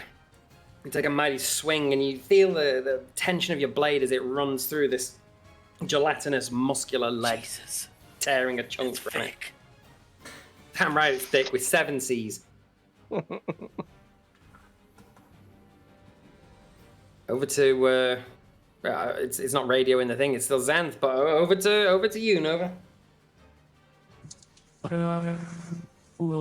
It's field mind splitter on the sky. On the one at the bottom? Yeah. All right. What am I looking to beat? 16 on int. Yes. Fails. Will take 3 points a second damage. All right. The moment you hit him with magic, he picks his head back and fucking screams. Just kind of wait. Oh, we lost. Oh, okay. Kind of screams his head back, and in rage, you see him pound the ground a bit with his hammer before yowling out at you from his fucking gnashing stomach mouth. Do you move? Yeah, I'll move later. Okay. Seems slightly safer. This is where your fucking sorcery nuking abilities definitely need to shine. I mean, he's already been hit with... I think I'm gonna go for this one. Actually, hold on. Help! Please help! Let's finish the one first. Help me! Easier to focus on one at a time. I hurt. Alright. Yeah, you talked me into it. I'll burn another sorcery point. Fuck it. Alright, 4 hits of Eldritch Blast. 1, 2, 3, 4. Do all of them hit? Shit. Oh, dude, you were rolling nasty. Imagine if they don't, but they do. Okay. I was about to say, oh shit. Roll your damage. Roll on 4. 1, 2, 10, 3, 4. 4. 2. All right, so we're going to go to 41. calculator. 41, I think. Plus 5 on each of them. All right, 41 plus 20, so 61. Taking him down to okay. At 63 points. He's looking a bit above half. Help! Please God, someone else help. Up. Man, I should have thrown the fucking necklace of fireballs at him. You just fucking nuke the bastard. That's action, bonus action. I moved. How far away am I? Yeah, it's good enough for me.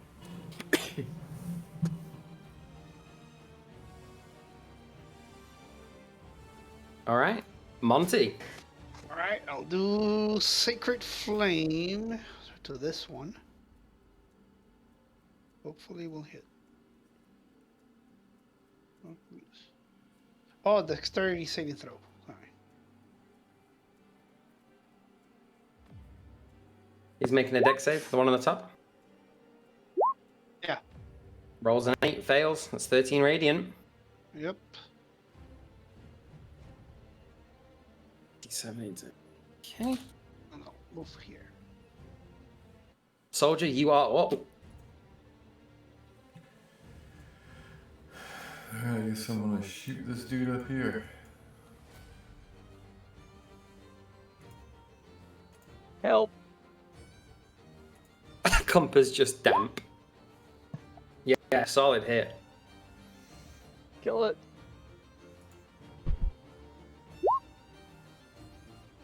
Solid hit. Nice. Okay. Do you move? No, I already killed my cannon, so I don't really have use for a bonus action right now. Gotcha. Over to Cleo.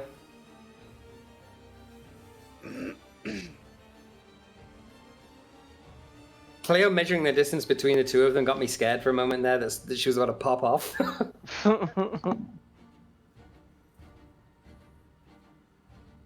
The creature is flanked as well, so you do get your sneak attack on it. You're also muted, Kiara. Sorry, I had to go to the bathroom. I'm in it, so I'm in it to win it. In it? Attack. There's attack 1. Kill. Finish it. That's lit. Okay. 20, 30. And then attack 2. I need to double check with you. Is that from the Ice Witch's knife? Is that cold damage? Yeah. All right. The attack hits, but it seems to have no effect. Well, okay. It does not say. It does not say it's cold damage. I just assume it is. Yeah, that's the one that the blade forms of ice, right? My bad. Yeah. No, it's not. It's piercing damage. I'm looking. Yeah, I remember homebrewing it. It's piercing damage. Okay. Then no. Yeah, I've put it on the item piercing. So you're good. Okay. So There's it that hits. one. It's a 3 plus 17. And then I'll do that one on there too. Okay. So as you lash out across this beast that's already torn to shreds with your rapier, stick the knife up into its maw. How does it die? Phew. One down. How does it die? Yeah. I just How do you take kill the it? dagger. And slice upwards and then straight and like jump up just straight to the throat. Fuck yes. Right, you just open this thing straight up like the Demogorgon. And then I open my hand and Laugh. do my little laugh. All its goods spill out onto Cumpa. Not quite.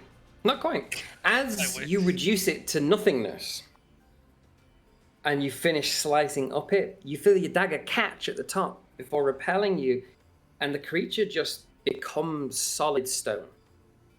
Oh. Inert, lifeless, but a statue once again, only now a twisted, horrified, torn up version of the statues around you. Alright, I did my part. The statue. Okay. Wait, hold on a second. I just realized that those second attacks, those necrotic attacks, did not go on that one. It went on this one. It's the I second thought you one. could put it. I thought it allows you to put it on both of them. Does it? You can target a Uh, second creature that you can see within 30 feet of the first creature. Oh, This is you Wells also in the deal Grave, this. Oh, you also deal it to the first creature. Oh, yeah. So this one took the damage too. Yeah, he took was the necrotic damage from Wales, right? Yeah, both of them took it. Yeah. Oh, I was nerfing myself. I thought it was just this one.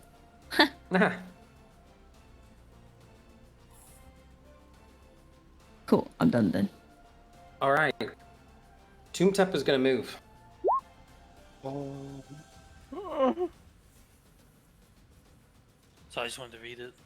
Oh, no worries. The womb tapper. Let me just double check that I'm doing this correctly.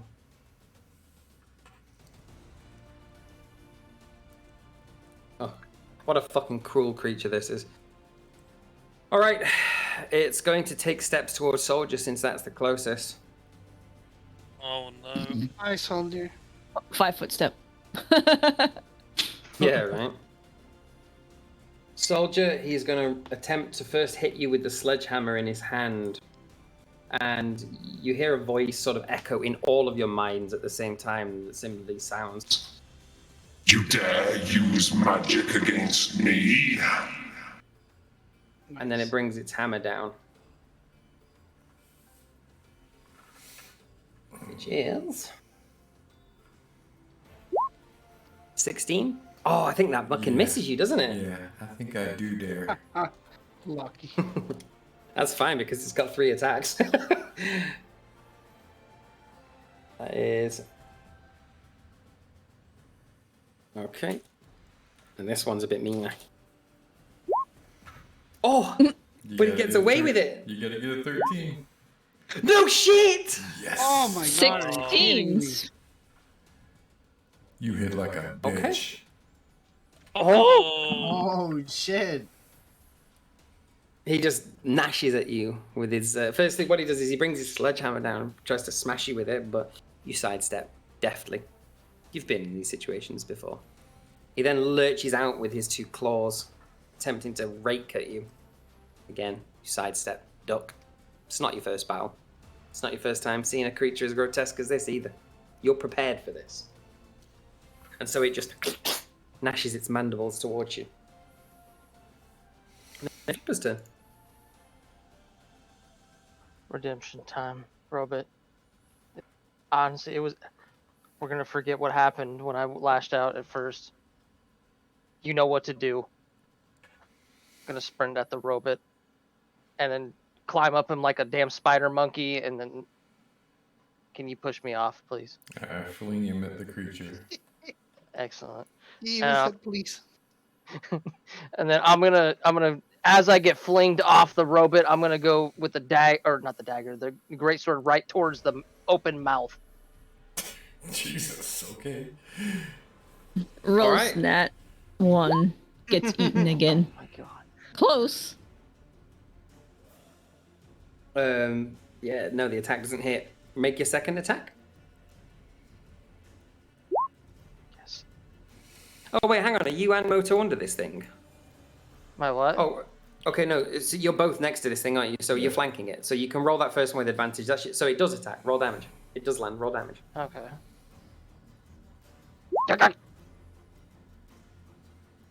Nice.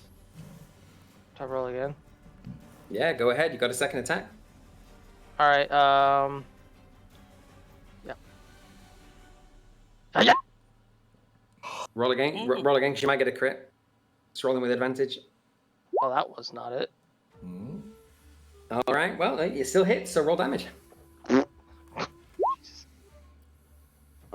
Death by 1,000 cuts. We take those.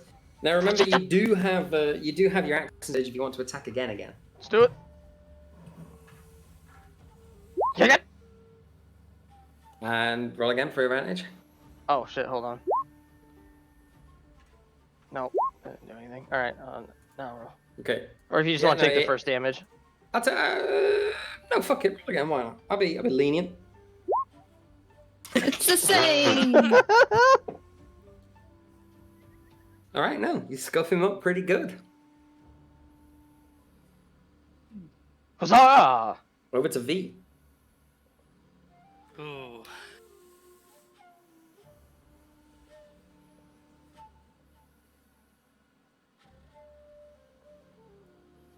I'm gonna come around on the side here to split like his attention, and instead of going for the leg, I'm gonna slice at the side of the mouth and the stomach with my scimitar.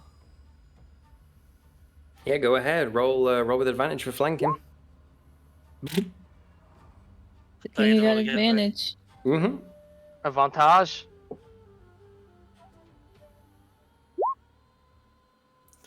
Unfortunately, does not hit. Ouch. Damn it, V.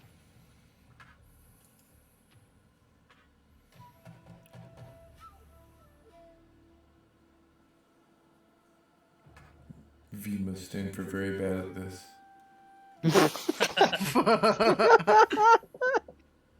V's mask turned into a frown.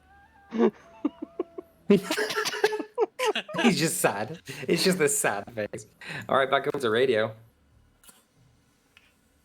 Or Xanth.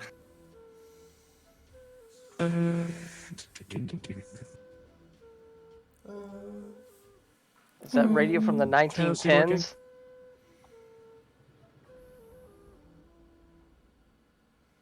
How's the creature looking? Really good. Oh man.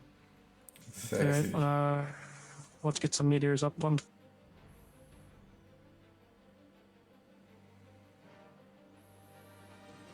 I respect it.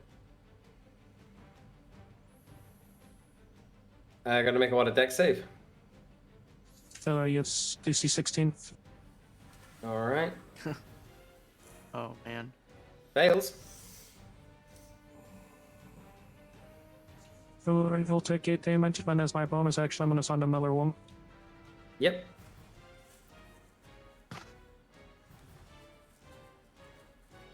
Fails.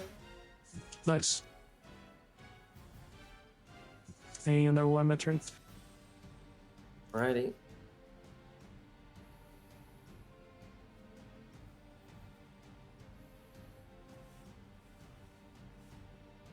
Come on, save his health. There we go. Cool. Carradine.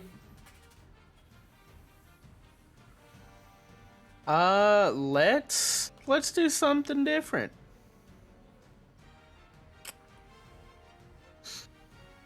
Kill it. I don't know, killing it sounds actually pretty dope too. Okay, we're gonna try something different though. We're gonna do it. I'm gonna cast a 4th level Mind Spike. Ooh. He has to succeed a DC 18 Wisdom save. He fails. Fucking lit. Takes 27 plus 5 damage, so 30. Yes. 2. My mind doesn't work. 32. Quicken spell, Eldritch Blast. Hits. Fuck me, this is the DPS of the group. For 15 plus 14. So 32, 15, 14. Roll for the second attack of your Eldritch Blast. Oh, yeah. Because it splits off. Okay, first one hits. We'll take the 15. Second one doesn't. So 47. Sweet fuck. Yeah. Nice. Big chunk. Over to Monty, if you're not moving. Oh, what does the Mind Blast give him? Disadvantage on something, I'm pretty sure. Mind Spike? I don't remember. Let me have a look. Or I always know the target's location till the spell ends. That's not the spell It's I fine. thought it was. You'll be alright. Okay, gotcha. It's Monty. All right, I'll move here, and then I'm gonna put my hand forward and touch the gnome's soft spot on the head, and cast Cure Wounds. Hey, Compa, you get 15 points of healing back. Yes. Tough queen. It feels so good. Over to Soldier. Unless you have a bonus And action with you didn't that, want to. I have to disconnect for a while. I need to head home, Alright, no problem. but I'll connect through the phone on Discord at least, so I can hear. Sure thing. Okay. It's nearly over. All right. See you guys. Soldier, you are up. See See you in a bit, buddy. Alright. I'm gonna shoot this guy again.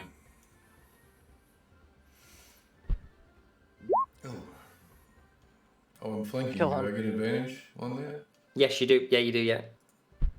Looking to be a 17. There we Hey, go. he's done it. Alright, roll your damage. Ah, You shoot like you fuck, Robot.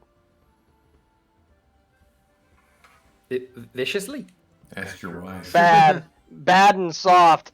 Won't you ask wife number 7? Oh shit! That's his Oh favorite. shit! Oh yeah, no, that's true. I forgot about that. Like, a soldier has also banged a bunch of his goblin hoes.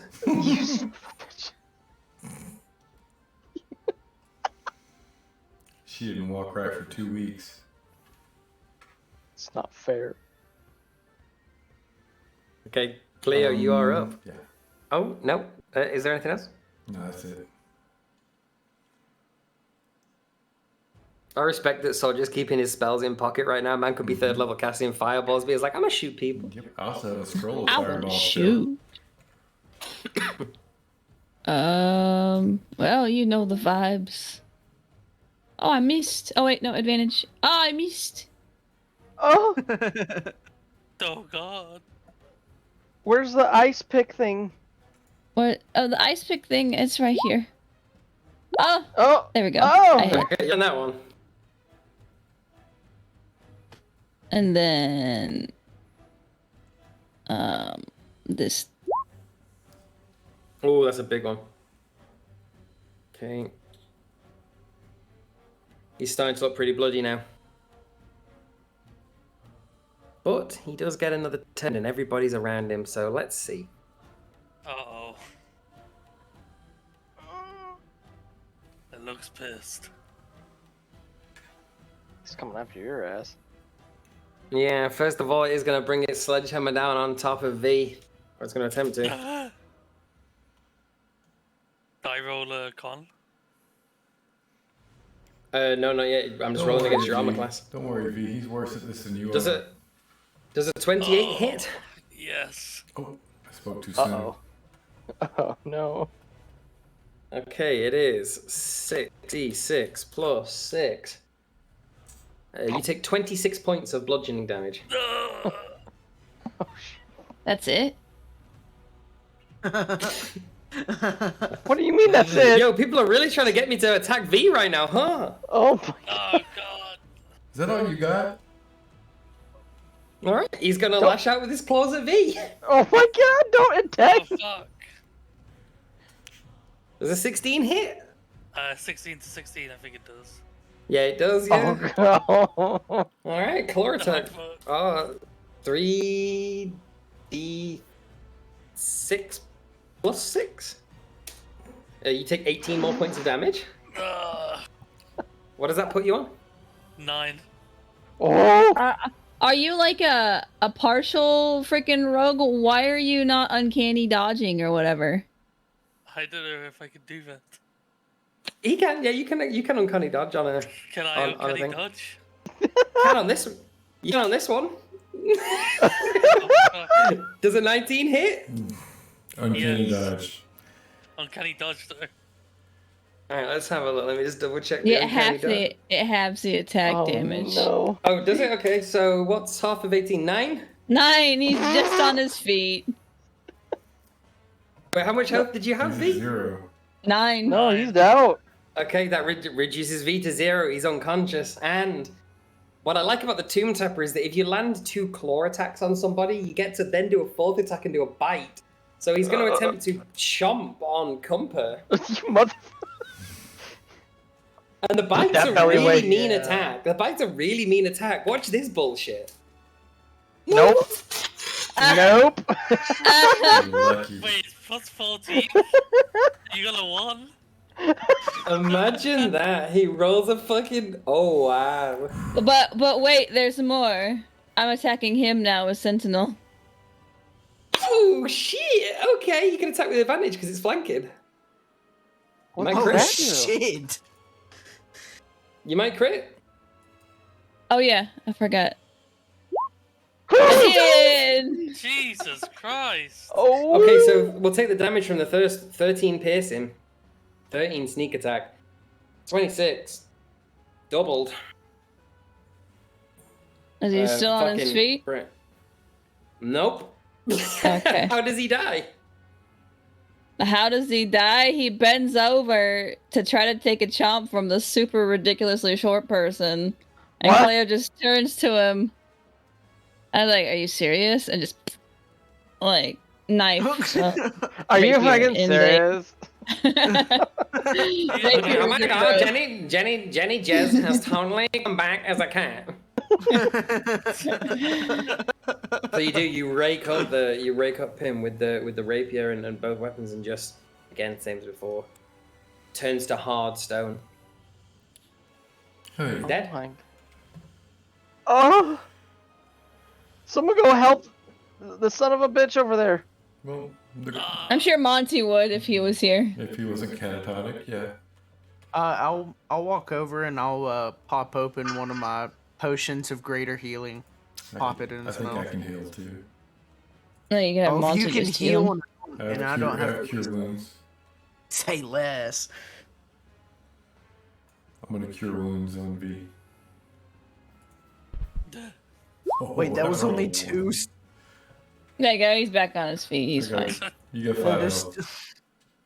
there's still 6 other statues. No, don't worry. The other ones don't burst into life. Oh, thank fuck. Yeah. The owners couldn't afford the full package. Budget cuts. They got the budget security. Soldier, from the depths of your fucking what is it called? Bag of holding. Mm-hmm. You feel a presence reaching out to you. What the fuck?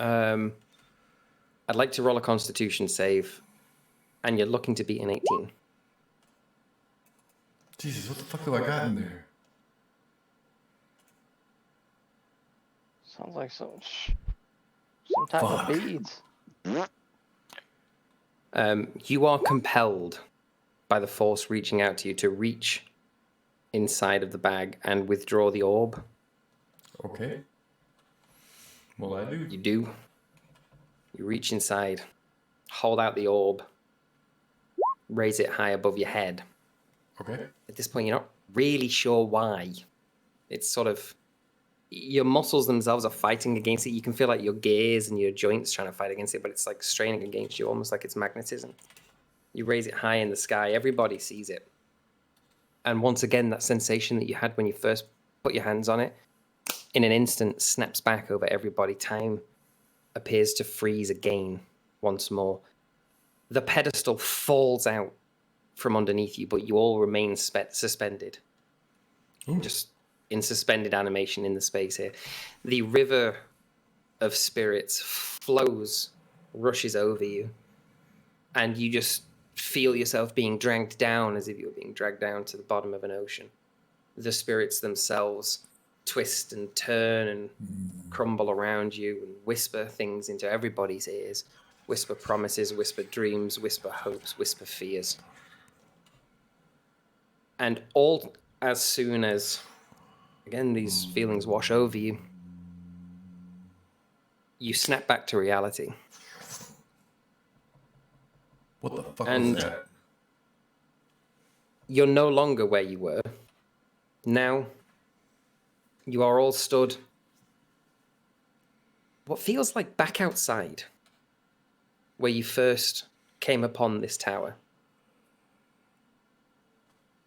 Only when you look up, you see not the tower, but the temple itself, briefly as it once was, a dark, black stone, Gothic cathedral rising above the ground.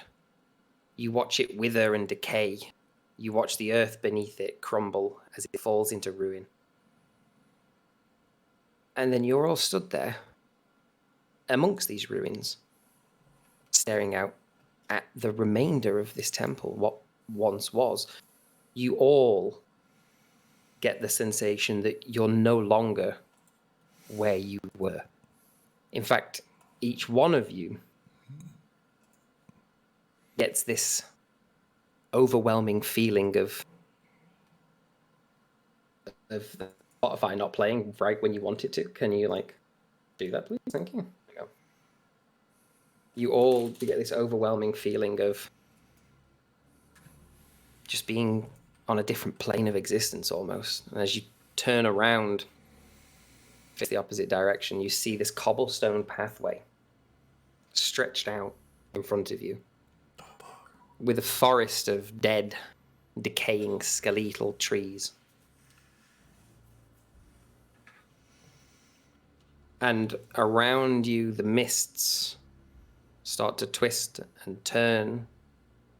You feel them almost enter your souls deeply inside. And a voice echoes out.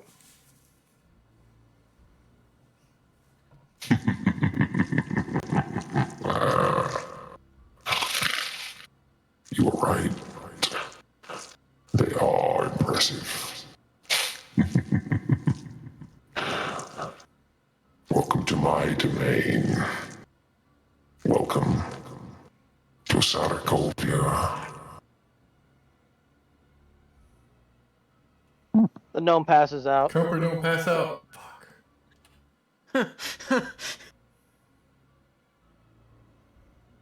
Doesn't feel like a good time to be in this place. And we'll call the session there. Welcome to Ravenloft. Oh shit. Golf claps all around. Great session. That was amazing. Very good, very good. That was great.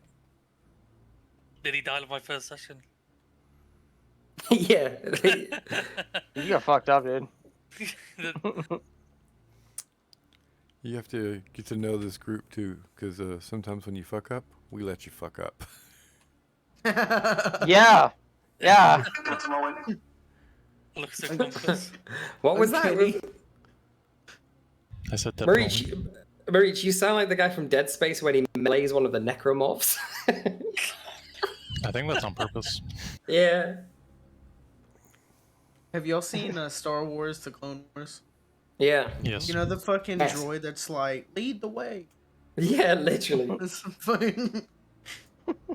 Oh man, Commander droid. Every time Marich says something in the background, I'm hearing watch out for those wrist rockets. There you go. I would stumble. Okay, now what did I miss over the last 6 hours? Honestly, yeah, I mean... Good news, it's all on video. Well, Dawn's thing was at 90% and then went another hour and a half. Yeah, me and Grim. That last fight took a while. So. No, that was good. That was fucking... There was a lot of really fucking good scenarios there, like sneak attacks and this, that. That was really good. Man, I love the flanking. It's really strong. It's really yeah. worked really well. I gotta get some type of healing spell. Shut the fuck up, dude. You did so much damage. Fuck off. I need one. That way I can actually like not have to burn through a potion to get people on their feet. Nah. I, That's why we got the cleric. I have to burn through a potion to get on people on their feet. Brooks has spare the dying, but he was the one who went down. Oh no. Would you be the type of person to allow like medicine checks to stabilize somebody? people? Yeah, that's rules as written. You can do that. Oh well, in my other campaign we can't do that. If you go down, there is no medicine save. There's They get poo-poo healed or stinky get because fucked. no, they poo-poo stinky. It's rules as written. You can do Poo-poo medicine checks. stinky.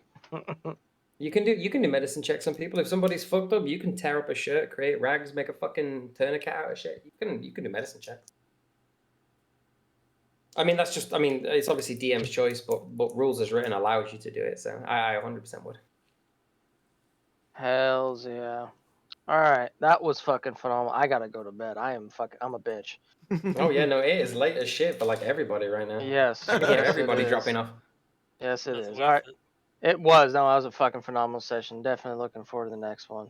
Hells Yeah, the other ones don't have to run as long either, like because there'll be a lot more like session of the week. I just wanted to introduce everybody back to the setting and sort of slowly get everybody in there. I'd said to Kiara as well when I was writing the thing, I was really looking forward to you guys feeling extremely overpowered, just schmoinging bandits in like 1 to 2 hits, and then getting a little bit like a little taste of something that you go like, oh shit, those tomb terrors.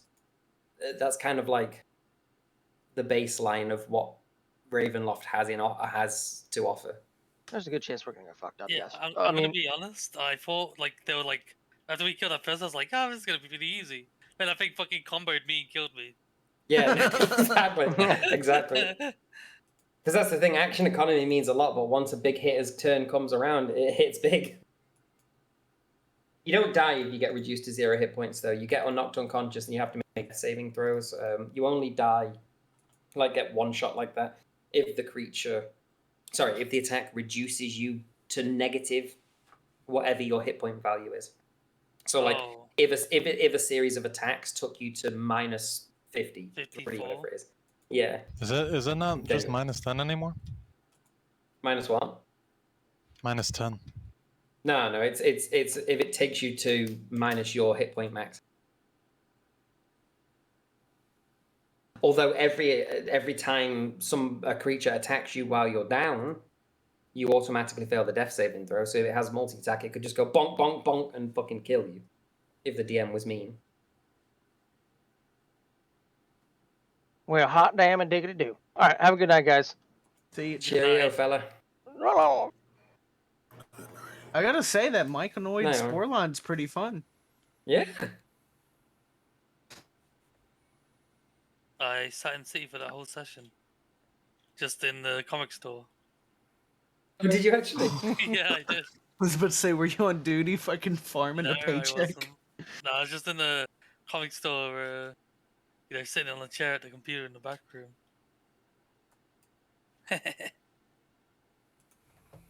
Well, I hope everybody had fun. I hope the people watching the stream got to enjoy the story.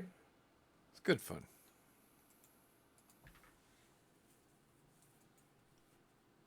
Fuck yeah. Fuck yeah. Yeah, that was sick. That was way better than my earlier experiences. Good, I'm glad.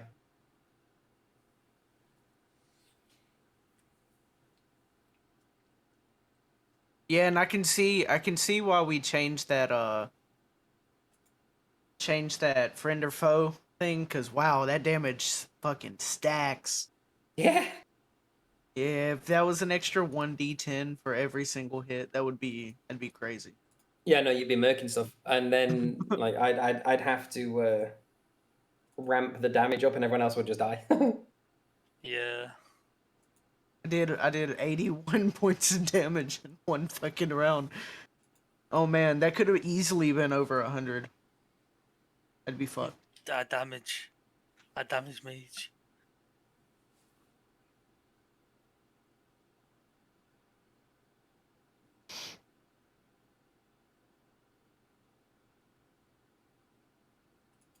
Fucking Molo gonna be attacked more. You hit like a bitch. Right, I'm gonna fucking claw V again.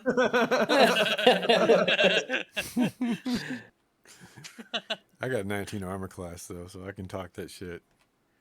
Oh hell yeah, you I'm a definitely non-tank class that can tank. I'm sitting right there with you, buddy. I can't tank for shit, man. What's your AC sitting at? AC Yeah. Your armor Armor class. class.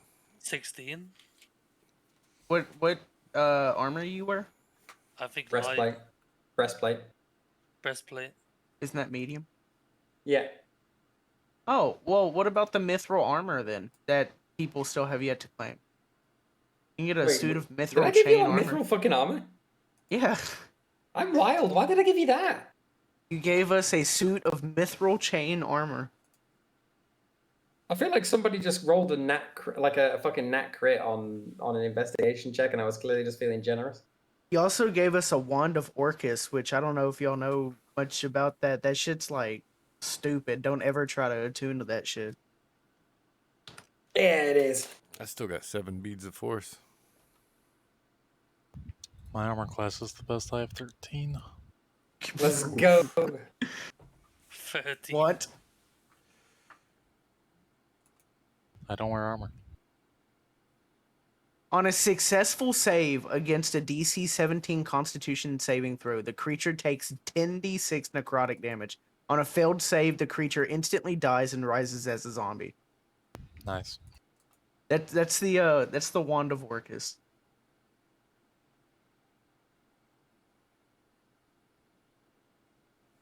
Why would I not attune to that? All right, go ahead.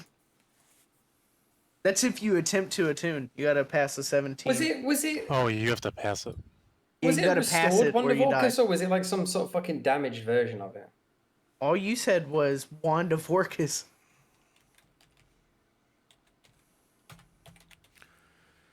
You know, the stupid thing is, I've got a funny feeling the Wand of Orcus was straight up just in the book for rhyme. Did Cleo take the quiver of that special quiver? Oh, that's so funny, dude. I'm rereading the supplement here. Hang on. She didn't. Pirate ship's treasure trove buried in this. Oh, that's so heck.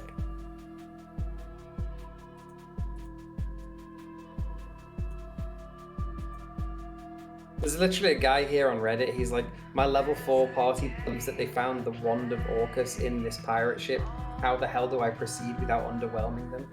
I'm looking over the fucking Wand of Orcus thing here for the Rival of Frost Maiden, and what it is an exact replica.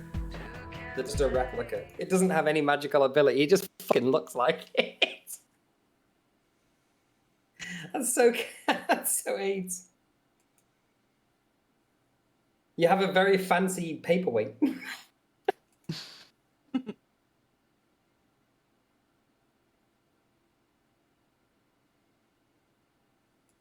Oh dear.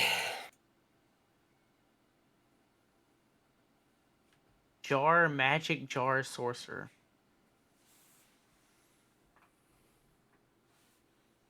What?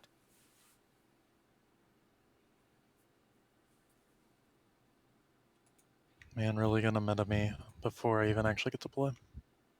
Yeah. Get mad. Yeah, I was trying to find out, like, why do you have an AC of only 13? Now I see, because you're a sorcerer.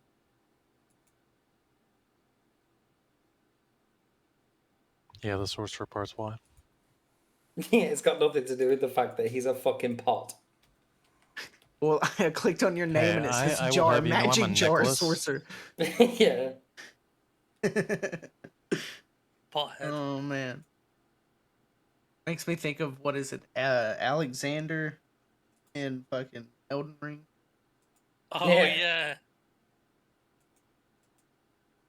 Man's brittle. Well, the fun part is my AC is 13, but it doesn't really matter because I can't really die unless you break the necklace. Interesting. Meta? Don't forget to attune to your Bloodwell vial. file. Oh yeah, I'm already attuned.